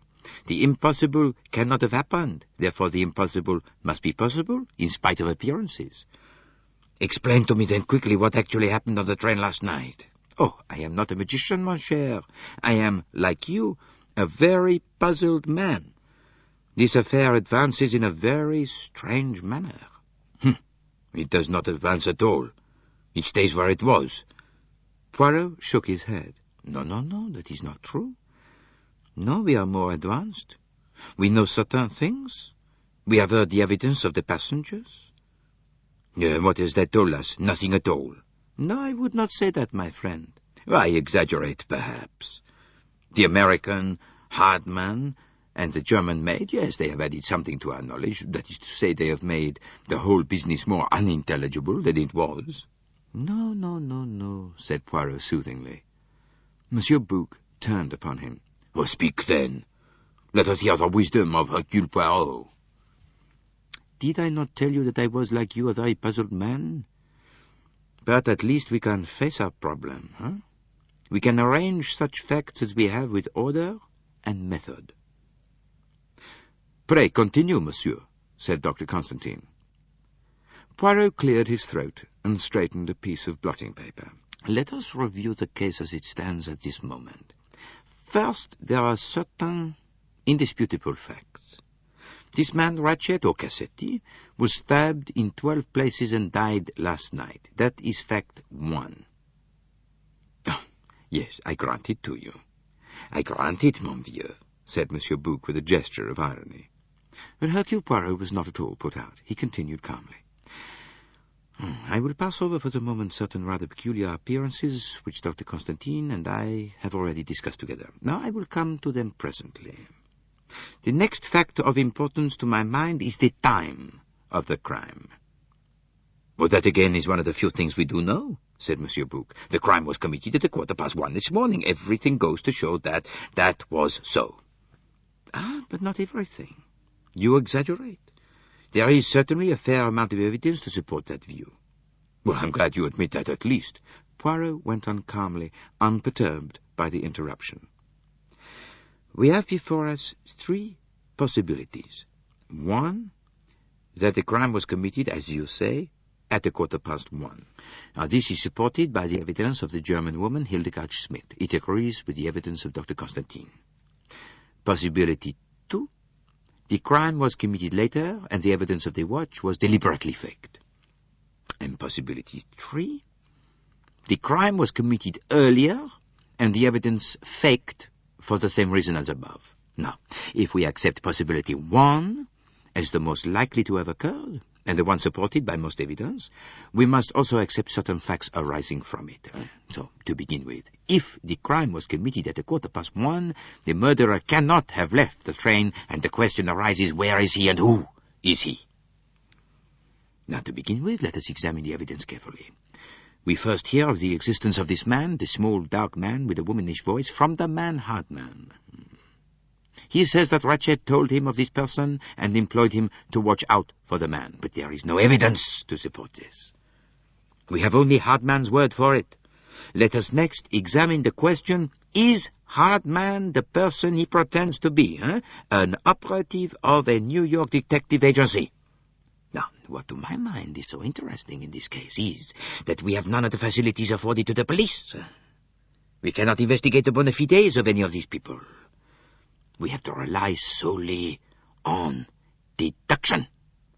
And that, to me, makes the matter very much more interesting. No, this is no routine work. It is a matter of the intellect. I ask myself, can we accept Hartmann's account of himself? I make my decision, and I answer yes. I am of the opinion that we can accept Hartmann's account of himself. You rely on the intuition, what the Americans call the hunch, said Dr. Constantine. Oh, not at all. I regard the probabilities. Hartmann is traveling with a false passport. That will at once make him an object of suspicion. The first thing that the police will do when they arrive upon the scene is to detain Hartmann and cable as to whether his account of himself is true. In the case of many of the passengers, to establish their bona fides will be difficult. In most cases, it will probably not be attempted, especially since there seems nothing in the way of suspicion attaching to them. But in Hartmann's case, it is simple. Either he is the person he represents himself to be, or he is not. Therefore, I say that all will prove to be in order. So you acquit him of suspicion? Or not at all. You misunderstand me. For all I know, any American detective might have his own private reasons for wishing to murder Ratchet. No. What I am saying is that I think we can accept Hartmann's own account of himself. Now, this story, then, that he tells of Ratchet seeking him out and employing him is not unlikely, and is most probably, though not of course certainly, true. If we are going to accept it as true, we must see if there is any confirmation of it. We must find it in rather an unlikely place, in the evidence of Hildegard Schmidt. Her description of the man she saw in wagonly uniform tallies exactly. Is there any further confirmation of these two stories? Well, there is. There is the button found in her compartment by Mrs. Hubbard, and there is also another corroborating statement which you may not have noticed. Oh, what is that? The fact that both Colonel Arbuthnot and Hector McQueen mentioned that the conductor passed the carriage. They attach no importance to the fact, but Monsieur Pierre Michel has declared that he did not leave his seat except on certain specified occasions, none of which would have taken him down to the far end of the coach, past the compartment in which Arbuthnot and McQueen were sitting.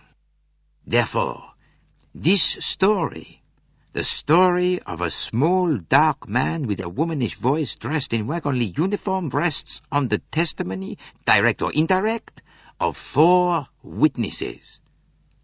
Now, one small point, said Dr. Constantine. If Hildegard Schmidt's story is true, how is it that the real conductor did not mention having seen her when he came to answer Mrs. Hubbard's bell? That is explained, I think. When he arrived to answer Mrs. Hubbard, the maid was in with her mistress. When she finally returned to her compartment, the conductor was in with Mrs. Hubbard.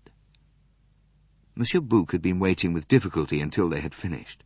Yes, my friend, he said impatiently to Poirot. "But whilst I admire your caution, your method of advancing a step at a time, I submit that you have not yet touched the point at issue. We are all agreed that this person exists. The point is, where did he go?" Poirot shook his head reprovingly. "You are in error. You are inclined to put the cart before the horse. Before I ask myself where did this man vanish to, I ask myself, did such a man really exist? Because, you see, if the man were an invention, a fabrication, how much easier to make him disappear. So, I try to establish first that there really is such a flesh-and-blood person. And having arrived at the fact that there is, eh bien, where is he now, hein? Now, there are only two answers to that, mon cher. Either he is still hidden on the train in a place of such extraordinary ingenuity that we cannot even think of it, or else he is, as one might say, two persons. That is, he is both himself, the man feared by Monsieur Ratchet, and the passenger on the train so well disguised that Monsieur Ratchet did not recognize him. It is an idea, that, said Monsieur Bouc, his face lighting up. And then it clouded over again. But there is one objection. Poirot took the words out of his mouth. The height of the man? It is that you would say, eh? No, but with the exception of Monsieur Ratchet's valet, all the passengers are big men. The Italian, Colonel Arbuthnot, Hector McQueen, Count Andranier. Well, that leaves us the valet. Not a very likely supposition. But there is another possibility. Remember the womanish voice? Now, that gives us a choice of alternatives. The man may be disguised as a woman, or, alternatively, he may actually be a woman. A tall woman dressed in man's clothes would look small. But surely Ratchet would have known. No. Perhaps he did know. Perhaps already this woman had attempted his life wearing men's clothes, the better to accomplish her purpose. Ratchet may have guessed that she would use the same trick again, so he tells Hard Man to look for a man. But he mentions, however, a womanish voice. It is a possibility, said Monsieur Bouc.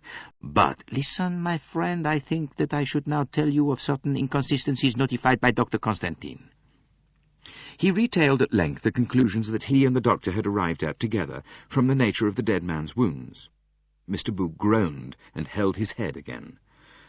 I know, said Poirot sympathetically, I know exactly how you feel. The head spins, does it not?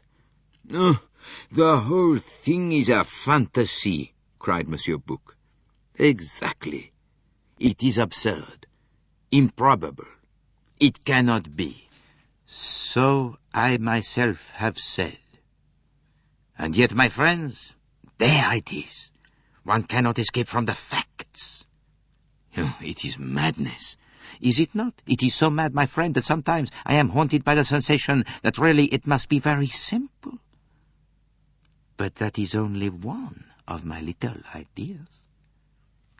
2 murderers, groaned Monsieur Bouc, and on the Orient Express. The thought almost made him weep. And now let us make the fantasy more fantastique, said Poirot cheerfully. Last night on the train there are 2 mysterious strangers. There is the wagon-lit attendant, answering to the description given us by Monsieur Hadman, and seen by Hildegard Schmidt, Colonel Arbuthnot, and Monsieur McQueen. There is also a woman in a red kimono, a tall, slim woman seen by Pierre Michel, by Miss Debenham, by Monsieur McQueen, and by myself, and smelt, I may say, by Colonel Arbuthnot. Who was she? No one on the train admits to having a scarlet kimono. She, too, has vanished. Was she one and the same with the spurious wagon-lit attendant? Or was she some quite distinct personality? Where are they, these 2? And incidentally, where is the wagon-lit uniform and the scarlet kimono? Ah, that is something definite. Monsieur Bouc sprang up eagerly. We must search all the passengers' luggage. Yes, that will be something. Poirot rose also. I will make a prophecy, he said. You know where they are? Well, I have a little idea. Where, then? You will find the scarlet kimono in the baggage of one of the men, and you will find the uniform of the wagon conductor in the baggage of Hildegard Schmidt. Hildegard Schmidt? You think that... Not what you are thinking. No. I will put it like this. If Hildegard Schmidt is guilty, the uniform might be found in her baggage. But if she is innocent, it certainly will be. But how? Began Monsieur Bouc and stopped. What is this noise that approaches? He cried. It resembles a locomotive in motion. The noise drew nearer. It consisted of shrill cries and protests in a woman's voice. The door at the end of the dining car flew open. Mrs. Hubbard burst in. "Oh, it's too horrible!" she cried. "It's just too horrible! In my sponge bag! My sponge bag! A great knife! All over blood!" And suddenly toppling forward, she fainted heavily on Monsieur Bouc's shoulder.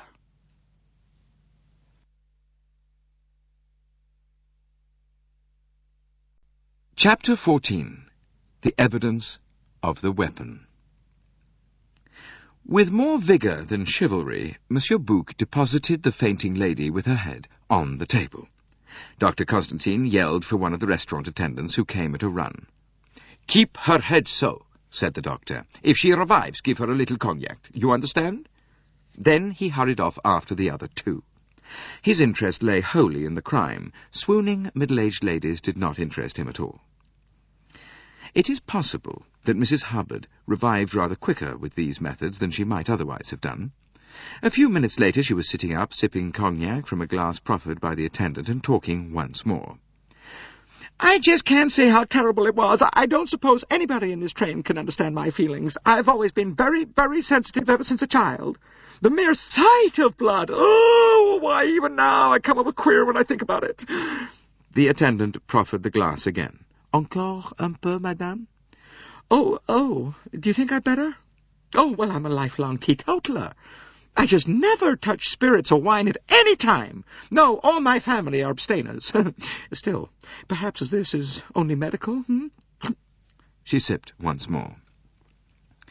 In the meantime, Poirot and Monsieur Bouc, closely followed by Dr. Constantine, had hurried out of the restaurant car and along the corridor of the Stamboul coach towards Mrs. Hubbard's compartment. Every traveller on the train seemed to be congregated outside the door. The conductor, a harassed look on his face, was keeping them back. "Mais il n'y a rien à voir," he said, and repeated the sentiment in several other languages. Let me pass, if you please," said Monsieur Bouc. Squeezing his rotundity past the obstructing passengers, he entered the compartment, and Poirot close behind him. "Oh, I am glad you have come, monsieur," said the conductor with a sigh of relief. "Everyone has been trying to enter. The American lady, such screams as she gave. Ah, ma foi, I thought she too had been murdered. I came at a run, and there she was screaming like a mad woman, and she cried out that she must fetch you, and she departed, screeching at the top of her voice and telling everybody whose carriage she passed what had occurred." He added with a gesture of the hand, "It is in there, monsieur. I have not touched it." Hanging on the handle of the door that gave access to the next compartment was a large-sized, checked rubber sponge bag. Below it on the floor, just where it had fallen from Mrs. Hubbard's hand, was a straight-bladed dagger. A cheap affair, sham oriental, with an embossed hilt and a tapering blade. The blade was stained with patches of what looked like rust. Poirot picked it up delicately. "Ah, yes," he murmured. "There is no mistake. Here is our missing weapon, all right, eh, doctor?" The doctor examined it. "Oh, you need not be so careful," said Poirot. "There will be no fingerprints on it save those of Mrs. Hubbard." Constantine's examination did not take long. "It is the weapon, all right," he said. "It would account for any of the wounds." "Oh, I implore you, my friend, do not say that." The doctor looked astonished.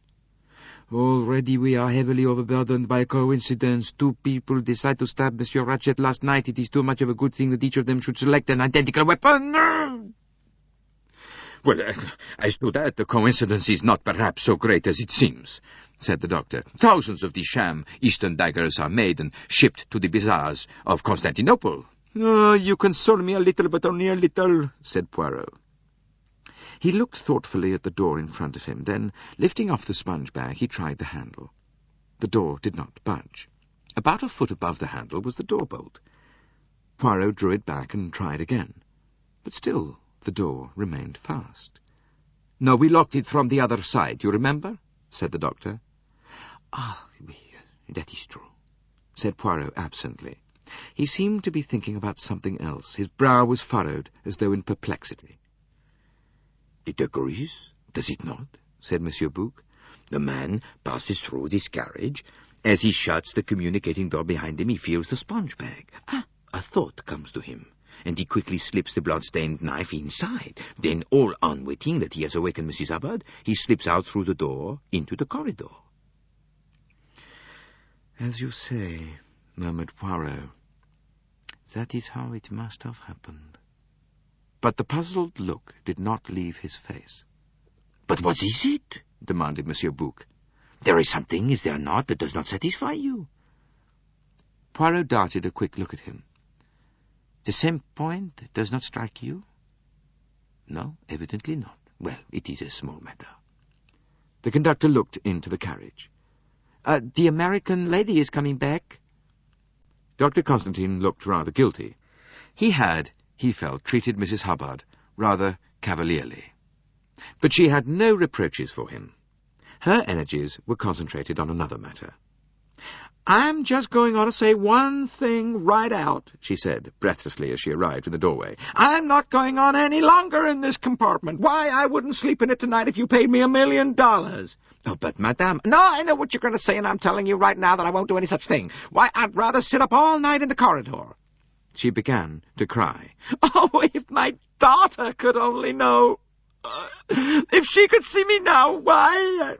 Poirot interrupted firmly. No, you misunderstand, madame. Your demand is most reasonable. Your baggage shall be changed at once to another compartment.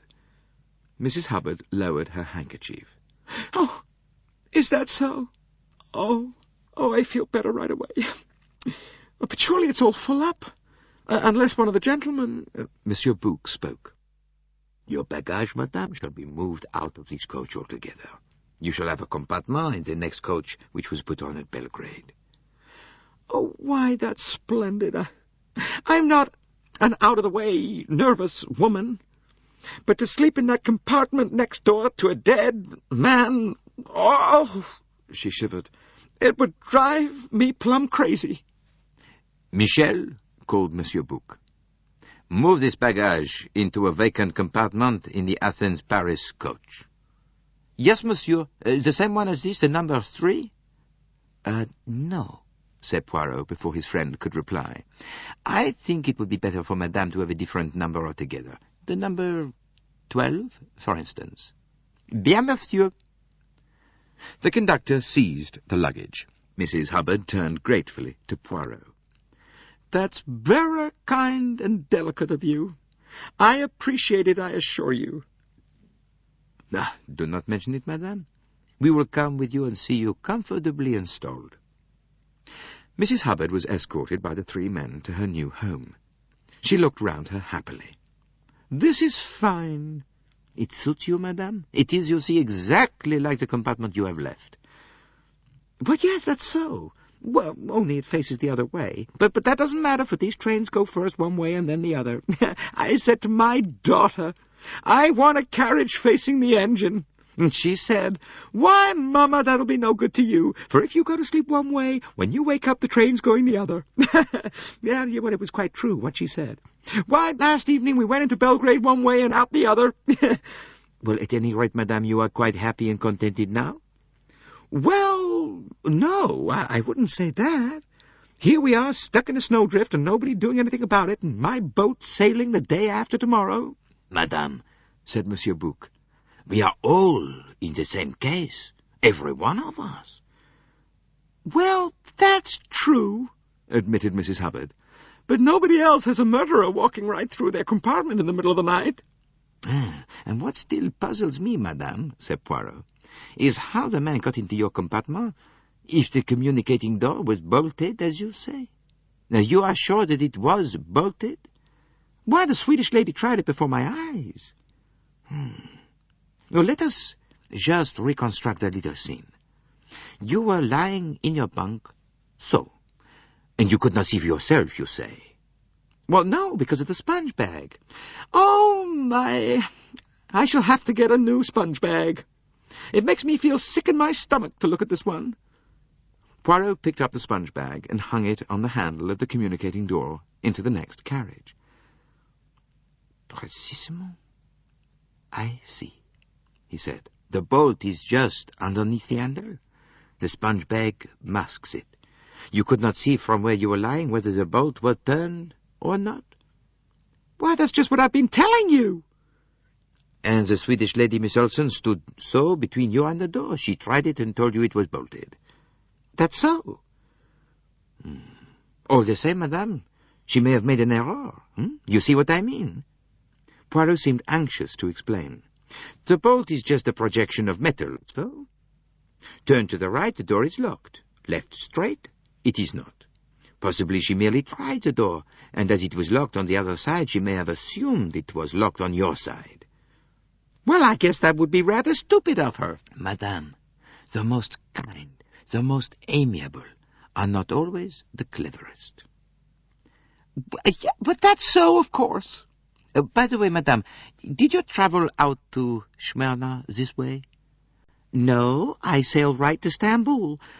And a friend of my daughter's, Mr. Johnson, perfectly lovely man, I'd like to have you know him, met me and showed me all around Stamboul, which I found a very disappointing city, all tumbling down. And as for those masks and putting on those great shuffling things over your shoes, and, where was I?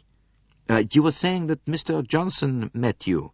Oh, yes, that's so. And he saw me on board a French messagerie boat for Smyrna, and my daughter's husband was waiting right on the quay. What he'll say when he hears about all this. My daughter said this would be just the safest, easiest way imaginable.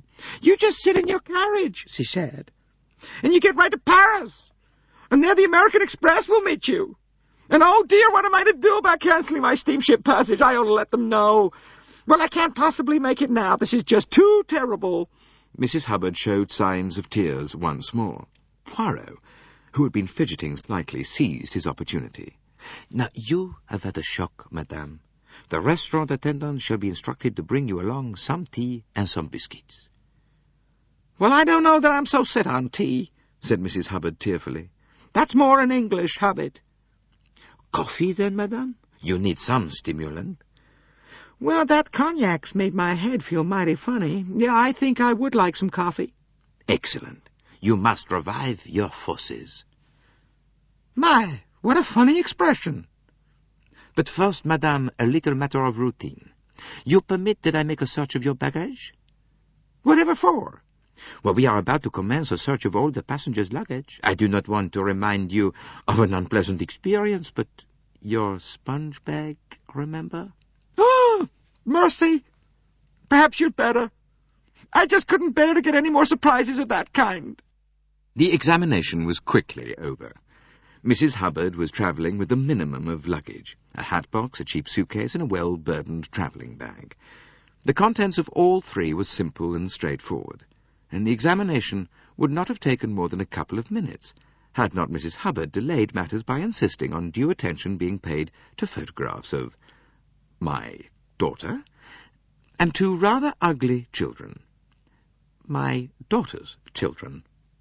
Aren't they cunning? Chapter 15. The Evidence of the Passengers' Luggage. Having delivered himself of various polite insincerities, and having told Mrs. Hubbard that he would order coffee to be brought to her, Poirot was able to take his leave, accompanied by his two friends. Well, we have made a start and drawn a blank, observed Monsieur Bouc. Whom shall we tackle next? It would be simplest, I think, just to proceed along the train carriage by carriage. And that means we start with number 16, the amiable Mr. Hardman.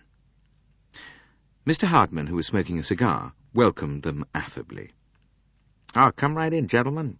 That is, if it's humanly possible. It's just a mite cramped in here for a party. Monsieur Bouc explained the object of their visit, and the big detective nodded comprehendingly. That's okay. To tell the truth, I've been wondering you didn't get down to it sooner. Here are my keys, gentlemen, and if you would like to search my pockets too, why, you're welcome. Shall I reach the grips down for you? Oh, no. The conductor will do that. Michel? The contents of Mr. Hardman's 2 grips were soon examined and passed. They contained perhaps an undue proportion of spirituous liquor. Mr. Hardman winked. Well, it's not often they search your grips at the frontiers. And not if you fix the conductor. I handed out a wad of Turkish notes right away, and there's been no trouble so far. And at Paris? Mr. Hardman winked again. By the time I get to Paris, he said, what's left over of this little lot will go into a bottle labeled hair wash. So you are not a believer in prohibition, Monsieur Hardman, said Monsieur Bouc with a smile. Well, said Hardman, I can't say prohibition has ever worried me any. Said Monsieur Bouc. The speakeasy, huh? He pronounced the word with care, savouring it. Your American terms are so quaint, so expressive, he said. Me? I would much like to go to America, said Poirot. Yeah, well, you'd learn a few go-ahead methods over there, said Hardman. Europe wants waking up. She's half asleep. Well, yeah, it is true that America is the country of progress, agreed Poirot. There is much that I admire about Americans, only I am perhaps old-fashioned. But me, I find the American woman less charming than my own countrywoman, yeah? The French or Belgian girl, coquettish, charming. I think there is no one to touch her. Hardman turned away to peer out at the snow for a minute. Yeah, perhaps you're right, Monsieur Poirot, he said. But I guess, every nation likes its own girls best. He blinked as though the snow hurt his eyes. Kind of dazzling, isn't it? He remarked. Now, say, gentlemen, this business is getting on my nerves. Murder and the snow and all, and nothing doing, you know? Just hanging about and killing time. I'd like to get busy after someone or something. The true Western spirit of hustle, said Poirot with a smile. The conductor replaced the bags, and they moved on to the next compartment. The Colonel was sitting in a corner smoking a pipe and reading a magazine. Poirot explained their errand. The Colonel made no demur. He had 2 heavy leather suitcases. The rest of my kit has gone by long sea, he explained.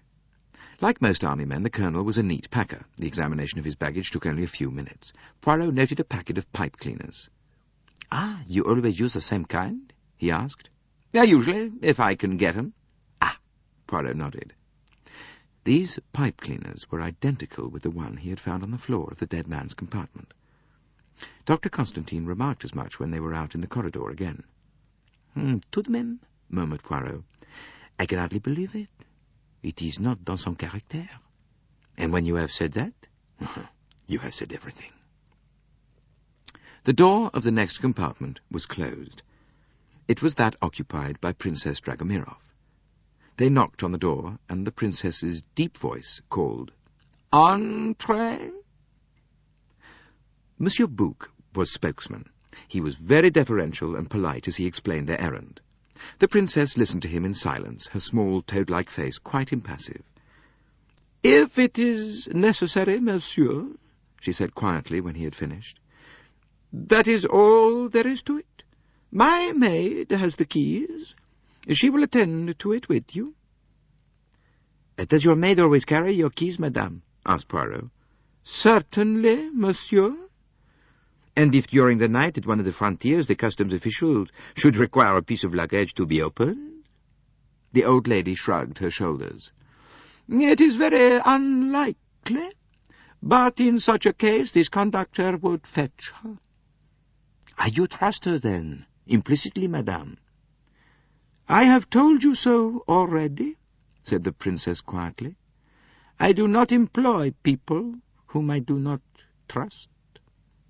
"Yes," said Poirot thoughtfully.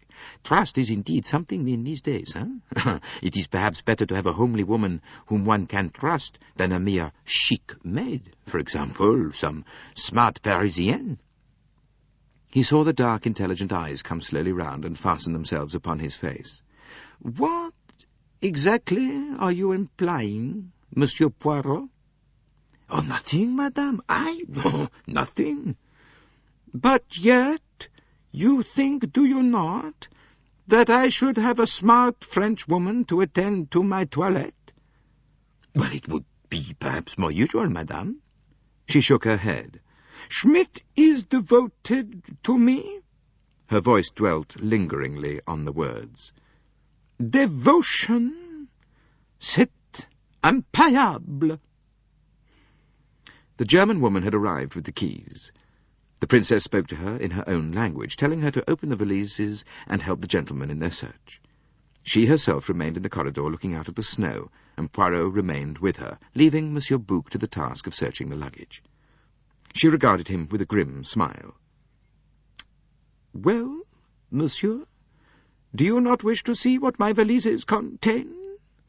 He shook his head. "Madame, it is a formality, that is all." "Are you so sure?" "In your case, yes." "And yet I knew and loved Sonia Armstrong. What do you think, then? That I would not soil my hands with killing such canaille as that man Cassetti? Well, perhaps you are right." She was silent a minute or two, and then she said, "With such a man as that, do you know what I should have liked to have done? I should have liked to call to my servants, 'Flog this man to death, and fling him out on the rubbish heap.' That is the way things were done when I was young, monsieur." Still he did not speak, just listened attentively. She looked at him with a sudden impetuosity. "You do not say anything, Monsieur Poirot. What is it that you are thinking, I wonder?" He looked at her with a very direct glance. "I think, madame, that your strength is in your will, not in your arm." She glanced down at her thin, black-clad arms, ending in those claw-like yellow hands with the rings on the fingers. "It is true," she said. "I have no strength in these. None. I do not know if I am sorry or glad." Then she turned abruptly back towards her carriage, where the maid was busily packing up the cases. The princess cut short Monsieur Bouc's apologies. "There is no need for you to apologize, monsieur," she said. "A murder has been committed. Certain actions have to be performed. That is all there is to it." "Vous êtes bien aimable, madame." She inclined her head slightly as they departed. The doors of the next two carriages were shut. Monsieur Bouc paused and scratched his head. "Diable," he said. "This may be awkward. Is a diplomatic passport? The baggage is exempt." "From customs, the examination, yes, but the murder is different." I know. All the same, we do not want to have complications. Now, do not distress yourself, my friend. The Count and Countess will be reasonable. See how amiable Princess Dragomirov was about it. Oh, she is truly grande dame. These two are also of the same position, but the Count impressed me as a man of somewhat truculent disposition. He was not pleased when you insisted on questioning his wife, and this will annoy him still further. Suppose, we omit them. After all, they can have nothing to do with the matter. Why should I stir up needless trouble for myself? Now, I do not agree with you, said Poirot. I feel sure that Count Andranier will be reasonable. At any rate, let us make the attempt. And before Monsieur Bouc could reply, he rapped sharply on the door of number 13. A voice from within cried, "Entrez!" The Count was sitting in the corner near the door reading a newspaper. The Countess was curled up in the opposite corner near the window. There was a pillow behind her head, and she seemed to have been asleep. Pardon, Monsieur le Comte, began Poirot. Pray forgive this intrusion. It is that we are making a search of all the baggage on the train, and in most cases a mere formality. But it has to be done. Monsieur Book suggests that, as you have a diplomatic passport, you might reasonably claim to be exempt from such a search. The Count considered for a moment. Thank you, he said. But I do not think that I care for an exception to be made in my case. No, I should prefer that our baggage should be examined like that of the other passengers. He turned to his wife. You do not object, I hope, Elena? Not at all, said the Countess without hesitation. A rapid and somewhat perfunctory search followed. Poirot seemed to be trying to mask an embarrassment in making various small, pointless remarks, such as, "Oh, here is a label all wet on your suitcase, madame," as he lifted down a blue morocco case with initials on it and a coronet. The Countess did not reply to this observation. She seemed, indeed, rather bored by the whole proceeding, remained curled up in her corner, staring dreamily out through the window whilst the men searched her luggage in the compartment next door. Poirot finished his search by opening the little cupboard above the wash-basin and taking a rapid glance at its contents. A sponge, face cream, powder, and a small bottle labelled Trianol. Then, with polite remarks on either side, the search party withdrew. Mrs. Hubbard's compartment, that of the dead man, and Poirot's own, came next. They now came to the second-class carriages. The first one, numbers 10 and 11, was occupied by Mary Debenham, who was reading a book, and Greta Olsen, who was fast asleep but woke with a start at their entrance. Poirot repeated his formula. The Swedish lady seemed agitated, Mary Debenham calmly indifferent. Poirot addressed himself to the Swedish lady. "If you permit, mademoiselle, we will examine your baggage first, and then perhaps you would be so good as to see how the American lady is getting on. We have moved her into one of the carriages in the next coach, but she is still very upset as a result of her discovery. I have ordered coffee to be sent to her, but I think she is of those to whom someone to talk to is a necessity of the first water." The good lady was instantly sympathetic. She would go immediately. It must have been indeed a terrible shock to the nerves, and already the poor lady was upset by the journey, and leaving her daughter, and, yes, certainly she would go at once. Her case was not locked, and she would take with her some sal ammoniac. She bustled off. Her possessions were soon examined. They were meagre in the extreme. She had evidently not yet noticed the missing wires from the hat-box. Miss Debenham had put her book down. She was watching Poirot. When he asked her, she handed over her keys. Then, as he lifted down a case and opened it, she said, "Why did you send her away, Monsieur Poirot?" "I, mademoiselle, why to minister to the American lady?" An excellent pretext, but a pretext all the same." "I don't understand you, mademoiselle." "No, I think you understand me very well." She smiled. "You wanted to get me alone. Wasn't that it?" "Oh, you are putting words into my mouth, mademoiselle." "And ideas into your head?" "No, I don't think so. The ideas are already there. That is right, isn't it?" "Mademoiselle, we have a proverb. Qui s'excuse, s'accuse. Is that what you were going to say? You must give me the credit for a certain amount of observation and common sense. For some reason or other, you've got it into your head that I know something about this sordid business, this murder of a man I never saw before." "Oh, you are imagining things, mademoiselle." "No, I'm not imagining things at all. But it seems to me that a lot of time is wasted by not speaking the truth, by beating about the bush instead of coming straight out with things." "And you do not like the waste of time." "No, you like to come straight to the point. You like the direct method." "Eh bien, I will give it to you, the direct method.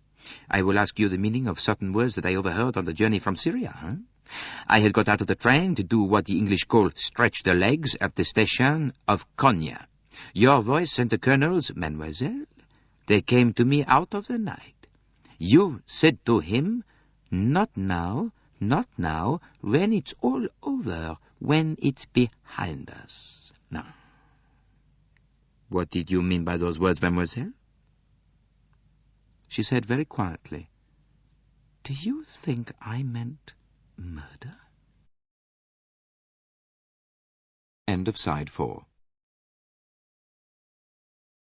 Side 5. It is I who am asking you, mademoiselle. She sighed, was lost a minute in thought. Then, as though rousing herself, she said, "Those words had a meaning, monsieur, but not one that I can tell you. I can only give you my solemn word of honour that I had never set eyes on this man Ratchet in my life until I saw him on this train." And you refuse to explain those words? "Yes, if you like to put it that way, I refuse. They had to do with a task I had undertaken." A task that is now ended? "What do you mean?" It is ended, is it not? "Well, why should you think so?" Listen, mademoiselle. I will recall to you another incident. There was a delay to the train on the day we were to reach Stamboul. You are very agitated, mademoiselle. You, so calm, so self-controlled, eh? You lost that calm. "Well, I did not want to miss my connection." So you said. But, mademoiselle, the Orient Express leaves Stamboul every day of the week. Even if you had missed a connection, it would only have been a matter of 24 hours delay. Miss Debenham, for the first time, showed signs of losing her temper.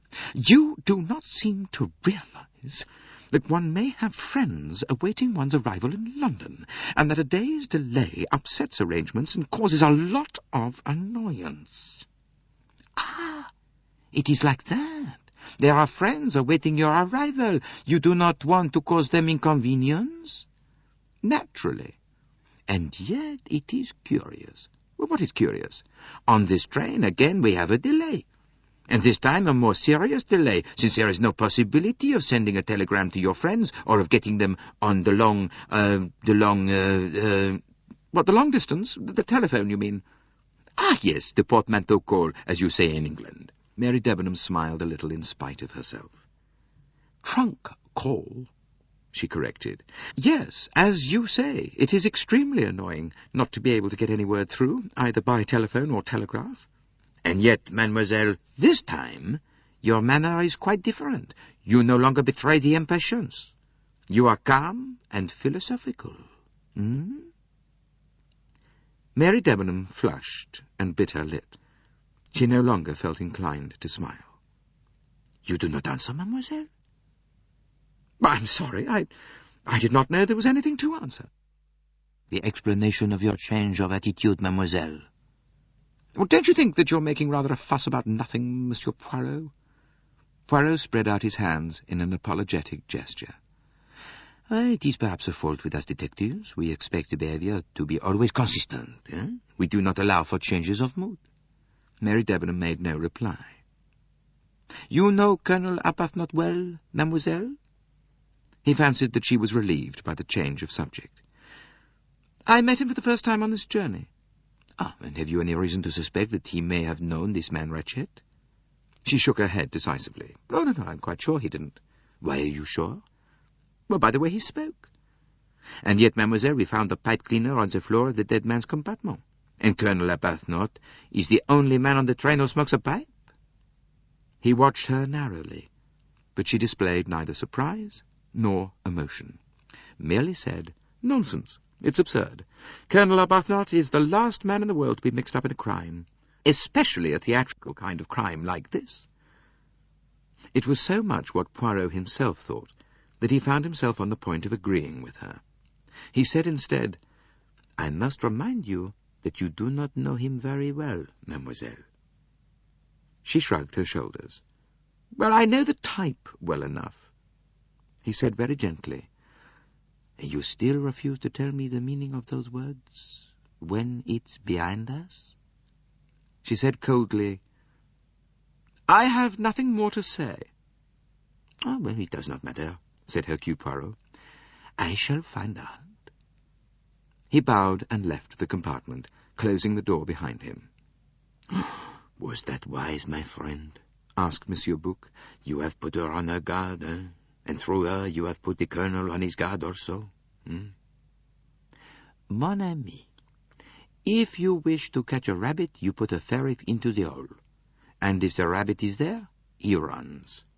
That is all I have done." They entered the compartment of Hildegard Schmidt. The woman was standing in readiness, her face respectful but unemotional. Poirot took a quick glance through the contents of the small case on the seat. Then he motioned to the attendant to get down the bigger suitcase from the rack. "The keys?" he said.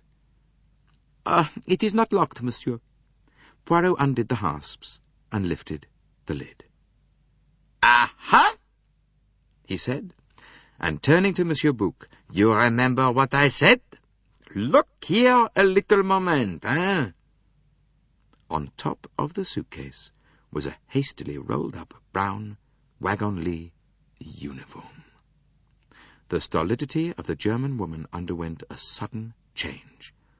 "Ah!" she cried. "That is not mine. I did not put it there. I have never looked in that case since we left Stamboul. Indeed, it is true." She looked from one to another pleadingly. Poirot took her gently by the arm and soothed her. No. All is well. We believe you. Don't be agitated. I am as sure you did not hide the uniform there as I am sure that you are a good cook. See, you are a good cook, are you not? Bewildered, the woman smiled in spite of herself. Yes, indeed. All my ladies have said so. She stopped, her mouth open, looking frightened again. No, said Poirot. I assure you all is well. See, I will tell you how this happened. This man, the man you saw in wagon-lit uniform, comes out of the dead man's compartment. He collides with you. Now, that is bad luck for him. He has hoped that no one will see him. What to do next? He must get rid of his uniform. It is now not a safeguard, but a danger. His glance went to Monsieur Bouc and Dr. Constantine, who were listening attentively. There is the snow, you see. The snow which confuses all his plans. Where can he hide these clothes, All the compartments are full? No. He passes one where the door is open and shows it to be unoccupied. It must be the one belonging to the woman with whom he has just collided. He slips in, removes the uniform, and jams it hurriedly into a suitcase on the rack. It may be some time before it is discovered.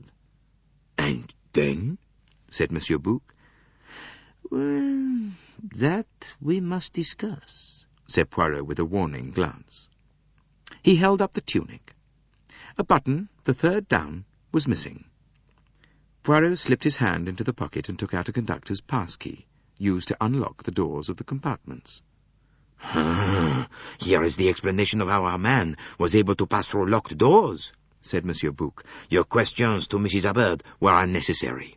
Locked or not locked, the man could easily get through the communicating door. After all, if a wagon-lit uniform, why not a wagon-lit key? Why not indeed? Said Poirot. Well, we might have known it, really.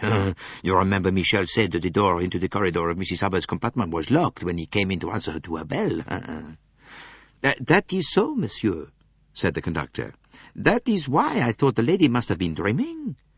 Yeah, but now it is easy, continued Monsieur Bouc. Doubtless he meant to relock the communicating door also, but perhaps he heard some movement from the bed, and it startled him. We have now, said Poirot, only to find the scarlet kimono. True. And these last two compartments are occupied by men. But we will search all the same.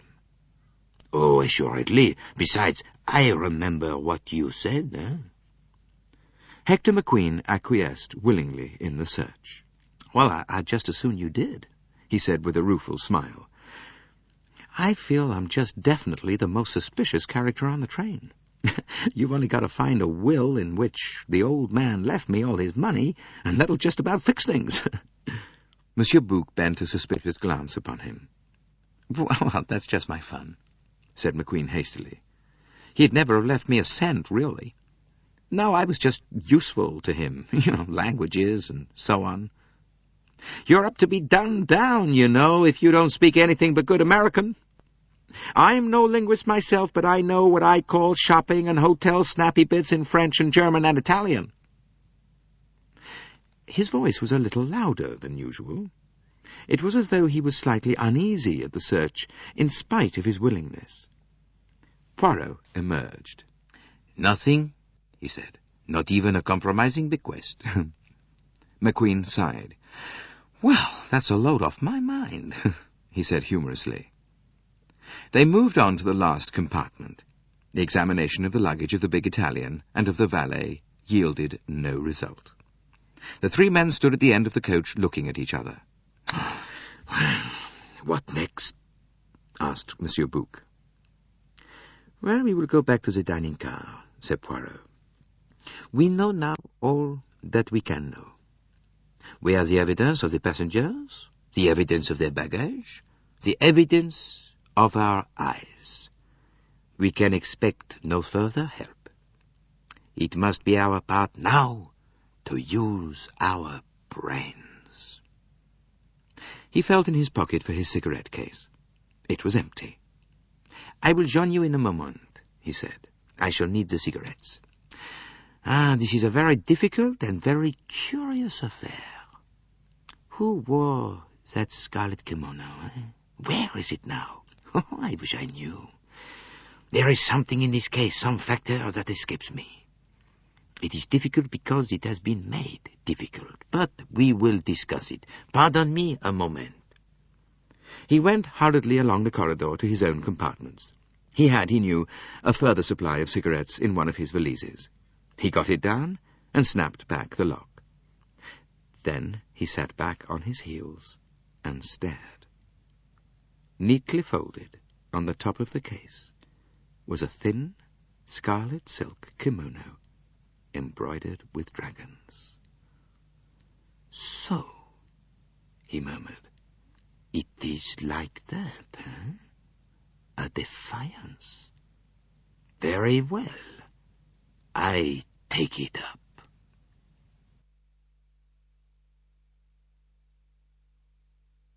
Part 3. Hercule Poirot sits back and thinks. Chapter 1. Which of them? Monsieur Bouc and Dr. Constantine were talking together when Poirot entered the dining car. Monsieur Bouc was looking depressed. "Oh, le voilà," said the latter when he saw Poirot. And then he added, as his friend sat down, "If you solve this case, mon cher, I shall indeed believe in miracles." "Oh, it worries you, this case?" "Oh, naturally it worries me. I cannot make head or tail of it." "I agree," said the doctor. He looked at Poirot with interest. "To be frank," he said, "I cannot see what you are going to do next." "No?" said Poirot thoughtfully. He took out his cigarette case and lit one of his tiny cigarettes. His eyes were dreamy. "That, to me, is the interest of this case," he said. "We are cut off from all the normal routes of procedure. Are these people whose evidence we have taken speaking the truth or lying? Now, we have no means of finding out except such means as we can devise ourselves. It is an exercise, this, of the brain." "That is all very fine," said Monsieur Bouc. "But what have you to go upon?" "Well, I told you just now, we have the evidence of the passengers and the evidence of our own eyes." "Pretty evidence, that of the passengers. It told us just nothing at all." Poirot shook his head. "I do not agree, my friend. The evidence of the passengers gave us several points of interest." "Indeed," said Monsieur Bouc sceptically. "I did not observe it." But that is because you did not listen." "Well, tell me, what did I miss?" "I will just take one instance. The first evidence we heard, that of the young McQueen. He uttered, to my mind, one very significant phrase." "What, about the letters?" No, not about the letters. As far as I can remember, his words were, 'We travelled about. Monsieur Ratchet wanted to see the world. He was hampered by knowing no languages. I acted more as a courier than a secretary.'" He looked from the doctor's face to that of Monsieur Bouc. "What? You still do not see?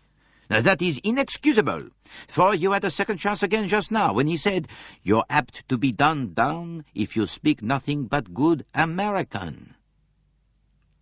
"You mean Monsieur Bouc still looked puzzled. Ah, it is that you want it given to you in words of one syllable? Well, here it is. Monsieur Ratchet spoke no French. Ha-ha! Yet, when the conductor came in to answer to his bell last night, it was a voice speaking in French that told him that it was a mistake and that he was not wanted. It was, moreover, a perfectly idiomatic phrase that was used, not one that a man knowing only a few words of French would have selected. Ce n'est rien, je me suis trompé. It is true, cried Constantine excitedly. We should have seen that. I remember your laying stress on the words when you repeated them to us. Now I understand your reluctance to rely upon the evidence of the dented watch. Already, at 23 minutes to 1, Ratchet was dead. Ah, and it was his murderer speaking, finished Monsieur Bouc impressively. Poirot raised a deprecating hand. Let us not go too fast. And do not let us assume more than we actually know. It is safe, I think, to say that at that time, 23 minutes to 1, some other person was in Ratchet's compartment, and that person was either French or could speak the French language fluently. You are very cautious, mon vieux. Well, one should advance only a step at a time. We have no actual evidence that Ratchet was dead at that time. But there is the cry that awakened you. Yes, that is true. Well, in one way, said Monsieur Bouc thoughtfully. This discovery does not affect things very much. You heard someone moving about next door. That someone was not Ratchet, but the other man. Doubtless he is washing blood from his hands, clearing up after the crime, burning the incriminating letter. And then he waits till all is still, and when he thinks it is safe and the coast is clear, he locks and chains Ratchet's door on the inside, unlocks the communicating door through into Mrs. Hubbard's compartment, and slips out that way. In fact, it is exactly as we thought, with the difference that Ratchet was killed about half an hour earlier, and the watch put on to 1:15 to create an alibi. Well, but not such a famous alibi, said Poirot. The hands of the watch pointed to 1:15, the exact time when the intruder actually left the scene of the crime. True, said Monsieur Bouc, a little confused. But what, then, does the watch convey to you? If the hands were altered, I say if, then the time at which they were set must have a significance, huh? The natural reaction would be to suspect anyone who had a reliable alibi for the time indicated, in this case 1:15.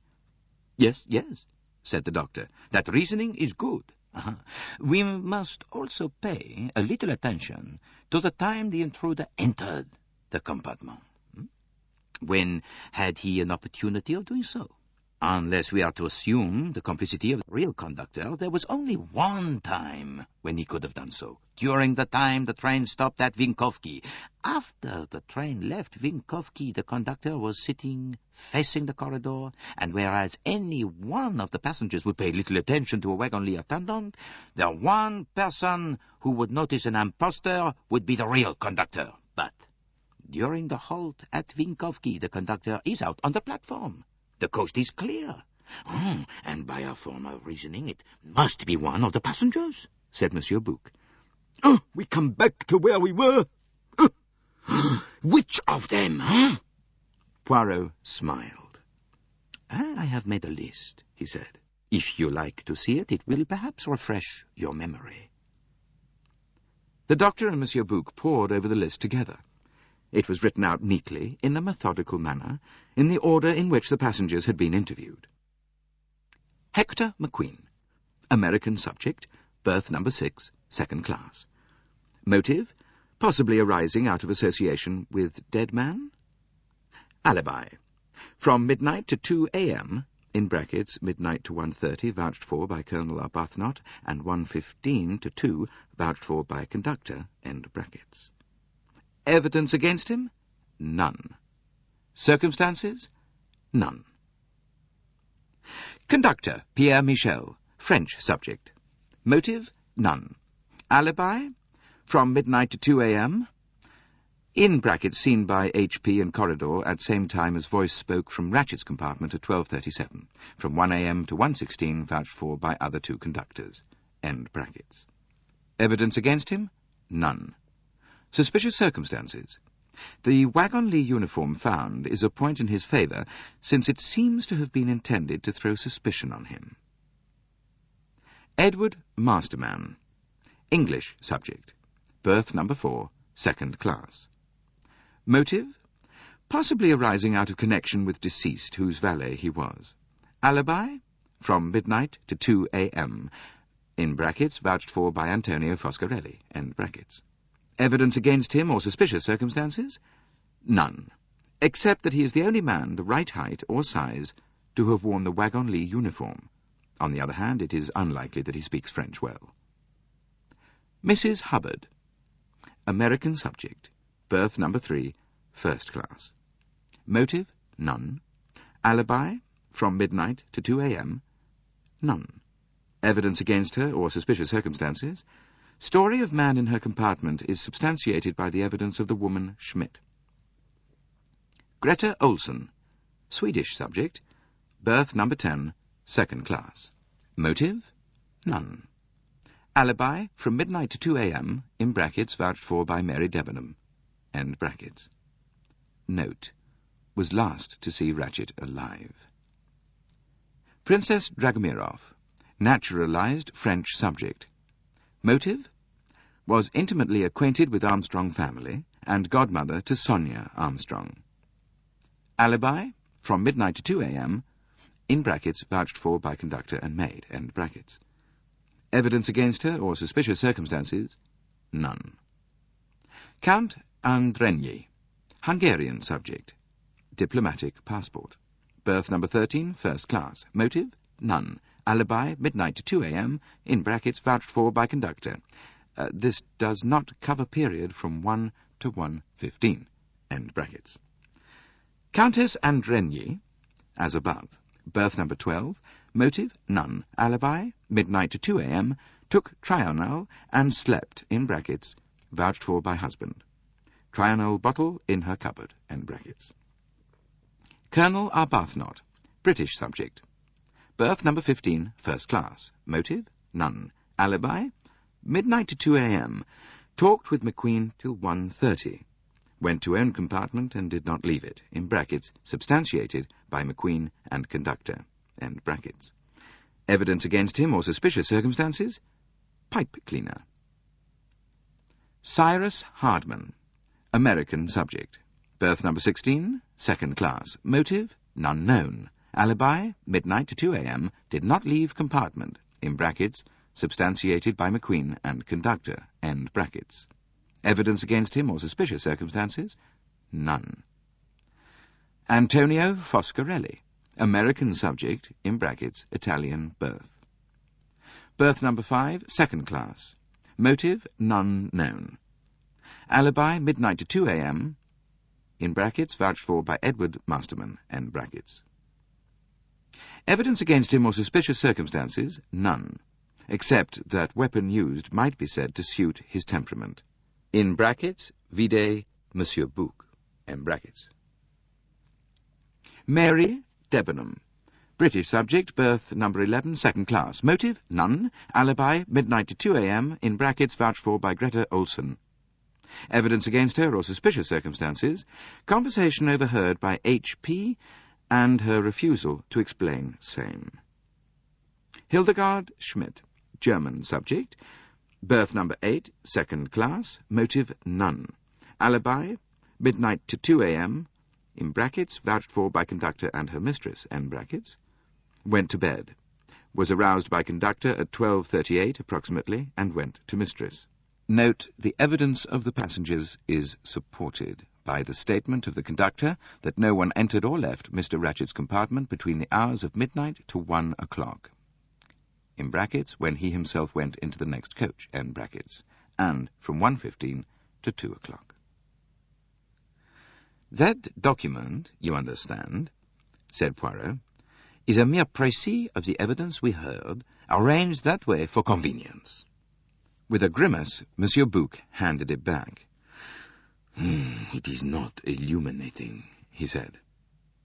Well, perhaps you may find this more to your taste, said Poirot with a slight smile as he handed him a second sheet of paper.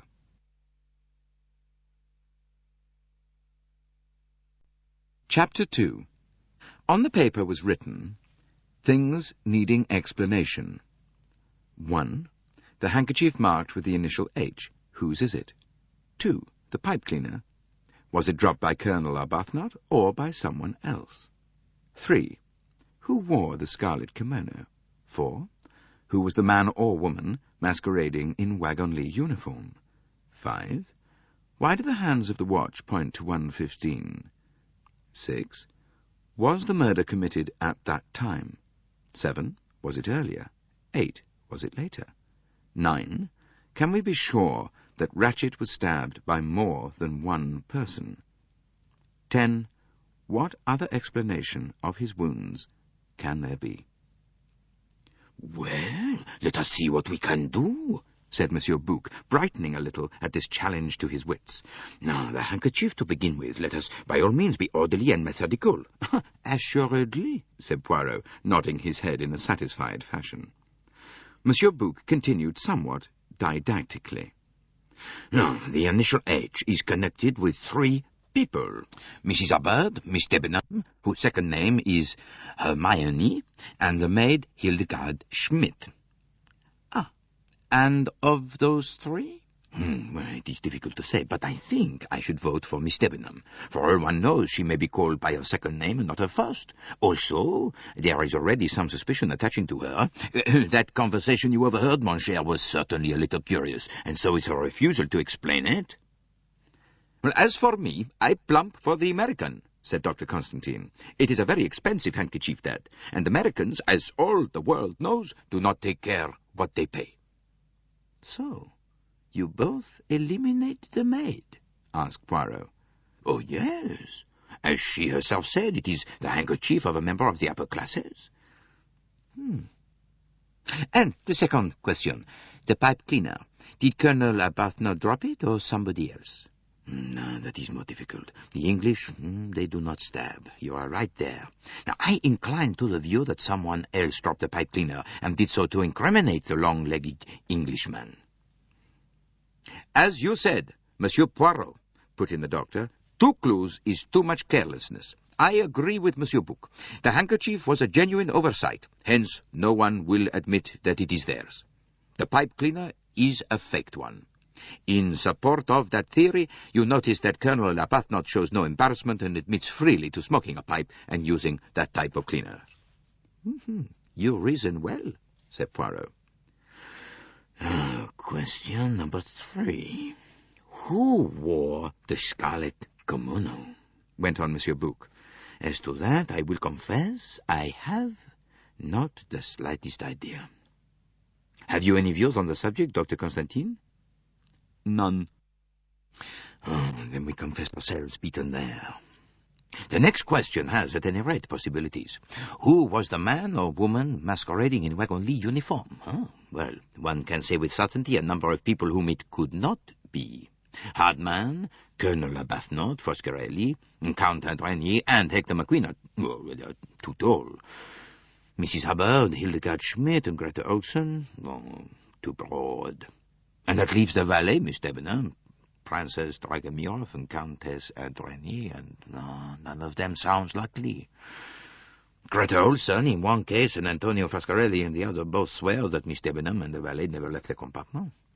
Hildegard Schmidt swears to the princess being in hers, and Count Andrigny has told us that his wife took a sleeping draught.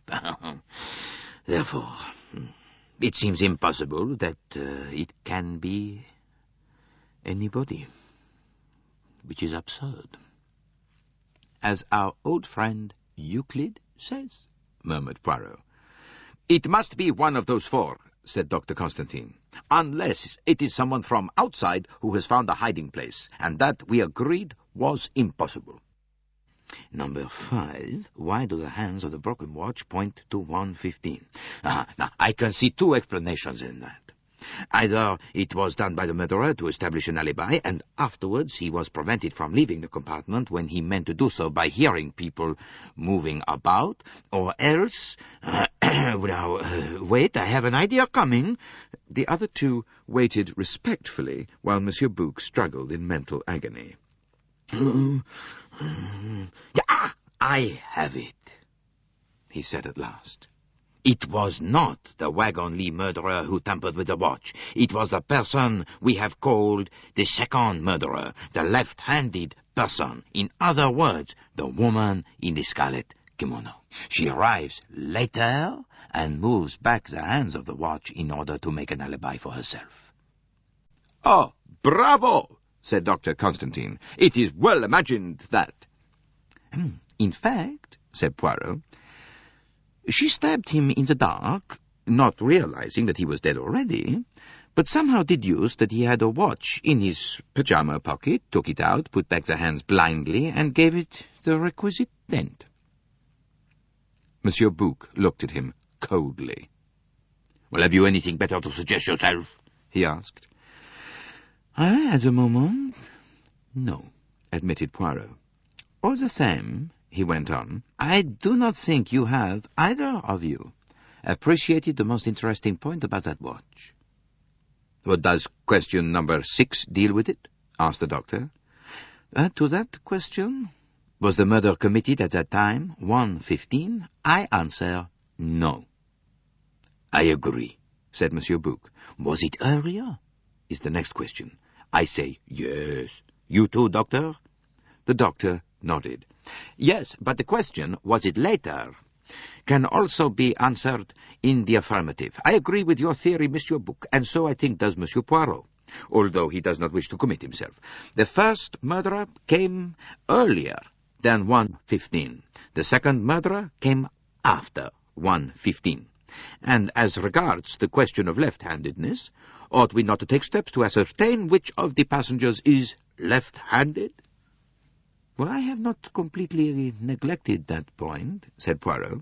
You may have noticed that I made each passenger write either a signature or an address. Now, that is not conclusive, because some people do certain actions with the right hand and others with the left. Some write right-handed, but play golf left-handed. Still, it is something. Every person questioned took the pen in their right hand, with the exception of Princess Dragomirov, who refused to write. Princess Dragomirov? Impossible, said Monsieur Bouc. I doubt if she would have had the strength to inflict that particular left-handed blow, said Dr. Constantine dubiously. That particular wound had been inflicted with considerable force. More force than a woman could use? Well, no, I would not say that, but I think more force than an elderly woman could display, and Princess Dragomirov's physique is particularly frail. Well, it might be a question of the influence of mind over body, said Poirot.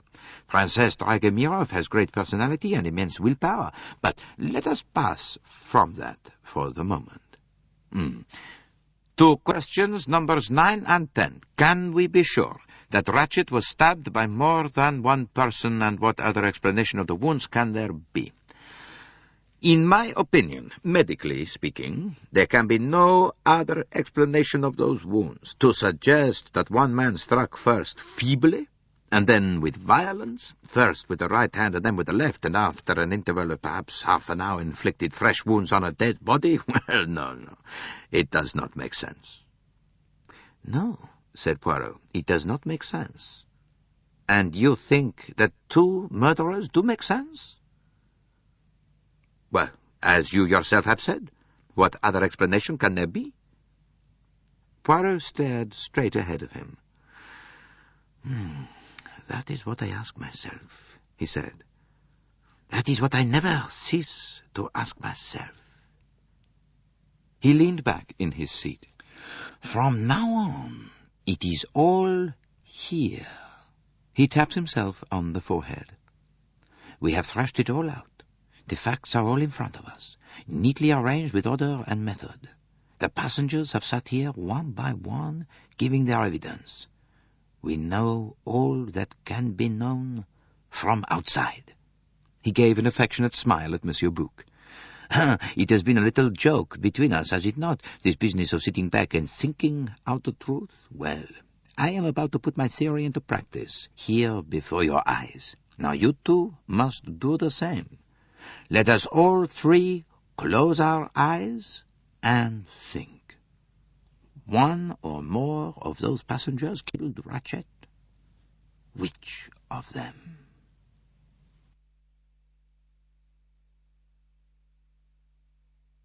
Chapter 3. Certain Suggestive Points. It was quite a quarter of an hour before anyone spoke.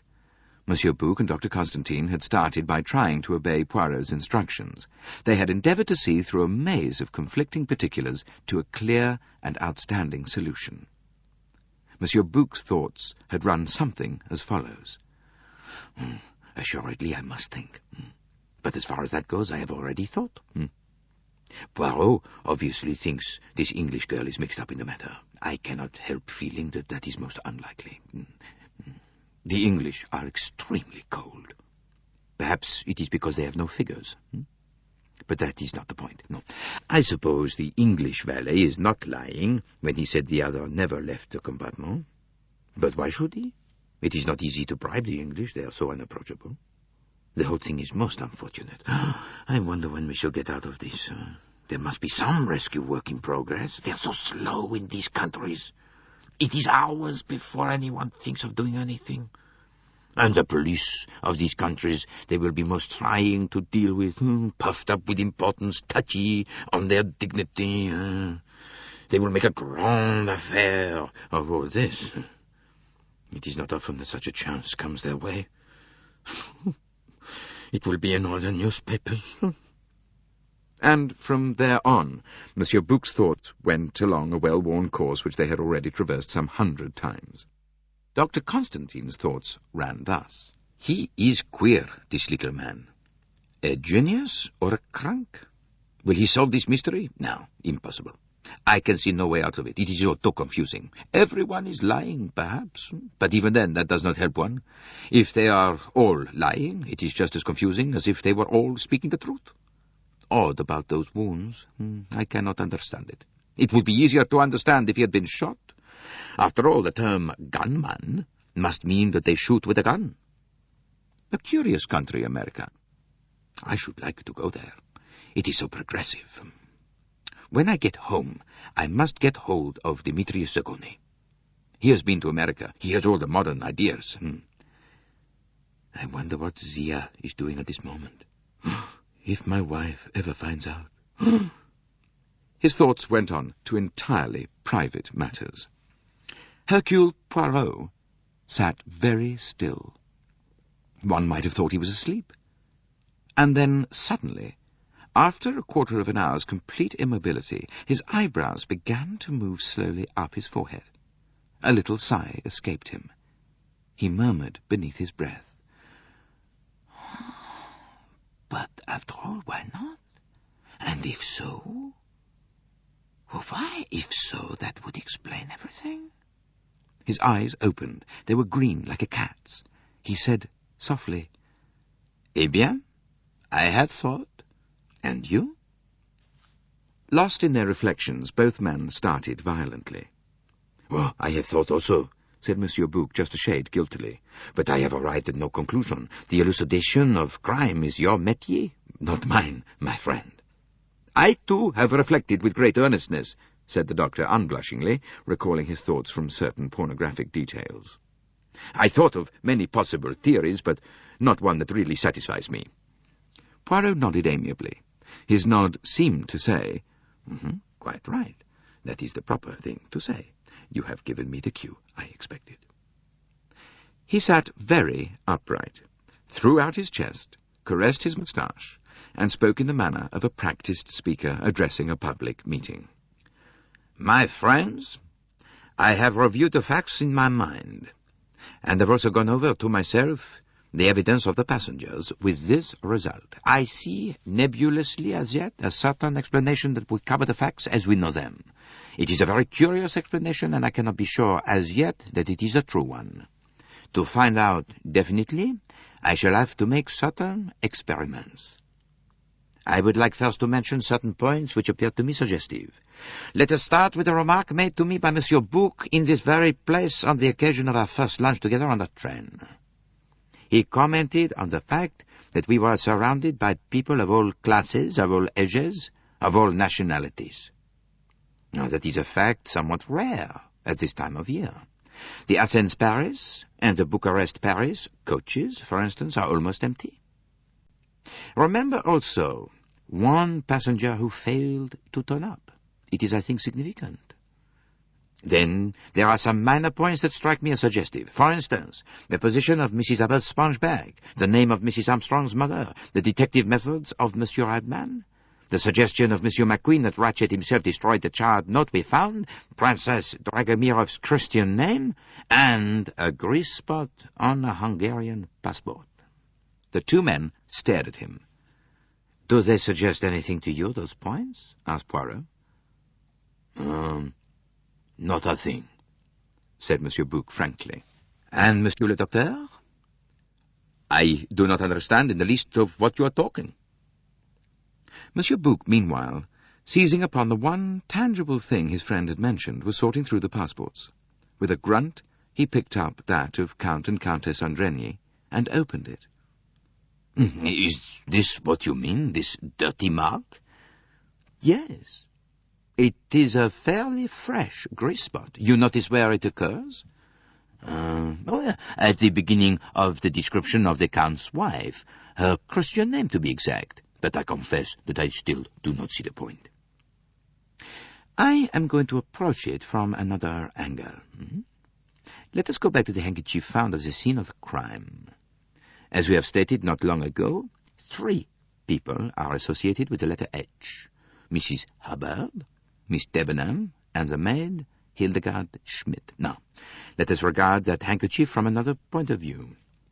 It is, my friends, an extremely expensive handkerchief, an objet de luxe, handmade, embroidered in Paris.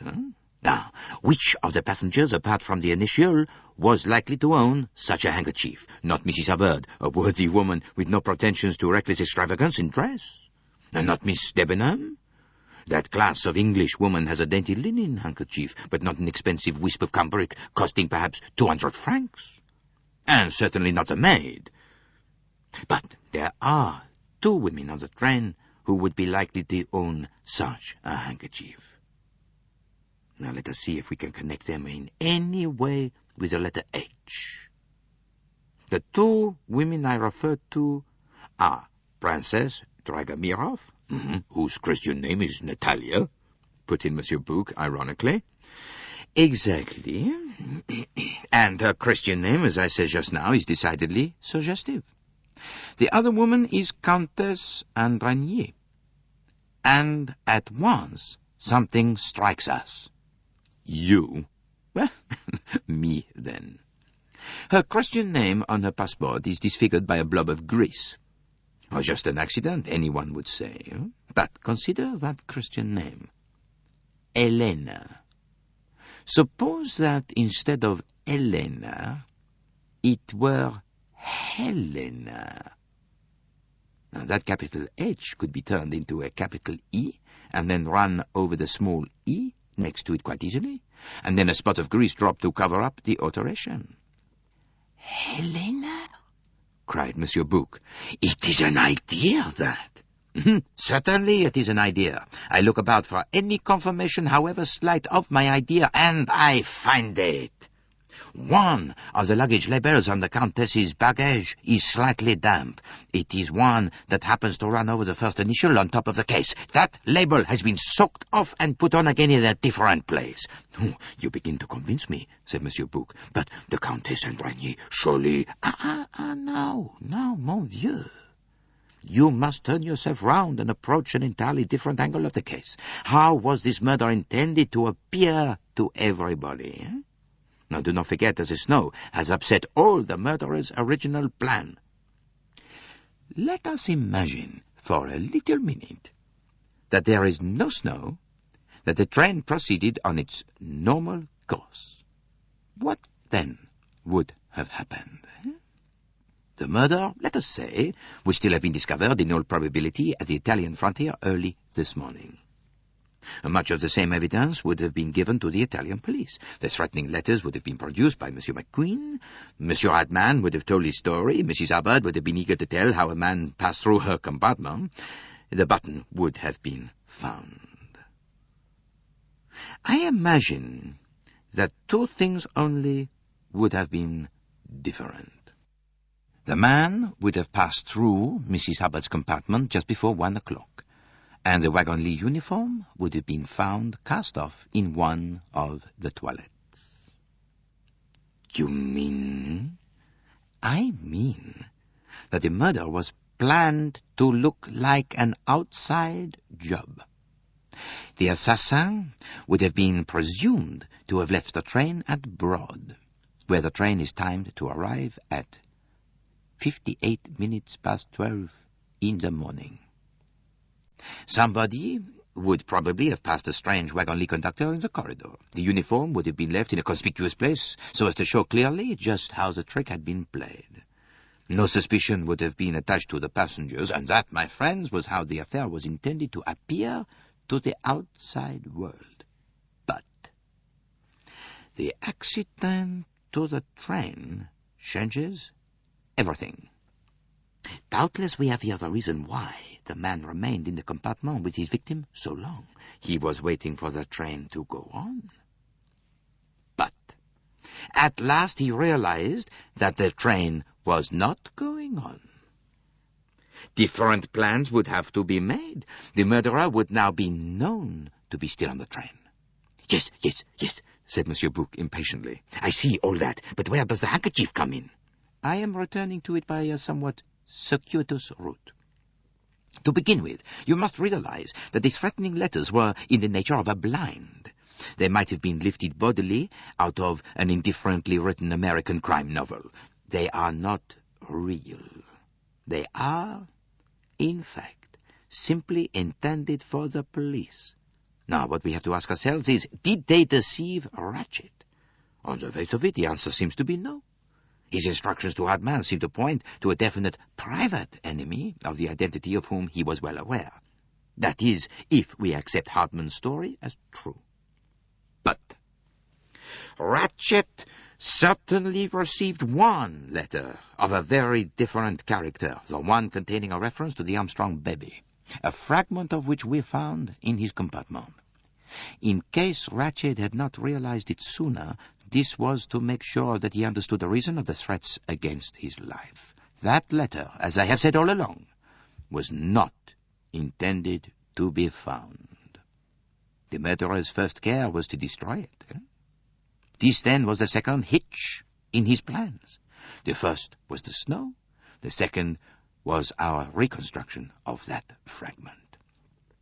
That note being destroyed so carefully can only mean one thing. There must be on the train someone so intimately connected with the Armstrong family that the finding of that note would immediately direct suspicion upon that person. Now, we come to the other two clues that we found.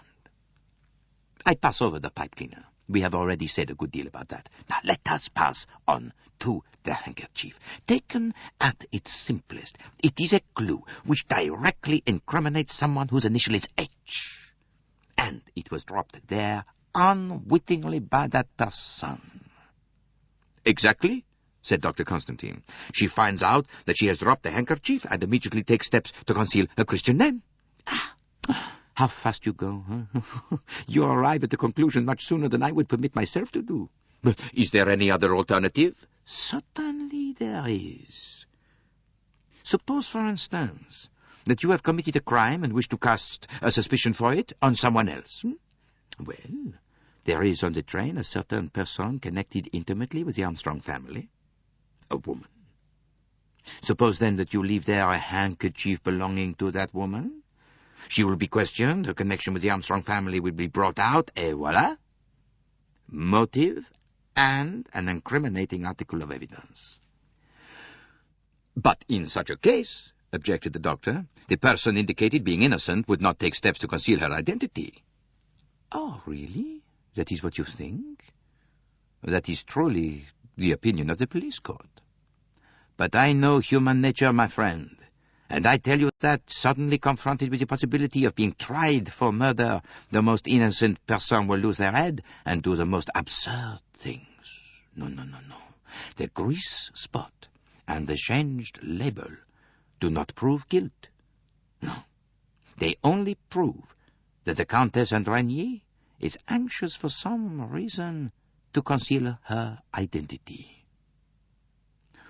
What do you think her connection with the Armstrong family can be? She has never been in America, she says. Exactly. And she speaks broken English, and she has a very foreign appearance, which she exaggerates. But it should not be difficult to guess who she is. I mentioned just now the name of Mrs. Armstrong's mother. It was Linda Arden, and she was a very celebrated actress. Among other things, a Shakespearean actress. Think of As You Like It, The Forest of Arden, and Rosalind. It was there she got the inspiration for her acting name.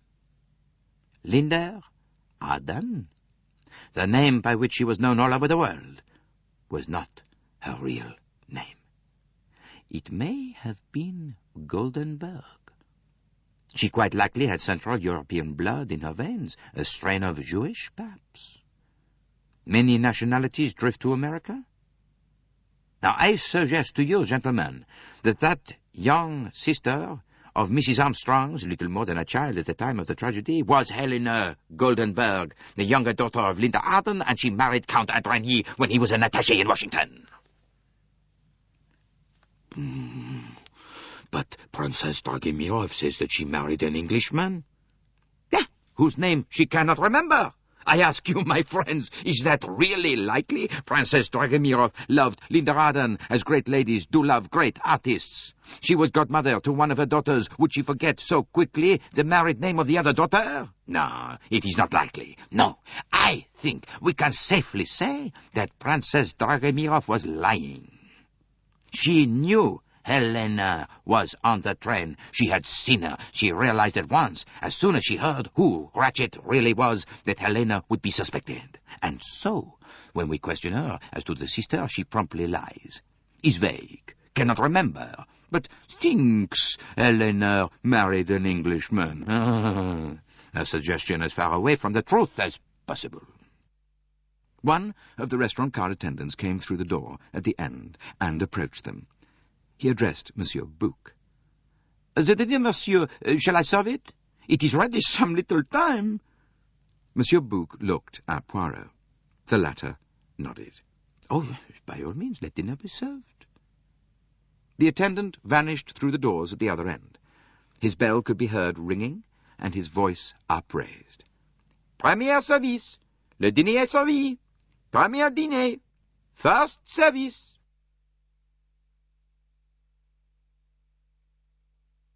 Chapter 4. The Grease Spot on a Hungarian Passport. Poirot shared a table with Monsieur Bouc and the doctor. The company assembled in the restaurant car was a very subdued one. They spoke little. Even the loquacious Mrs. Hubbard was unnaturally quiet. She murmured as she sat, "Oh, I don't feel as though I've got the heart to eat anything," and then partook of everything offered her, encouraged by the Swedish lady, who seemed to regard her as a special charge. Before the meal was served, Poirot had caught the chief attendant by the sleeve and murmured something to him. Constantine had a pretty good guess what the instructions had been, as he noticed that the Count and Countess Andrigny were always served last, and that at the end of the meal there was a delay in making out their bill. It therefore came about that the Count and Countess were the last left in the restaurant car. When they rose at length and moved in the direction of the door, Poirot sprang up and followed them. Oh, pardon, madame, you have dropped your handkerchief, eh? He was holding out to her the tiny monogrammed square. She took it, glanced at it, then handed it back to him. You are mistaken, monsieur. That is not my handkerchief. Oh, not your handkerchief, are you sure? Perfectly sure, monsieur. And yet, madame, it has your initial, the initial H. The Count made a sudden movement. Poirot ignored him. His eyes were fixed on the Countess's face. Looking steadily at him, she replied, I do not understand, monsieur. My initials are E.A. I think not. Your name is Helena, not Elena. Helena Goldenberg, the younger daughter of Linda Arden. Helena Goldenberg, the sister of Mrs. Armstrong. There was a dead silence for a minute or two. Both the Count and Countess had gone deadly white. Poirot said in a gentler tone, It is of no use denying. That is the truth, is it not? The Count burst out furiously. I demand, monsieur, by what right you... She interrupted him, putting up a small hand towards his mouth. No, Rudolph, let me speak. It is useless to deny what this gentleman says. We had better sit down and talk the matter out. Her voice had changed. It still had the southern richness of tone, but it had become suddenly more clear-cut and incisive. It was for the first time a definitely American voice. The Count was silenced.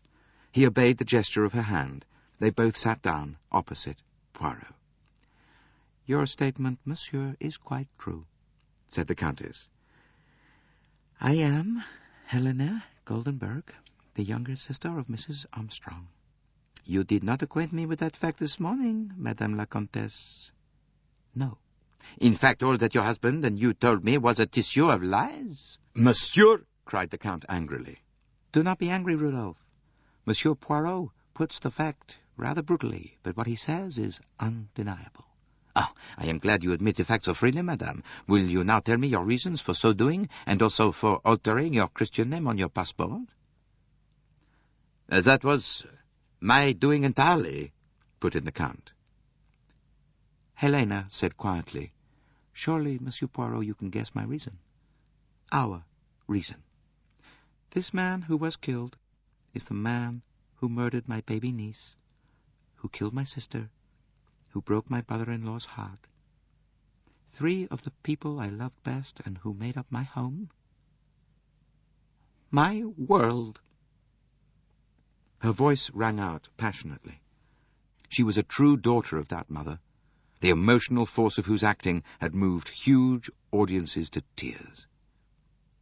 She went on more quietly. Of all the people in the train, I alone had probably the best motive for killing him. And you did not kill him, madame?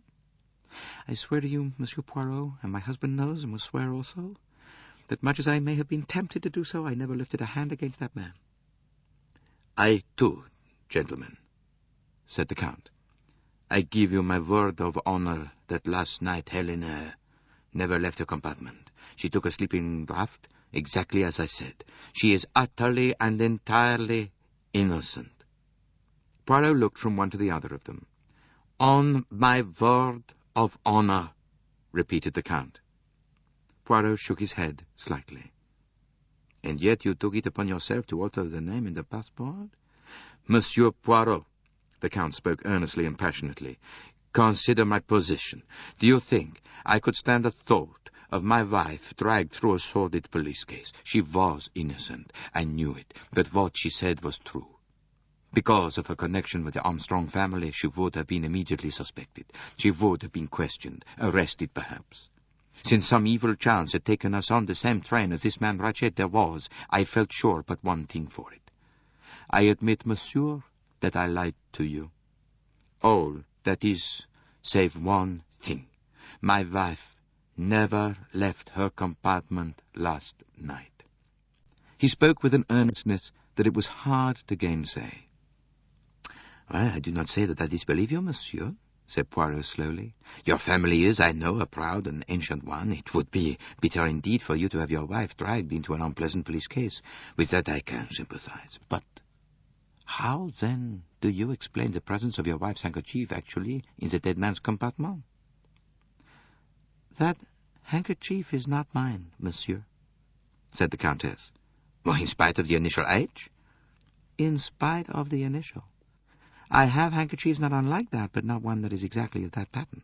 I know, of course, that I cannot hope to make you believe me, but I assure you that it is so. That handkerchief is not mine. It may have been placed there by someone in order to incriminate you? She smiled a little. You are enticing me to admit that after all it is mine? No, but indeed, Monsieur Poirot, it isn't. She spoke with great earnestness. Then why, if the handkerchief was not yours, did you alter the name in the passport? The Count answered this. Because we heard that the handkerchief had been found with the initial H on it. We talked the matter over together before we came to be interviewed. I pointed out to Helena that if it were seen that her Christian name began with an H, she would immediately be subjected to much more rigorous questioning. And the thing was so simple. To alter Helena to Elena was easily done. You have, Monsieur le Comte, the makings of a very fine criminal, remarked Poirot dryly. A great natural ingenuity, and an apparently remorseless determination to mislead justice. Oh, no. The girl leaned forward. Monsieur Poirot, he's explained to you how it was. She broke from French into English. I was scared, absolutely dead scared, you understand? It had been so awful that time, and to have it all raked up again and to be suspected and perhaps thrown into prison, I was just scared stiff, Monsieur Poirot. Can't you understand at all? Her voice was lovely, deep, rich, and pleading. The voice of the daughter of Linda Arden, the actress. Poirot looked gravely at her. If I am to believe you, madame, and I do not say that I will not believe you, then you must help me. Help you? Yes. The reason for the murder lies in the past, in that tragedy which broke up your home and saddened your young life. Take me back into the past, mademoiselle, that I may find there the link that explains the whole thing.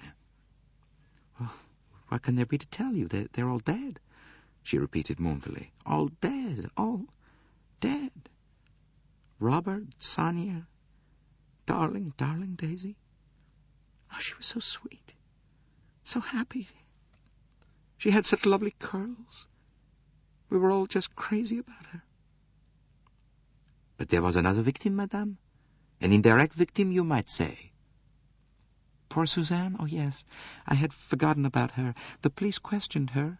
They were convinced that she had something to do with it. Well, perhaps she had, but if so, only innocently. She had, I believe, chatted idly with someone, well, giving information as to the time of Daisy's outings. The poor thing got terribly wrought up. She thought she was being held responsible, and she shuddered. She threw herself out of the window. Oh, it was horrible. She buried her face in her hands. What nationality was she, madame? She was French. What was her last name? It's absurd. I can't remember. We all called her Suzanne. A pretty, laughing girl. She was devoted to Daisy. She was a nursery maid, was she not? Yes. Who was the nurse? She was a trained hospital nurse. Stengelberg, her name was. She, too, was devoted to Daisy and to my sister. Now, madame, I want you to think carefully before you answer this question. Have you, since you were on this train, seen anyone that you recognized? She stared at him. I? No. No one at all. What about Princess Dragomirov? Oh, her! Oh, well, I know her, of course. I thought you meant anyone from that time. So I did, madame. Now, think carefully. Some years have passed, remember? The person might have altered their appearance. Helena pondered deeply. Then she said, No, I'm sure. There is no one. You yourself, you were a young girl at the time.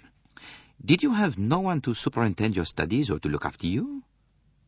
Oh, yes, I had a dragon, a sort of governess to me and secretary to Sonia combined.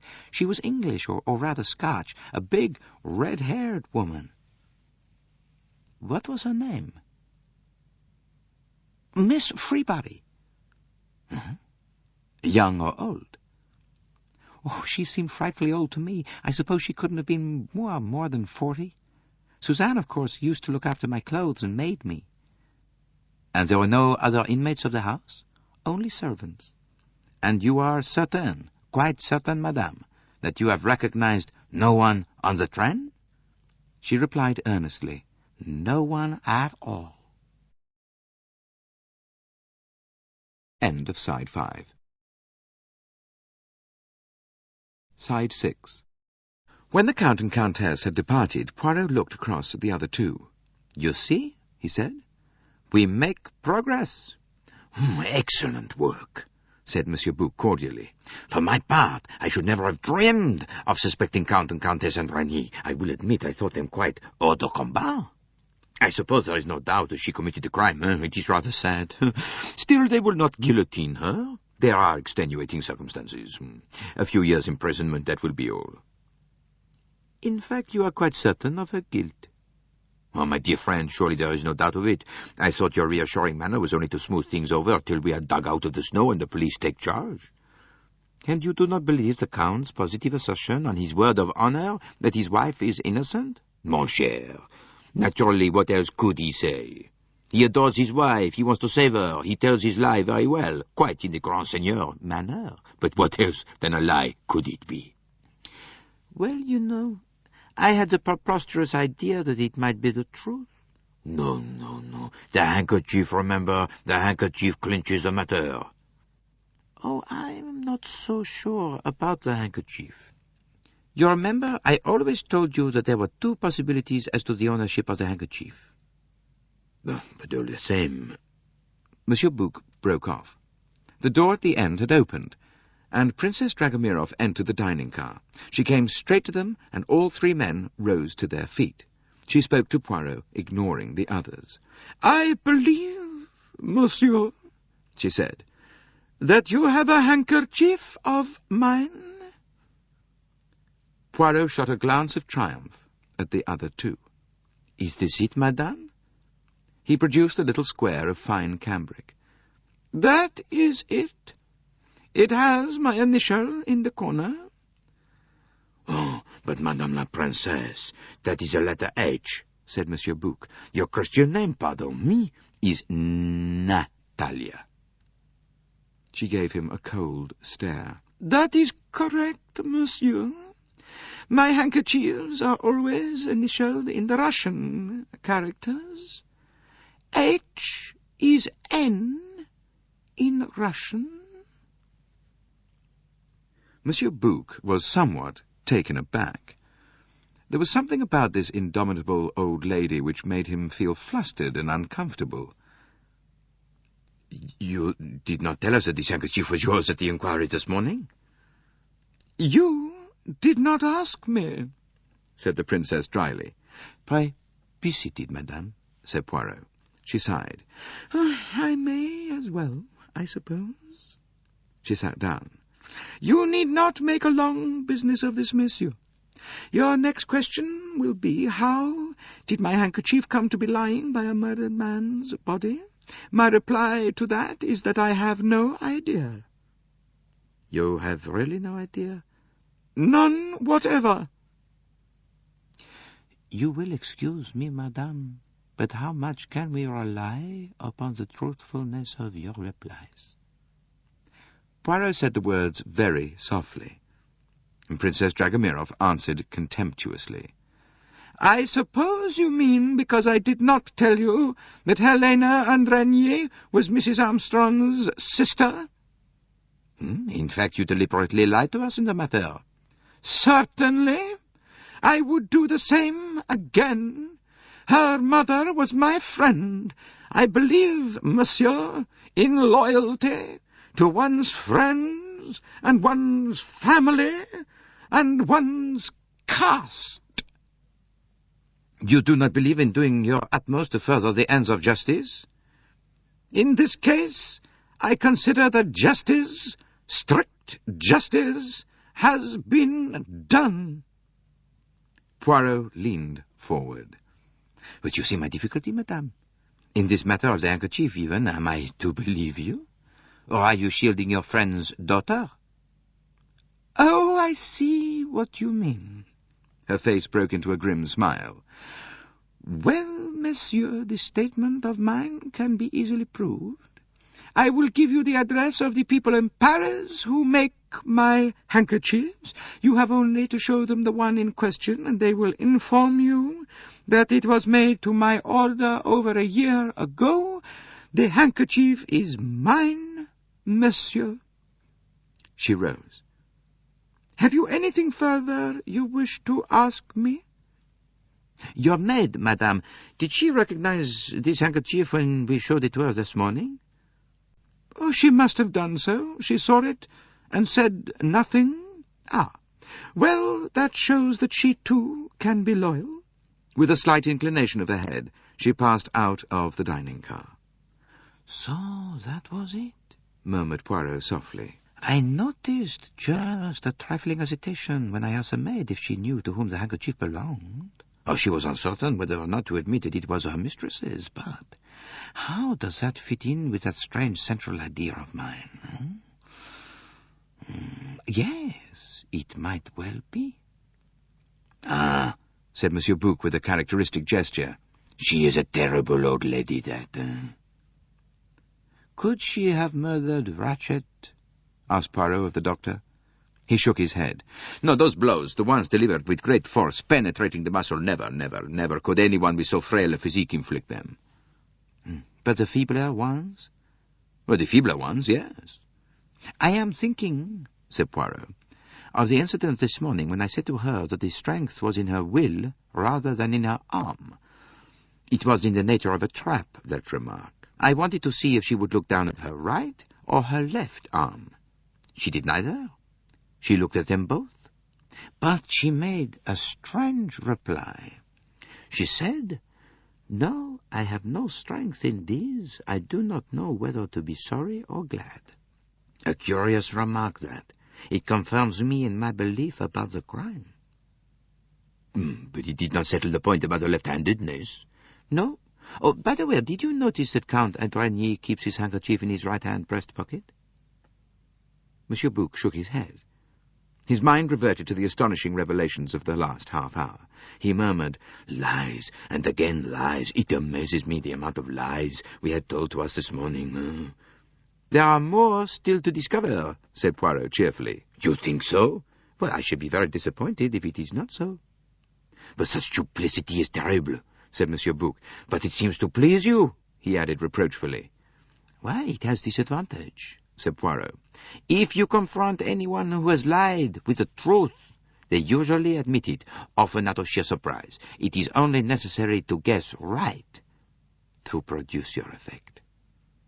Now, that is the only way to conduct this case. I select each passenger in turn, consider their evidence, and say to myself, if so-and-so is lying, on what point are they lying, and what is the reason for the lie? And I answer, if they are lying, if you mark, it could only be for such a reason and on such a point. We have done that once very successfully with Countess Antoigny. We shall now proceed to try the same method on several other passengers." "And supposing, my friend, that your guess happens to be wrong?" "Well, then one person at any rate will be completely freed from suspicion." "Ah, a process of elimination, huh?" "Exactly."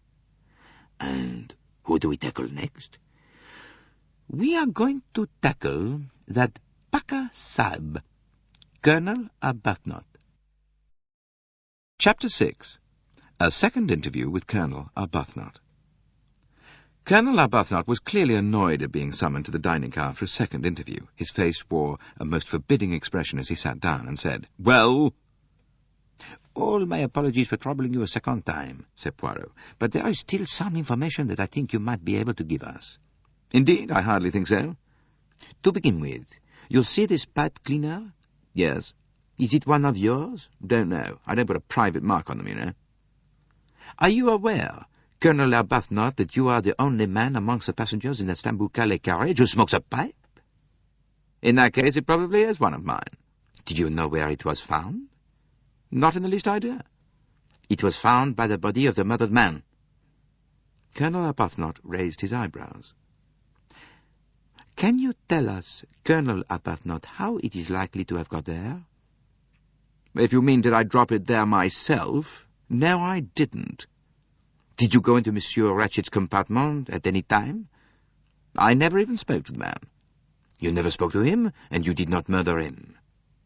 The Colonel's eyebrows went up again sardonically. "If I had, I should hardly be likely to acquaint you with the fact. As a matter of fact, I didn't murder the fellow." "Ah, well," murmured Poirot, "it is of no consequence." "I beg your pardon?" "I said that it was of no consequence." "Oh." Arbuthnot looked taken aback. He eyed Poirot uneasily. "Because, you see," continued the little man, "the pipe cleaner, it is of no importance. I can myself think of 11 other excellent explanations of its presence." Arbuthnot stared at him.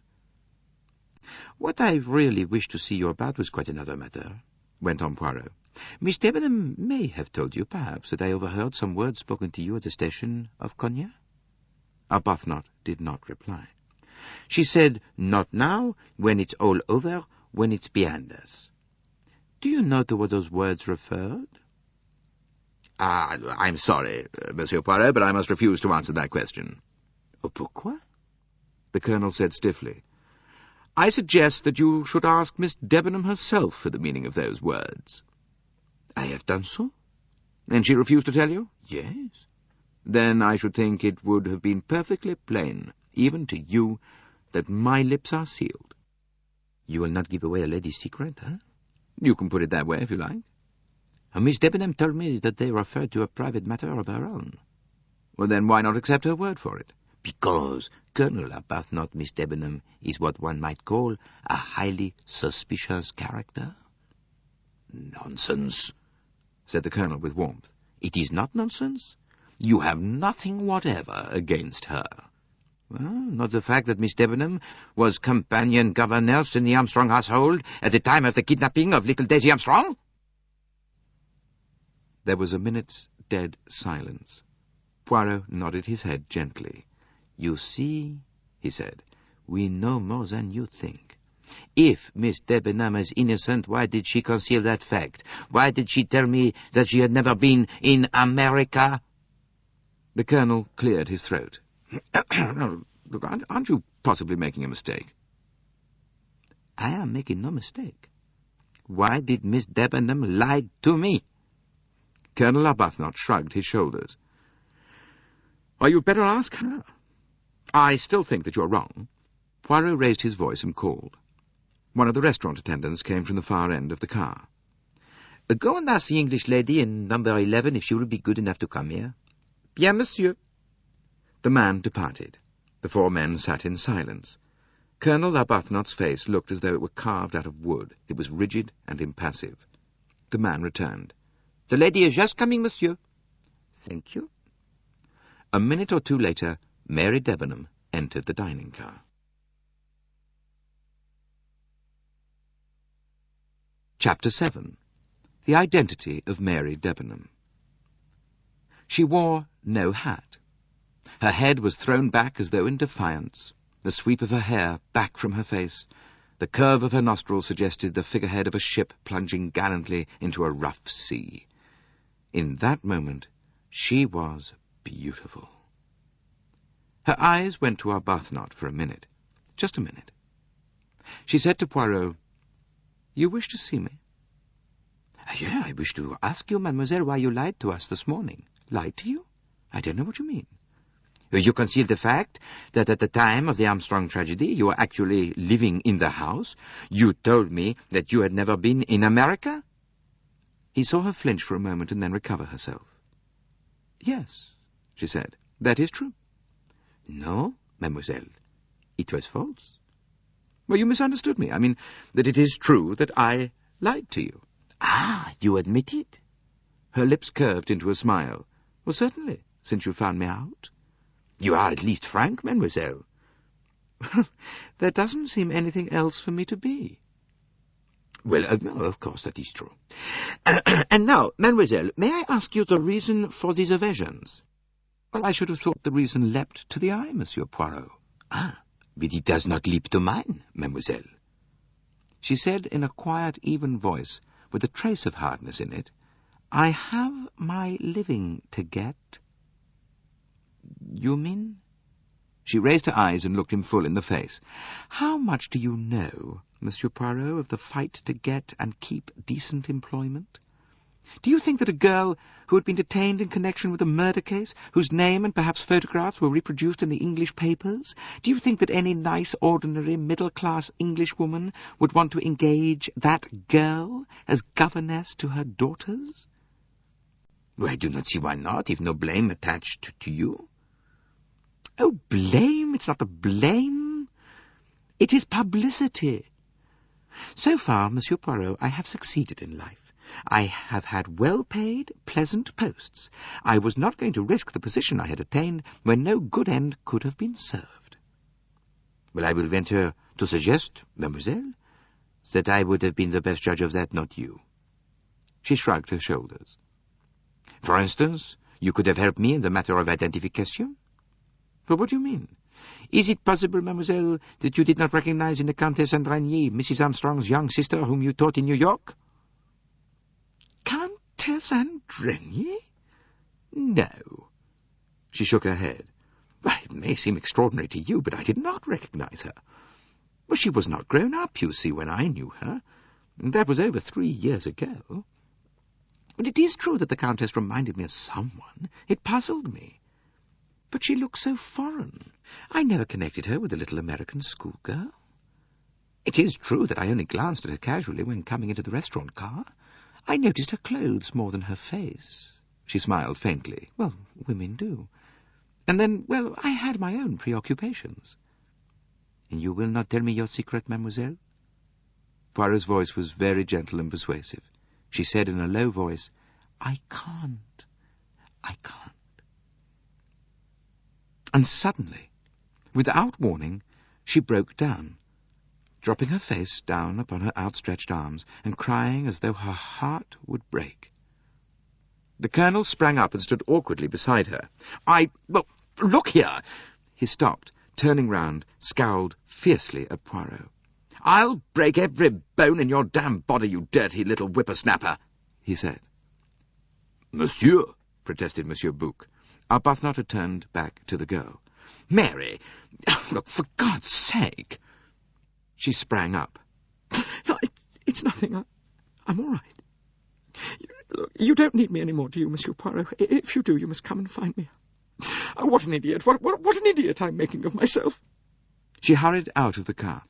Arbuthnot, before following her, turned once more on Poirot. Miss Debenham's got nothing to do with this business. Nothing. Do you hear?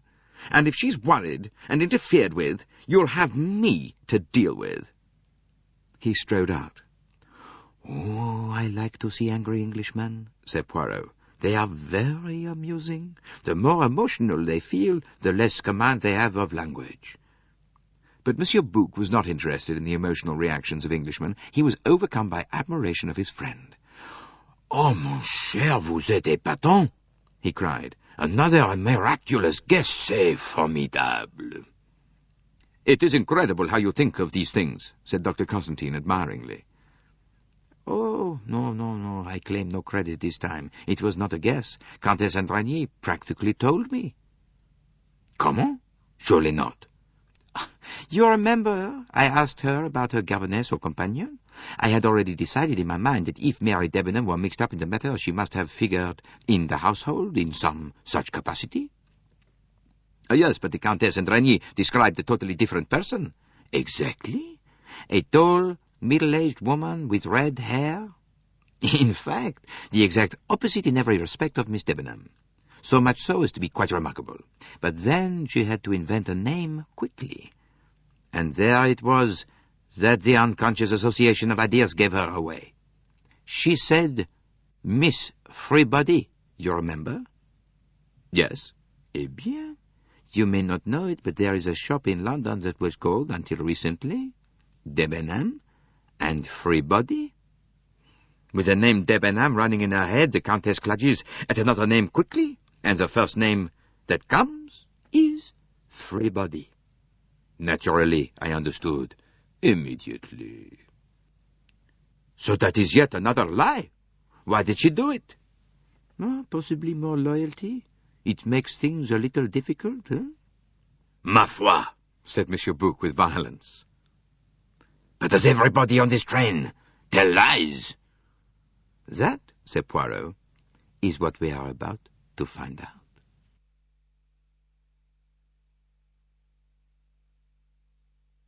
Chapter 8.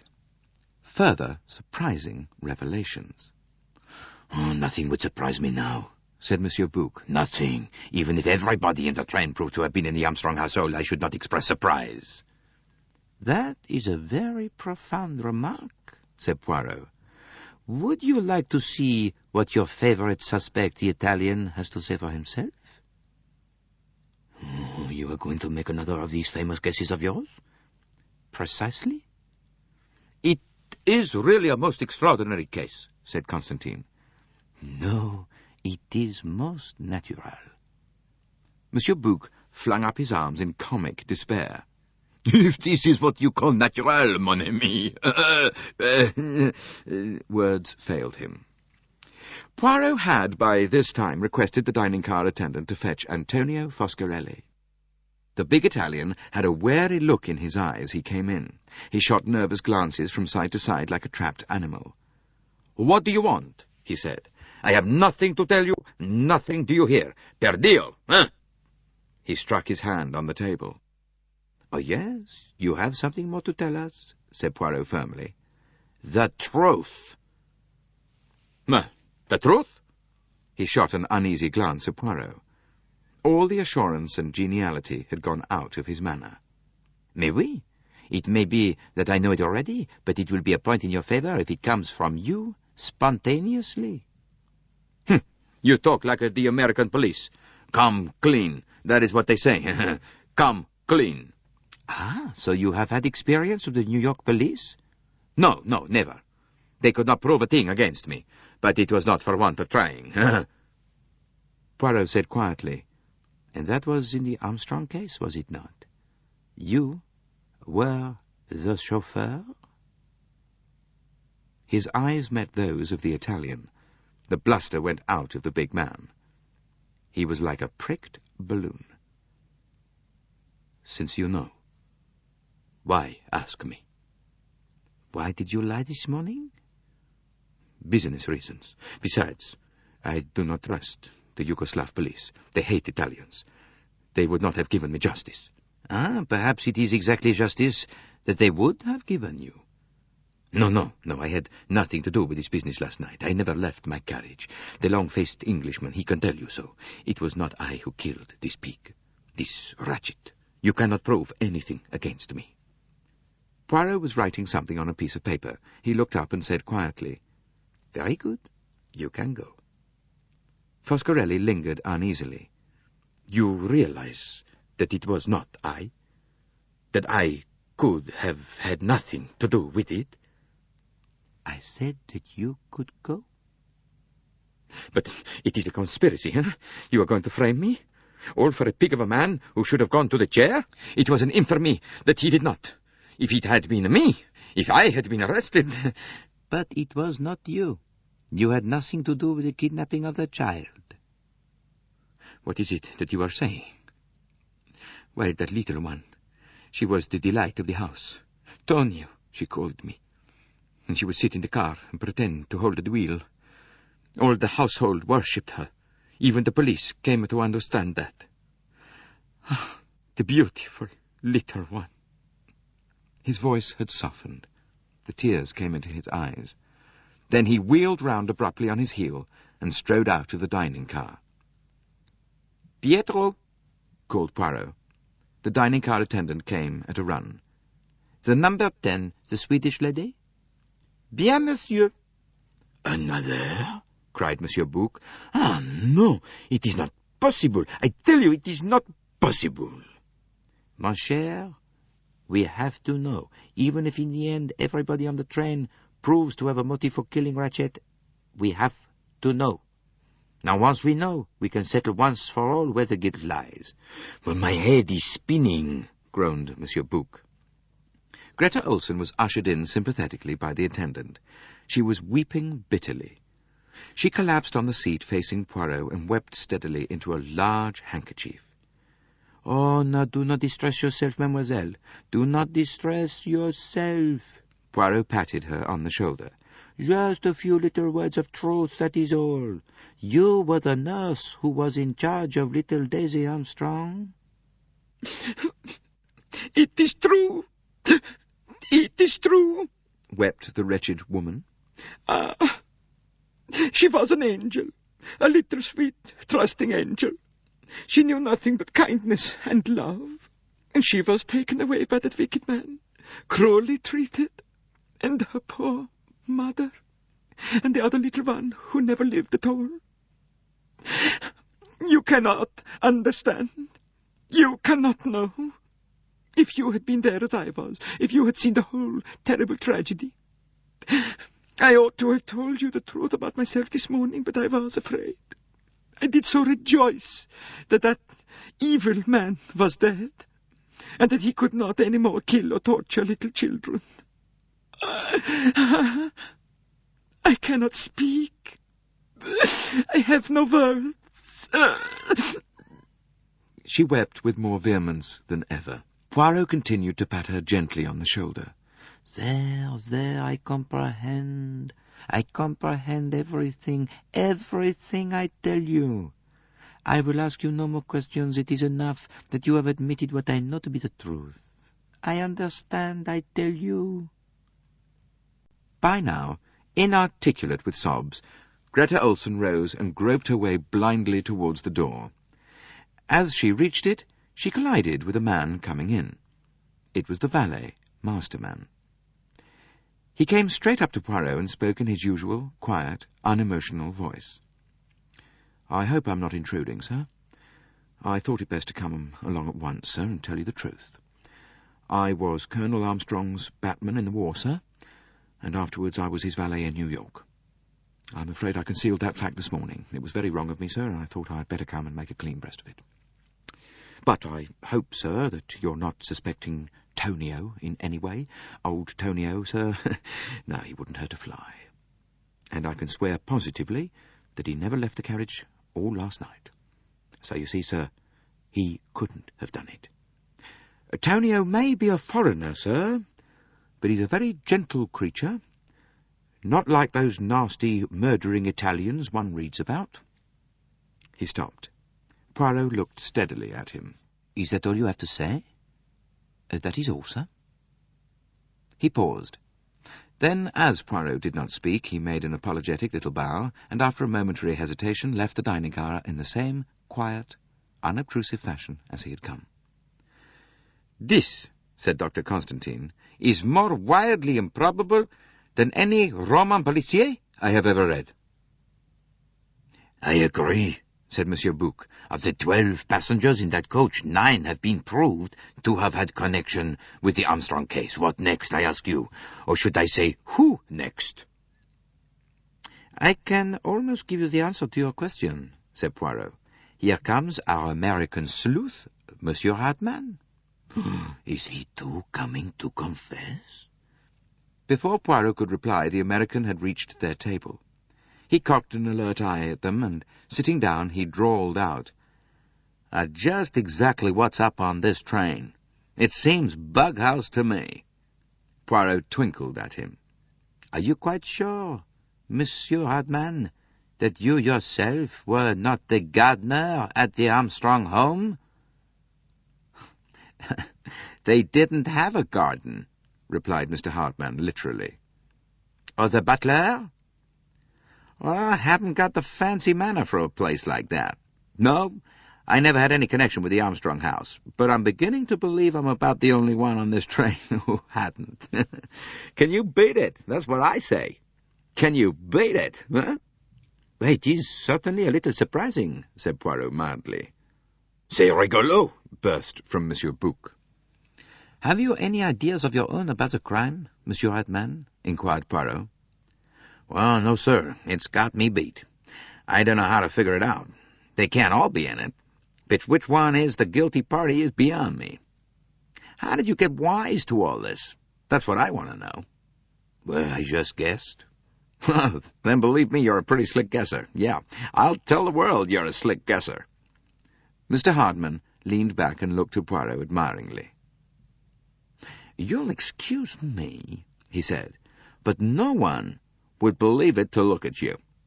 I take off my hat to you, I do indeed.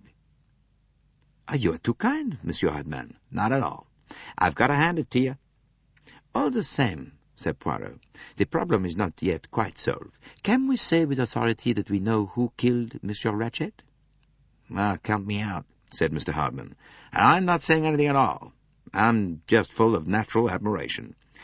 What about the other two you've not had a guess at yet? The old American dame and the lady's maid. I suppose we can take it that they're the only innocent parties on the train? Unless, said Poirot, smiling, we can fit them into our little collection as, shall we say, housekeeper and cook in the Armstrong household? Well, nothing in the world would surprise me now, said Mr. Hardman with quiet resignation. Bughouse. That's what this business is. Bughouse. Ah, mon cher, that would be indeed stretching coincidence a little too far, said Monsieur Bouc. They cannot all be in it. Poirot looked at him. You do not understand, he said. You do not understand at all. Tell me, he said, do you know who killed Ratchet? Do you? Countered Monsieur Bouc. Poirot nodded. Oh, yes, he said. I have known for some time. It is so clear that I wonder you have not seen it also. He looked at Hardman and asked, And you? The detective shook his head. He stared at Poirot curiously. I don't know, he said. I don't know at all. Which of them was it? Poirot was silent a minute, and then he said, If you will be so good, Monsieur Hardman, assemble everyone here. There are two possible solutions of this case. I want to lay them both before you all.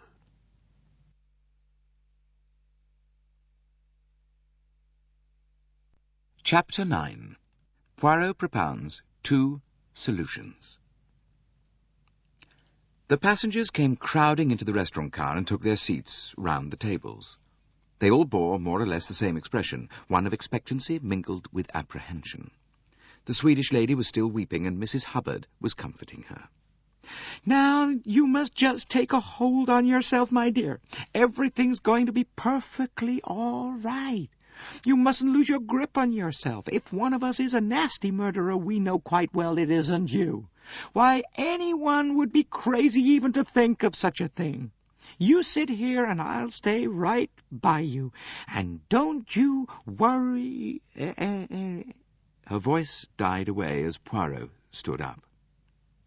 The wagon-lit conductor was hovering in the doorway. You permit that I stay, monsieur? Oh, certainly, Michel. Poirot cleared his throat. Messieurs et mesdames, I will speak in English, since I think all of you know a little of that language. We are here to investigate the death of Samuel Edward Ratchet, alias Cassetti. There are two possible solutions of the crime. I shall put them both before you, and I shall ask Monsieur Bouc and Dr. Constantine here to judge which solution is the right one.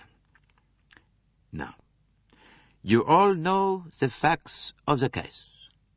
Mr. Ratchet was found stabbed this morning. He was last known to be alive at 12:37 last night, when he spoke to the wagon-lit conductor through the door. A watch in his pajama pocket was found to be badly dented, and it had stopped at 1:15. Dr. Constantine, who examined the body when found, puts the time of death as having occurred between midnight and 2 in the morning.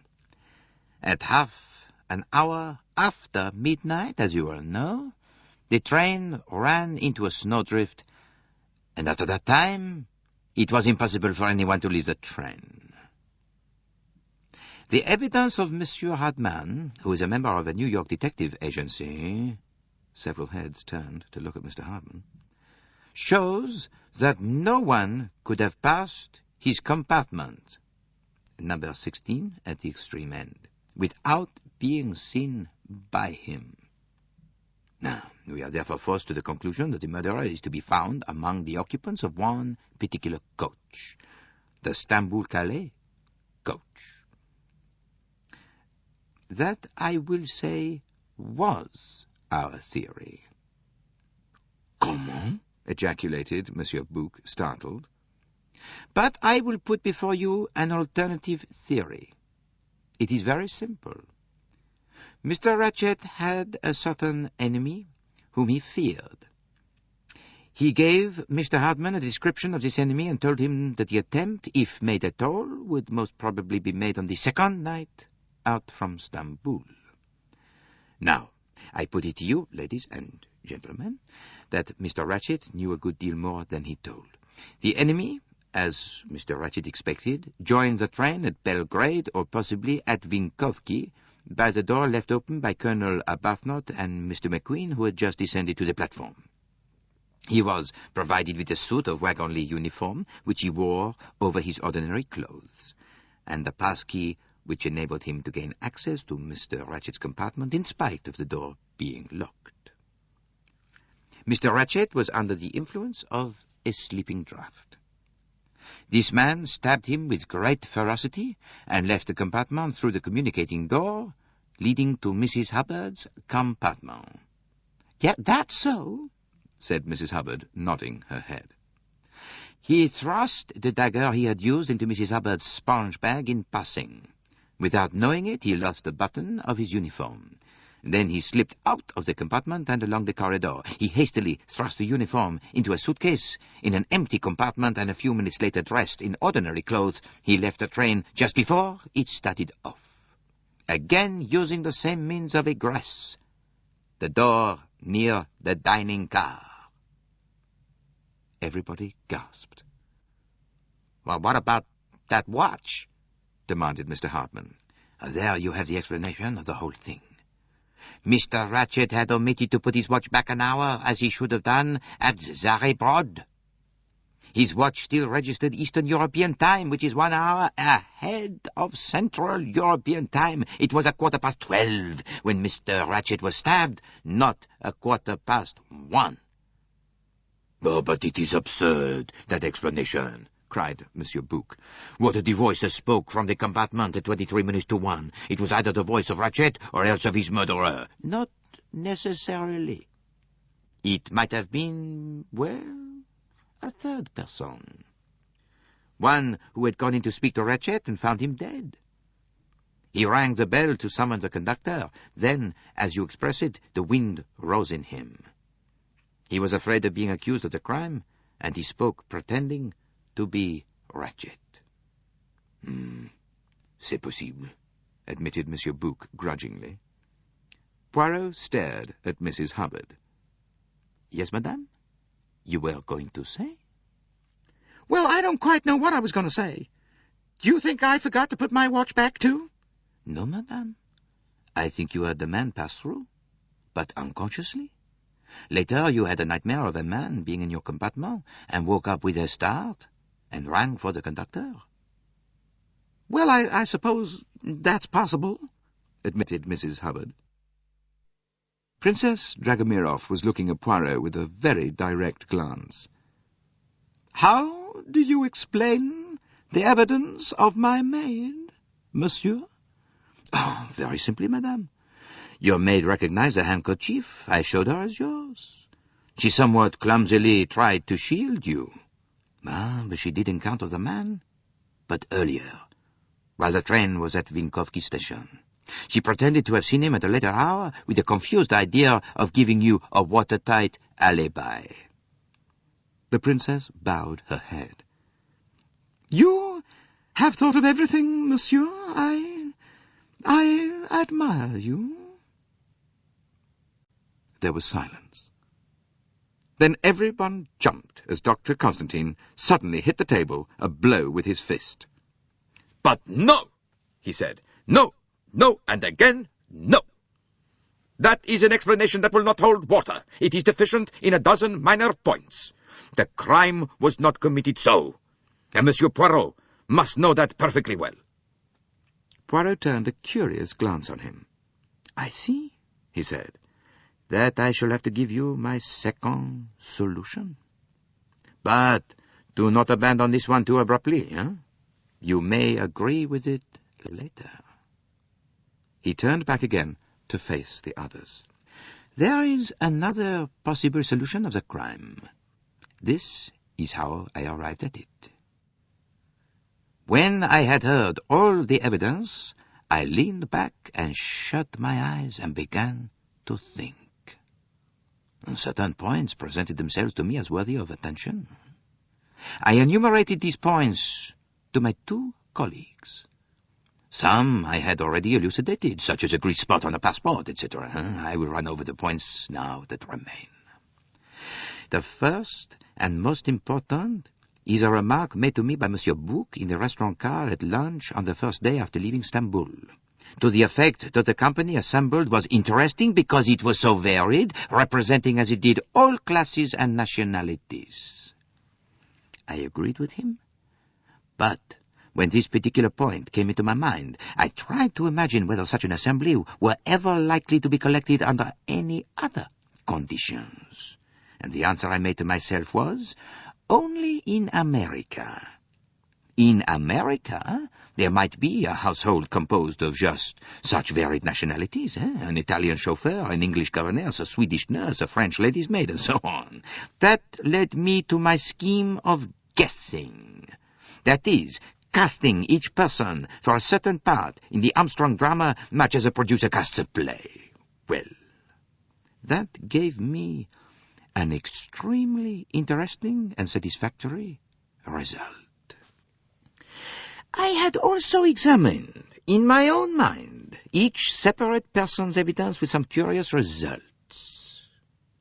Take first the evidence of Mr. McQueen. Now, my first interview with him was entirely satisfactory, but in my second, he made rather a curious remark. I had described to him the finding of a note mentioning the Armstrong case. He said, "But surely," and then paused and went on. "I mean, that was rather careless of the old man." Now, I could feel that that was not what he had started out to say. Supposing what he had meant to say was, "But surely that was burnt," in which case McQueen knew of the note and of its destruction. In other words, he was either the murderer or an accomplice of the murderer. Very good. Then the valet. He said his master was in the habit of taking a sleeping draught when traveling by train. That might be true. But would Ratchet have taken one last night? The automatic under his pillow gives a lie to that statement. Ratchet intended to be on the alert last night. Whatever narcotic was administered to him must have been done so without his knowledge. By whom? Obviously by McQueen or the valet. Now we come to the evidence of Monsieur Hardman. I believed all that he told me about his own identity. But when it came to the actual methods he had employed to guard Mr. Ratchet, his story was neither more or less than absurd. The only way effectively to have protected Ratchet was to have passed the night actually in his compartment or in some spot where he could watch the door. Now, the only thing that his evidence did show, plainly, was that no one in any other part of the train could possibly have murdered Ratchet. It drew a clear circle round the Stamboul-Calais carriage. That seemed to me a rather curious and inexplicable fact, and I put it aside to think it over. You probably have all heard by now of the few words I overheard between Miss Debenham and Colonel Arbuthnot. Now, the interesting thing to my mind was the fact that Colonel Arbuthnot called her Mary, and was clearly on terms of intimacy with her. But the Colonel was only supposed to have met her a few days previously. And I know Englishmen of the Colonel's type. Even if he had fallen in love with a young lady at first sight, he would have advanced slowly and with decorum, not rushing things. Therefore, I concluded that Colonel Arbuthnot and Miss Debenham were in reality well acquainted, and were, for some reason, pretending to be strangers. Another small point was Miss Debenham's easy familiarity with the term long distance for a telephone call. Yet Miss Debenham had told me that she had never been in the States. Now, to pass to another witness. Mrs. Hubbard had told us that lying in bed, she was unable to see whether the communicating door was bolted or not, and so asked Miss Olson to see for her. Now, though her statement would have been perfectly true if she had been occupying compartments numbers 2, 4, or 12, or any even number, where the bolt is directly under the handle of the door, in the uneven numbers, such as compartment number 3, the bolt is well above the handle, and could not therefore be masked by the sponge bag in the least. I was forced to the conclusion that Mrs. Hubbard was inventing an incident that had never occurred. And here, let me say just a word or two about times. To my mind, the really interesting point about the tented watch was the place where it was found. In Ratchet's pyjama pocket? A singularly uncomfortable and unlikely place to keep one's watch, especially as there is a watch hook provided just by the head of the bed. I felt sure, therefore, that the watch had been deliberately placed in the pocket and faked. The crime, then, was not committed at 1:15. Was it then committed earlier? To be exact, at 23 minutes to 1? Now, my friend Monsieur Bouc advanced as an argument in favor of it a loud cry which awoke me from my sleep. Now, that if Ratchet were heavily drugged, he could not have cried out. If he had been capable of crying out, he would have been capable of making some kind of a struggle to defend himself, and there were no signs of any such struggle.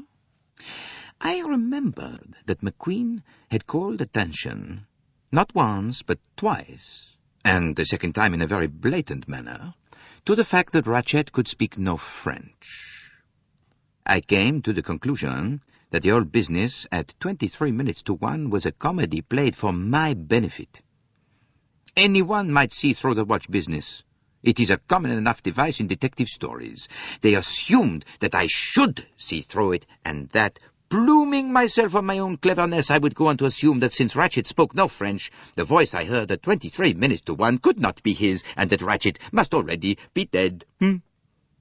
But I am convinced that at 23 minutes to 1, Ratchet was lying in his drugged sleep. But the device had succeeded. I have opened my door and looked out. I have actually heard the French phrase used. If I am so unbelievably dense as not to realize the significance of that phrase, it must be brought to my attention. If necessary, McQueen can come right out in the open. He can say, "Excuse me, Monsieur Poirot, that can't have been Mr. Ratchet speaking. He can't speak French." Now, when was the real time of the crime? And who killed him? In my opinion, and this is only an opinion, Ratchet was killed at some time very close upon 2 o'clock, the latest hour the doctor gives us as possible. As to who killed him,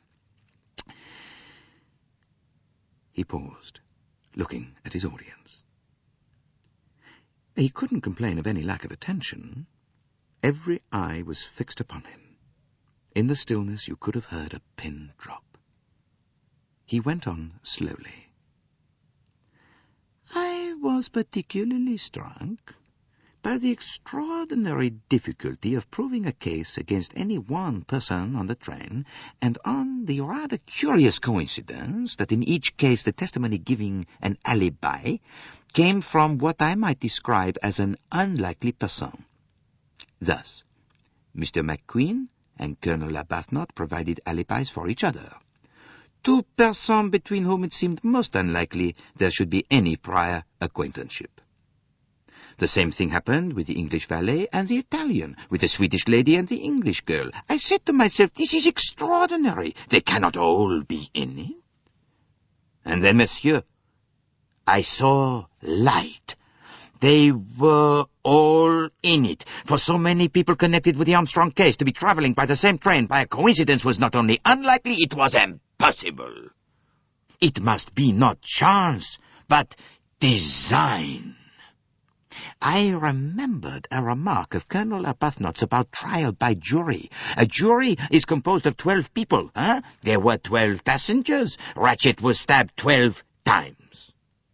And the thing that had worried me all along, the extraordinary crowd traveling in the Istanbul-Calais coach at a slack time of year, was explained. Ratchet had escaped justice in America. There was no question as to his guilt. I visualized a self-appointed jury of 12 people who condemned him to death and were forced by the exigencies of the case to be their own executioners. And immediately on that assumption, the whole case fell into a beautiful, shining order. I saw it as a perfect mosaic, each person playing his or her allotted part. It was so arranged that if suspicion should fall on any one person, the evidence of one or more of the others would clear the accused person and confuse the issue. Hartmann's evidence was necessary in case some outsider should be suspected of the crime and be unable to prove an alibi. The passengers in the Istanbul carriage were in no danger. Every minute detail of their evidence was worked out beforehand. The whole thing was a cleverly planned jigsaw puzzle, so arranged that every fresh piece of knowledge that came to light made the solution of the whole more difficult. As my friend Monsieur Bouc remarked, the case seemed fantastically impossible. And that was exactly the impression intended to be conveyed. Did this solution explain everything? Oh, yes, it did. The nature of the wounds, each inflicted by a different person. The artificial threatening letters, artificial since they were unreal, written only to be produced as evidence. Oh, doubtless there were real letters warning Ratchet of his fate, which McQueen destroyed, substituting for them these others. Then Hartmann's story of being called in by Ratchet? A lie, of course, from beginning to end. The description of the mythical small dark man with a womanish voice, a convenient description since it had the merit of not incriminating any of the actual wagonly conductors and would apply equally well to a man or a woman. Now, the idea of stabbing is at first sight a curious one, but on reflection nothing would fit the circumstances so well. A dagger was a weapon that could be used by everyone, strong or weak, and it made no noise. I fancy, though I may be wrong, that each person in turn entered Ratchet's darkened compartment through that of Mrs. Hubbard and struck. They themselves would never know which blow actually killed him. The final letter which Ratchet had probably found on his pillow was carefully burnt. With no clue pointing to the Armstrong case, there would be absolutely no reason for suspecting any of the passengers on the train. It would be put down as an outside job, and the small dark man with a womanish voice yes, would actually have been seen by one or more passengers leaving the train at Broad. I do not know exactly what happened when the conspirators discovered that that part of their plan was impossible owing to the accident to the train. But there was, I imagine, a hasty consultation, and then they decided to go through with it. It was true that now one and all of the passengers were bound to come under suspicion, but that possibility had already been foreseen and provided for. No, the only additional thing to be done was to confuse the issue even further. Two so-called clues were dropped in the dead man's compartment. One incriminating Colonel Arbuthnot, who had the strongest alibi and whose connection with the Armstrong family was probably the hardest to prove. And the second clue, the handkerchief, incriminating Princess Dragomirov, who, by virtue of her social position, her particularly frail physique, and the alibi given her by her maid and the conductor, was practically in an unassailable position. Further, to confuse the issue, a red herring was drawn across the trail. The mythical woman in the red kimono. Again, I am to bear witness to this woman's existence. There is a heavy bang at my door. I get up and look out. I see the scarlet kimono disappearing in the distance. A judicious selection of people, the conductor, Miss Debenham, and McQueen, will also have seen her. It was, I think, someone with a sense of humor who thoughtfully placed the scarlet kimono on the top of my suitcase whilst I was interviewing people in the dining car. Where the garment came from in the first place I do not know. I suspect it is the property of Countess Andrigny, since her luggage contained only a chiffon negligee so elaborate as to be more a tea gown than a dressing gown.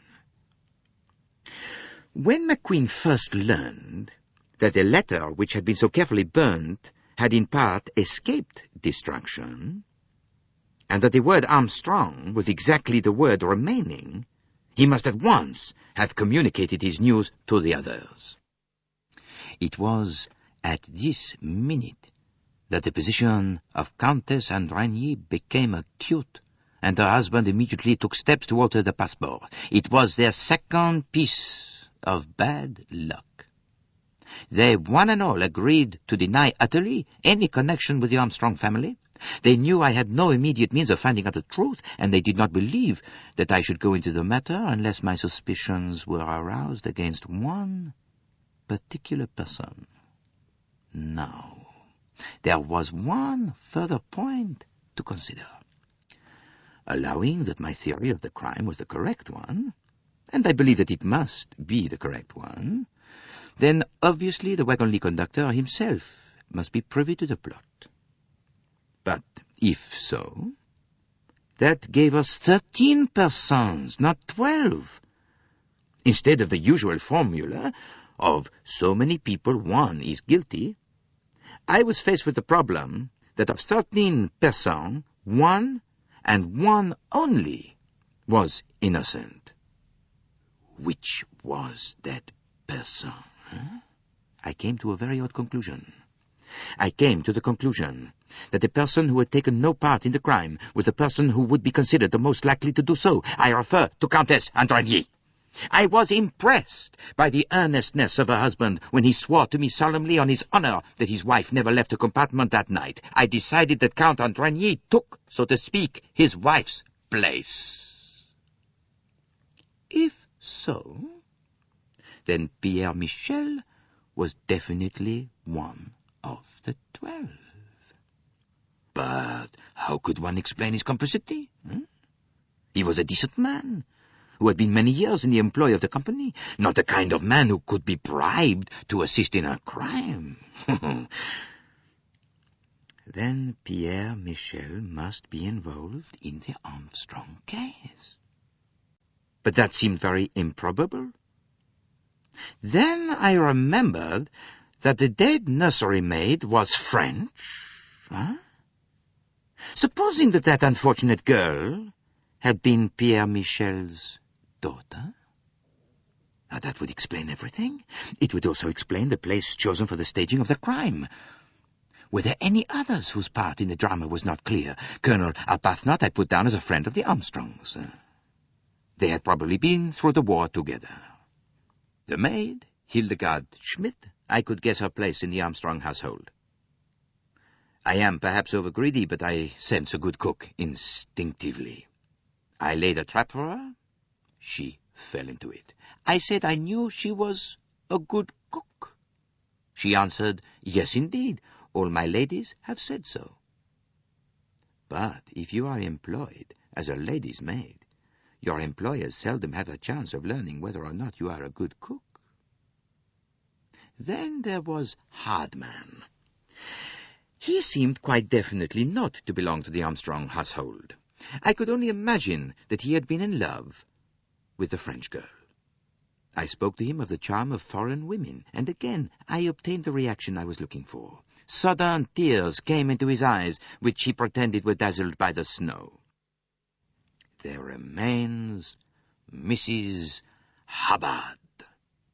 Now, Mrs. Hubbard, let me say, played the most important part in the drama. By occupying the compartment, communicating with that of Ratchet, she was more open to suspicion than anyone else. In the nature of things, she could not have an alibi to fall back upon. To play the part, she played the perfectly natural, slightly ridiculous American fond mother. An artiste was needed. But there was an artiste connected with the Armstrong family. Mrs. Armstrong's mother, Linda Arden, the actress. He stopped. Then, in a soft, rich, dreamy voice, quite unlike the one she had used all the journey, Mrs. Hubbard said, "I always fancied myself in comedy parts." She went on still dreamily. "That slip about the sponge bag was silly. It shows you should always rehearse properly. We tried it on the way out. I was in an even number compartment then, I suppose. I never thought of the bolts being in different places." She shifted her position a little and looked straight at Poirot. "You know all about it, Monsieur Poirot. You're a very wonderful man. But even you can't quite imagine what it was like that awful day in New York. I was just crazy with grief. So were the servants. And Colonel Arbuthnot was there, too. He was John Armstrong's best friend." "Well, he saved my life in the war," said Arbuthnot. "We decided then and there, well, I don't know, perhaps we were mad, I don't know, that the sentence of death that Cassetti had escaped had got to be carried out. There were 12 of us, or rather 11. Suzanne's father was over in France, of course. First we thought we'd draw our lots as to who should do it, but in the end we decided on this way. It was the chauffeur, Antonio, who suggested it. Mary worked out all the details later with Hector McQueen. He had always adored Sonia, my daughter, and it was he who explained to us exactly how Cassetti's money had managed to get him off. It took a long time to perfect our plan. We had first to track Ratchet down. Hardman managed that in the end. And then we had to try to get Masterman and Hector into his employment, or at any rate one of them. Well, we managed that. Then we had a consultation with Suzanne's father. Colonel Arbuthnot was very keen on having 12 of us. He seemed to think it made it more in order. He didn't like the stabbing idea much, but he agreed that it did solve most of our difficulties. Well, Suzanne's father was willing. Suzanne was his only child. We knew from Hector that Ratchet would be coming back from the East sooner or later by the Orient Express. And with Pierre Michel actually working on that train, the chance was too good to be missed. Besides, it would be a good way of not incriminating any outsiders. My daughter's husband had to know, of course, and he insisted on coming on the train with her. Hector wangled it so that Ratchet selected the right day for traveling when Michel would be on duty. We meant to engage every carriage in the Stamboul-Calais coach, but unfortunately there was one carriage we couldn't get. It was reserved long beforehand for a director of the company. Mr. Harris, of course, was a myth. But it would have been awkward to have any stranger in Hector's compartment, and then, at the last minute, you came. She stopped. "Well," she said, "you know everything now, Monsieur Poirot. What are you going to do about it, huh? If it must all come out, can't you lay the blame upon me? And me only. I would have stabbed that man 12 times, willingly. It wasn't only that he was responsible for my daughter's death and her child's. and that of the other child, who might have been alive and happy now. It was more than that. There had been other children before Daisy.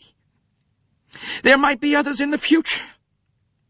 Society had condemned him. We were only carrying out the sentence.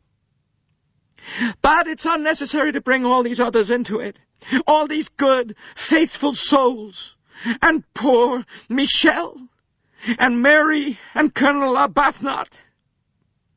They love each other. Her voice was wonderful, echoing through the crowded space. That deep, emotional, heart-stirring voice that had thrilled many a New York audience. Poirot looked at his friend. You are director of the company, Monsieur Bouc, he said. What do you say? Monsieur Bouc cleared his throat. In my opinion, Monsieur Poirot, he said, the first theory you put forward was the correct one. Decidedly so. I suggest that is the solution we offer to the Yugoslavian police when they arrive. You agree, Doctor? Certainly I agree, said Dr. Constantine. As regards the medical evidence, I think that I made one or two fantastic suggestions. Then, said Poirot, having placed my solution before you, I have the honor to retire from the case. That was Murder on the Orient Express by Agatha Christie, read by David Suchet. We do hope you've enjoyed listening to this Chivers audiobook, and if you'd like to listen to further titles, please contact your local library.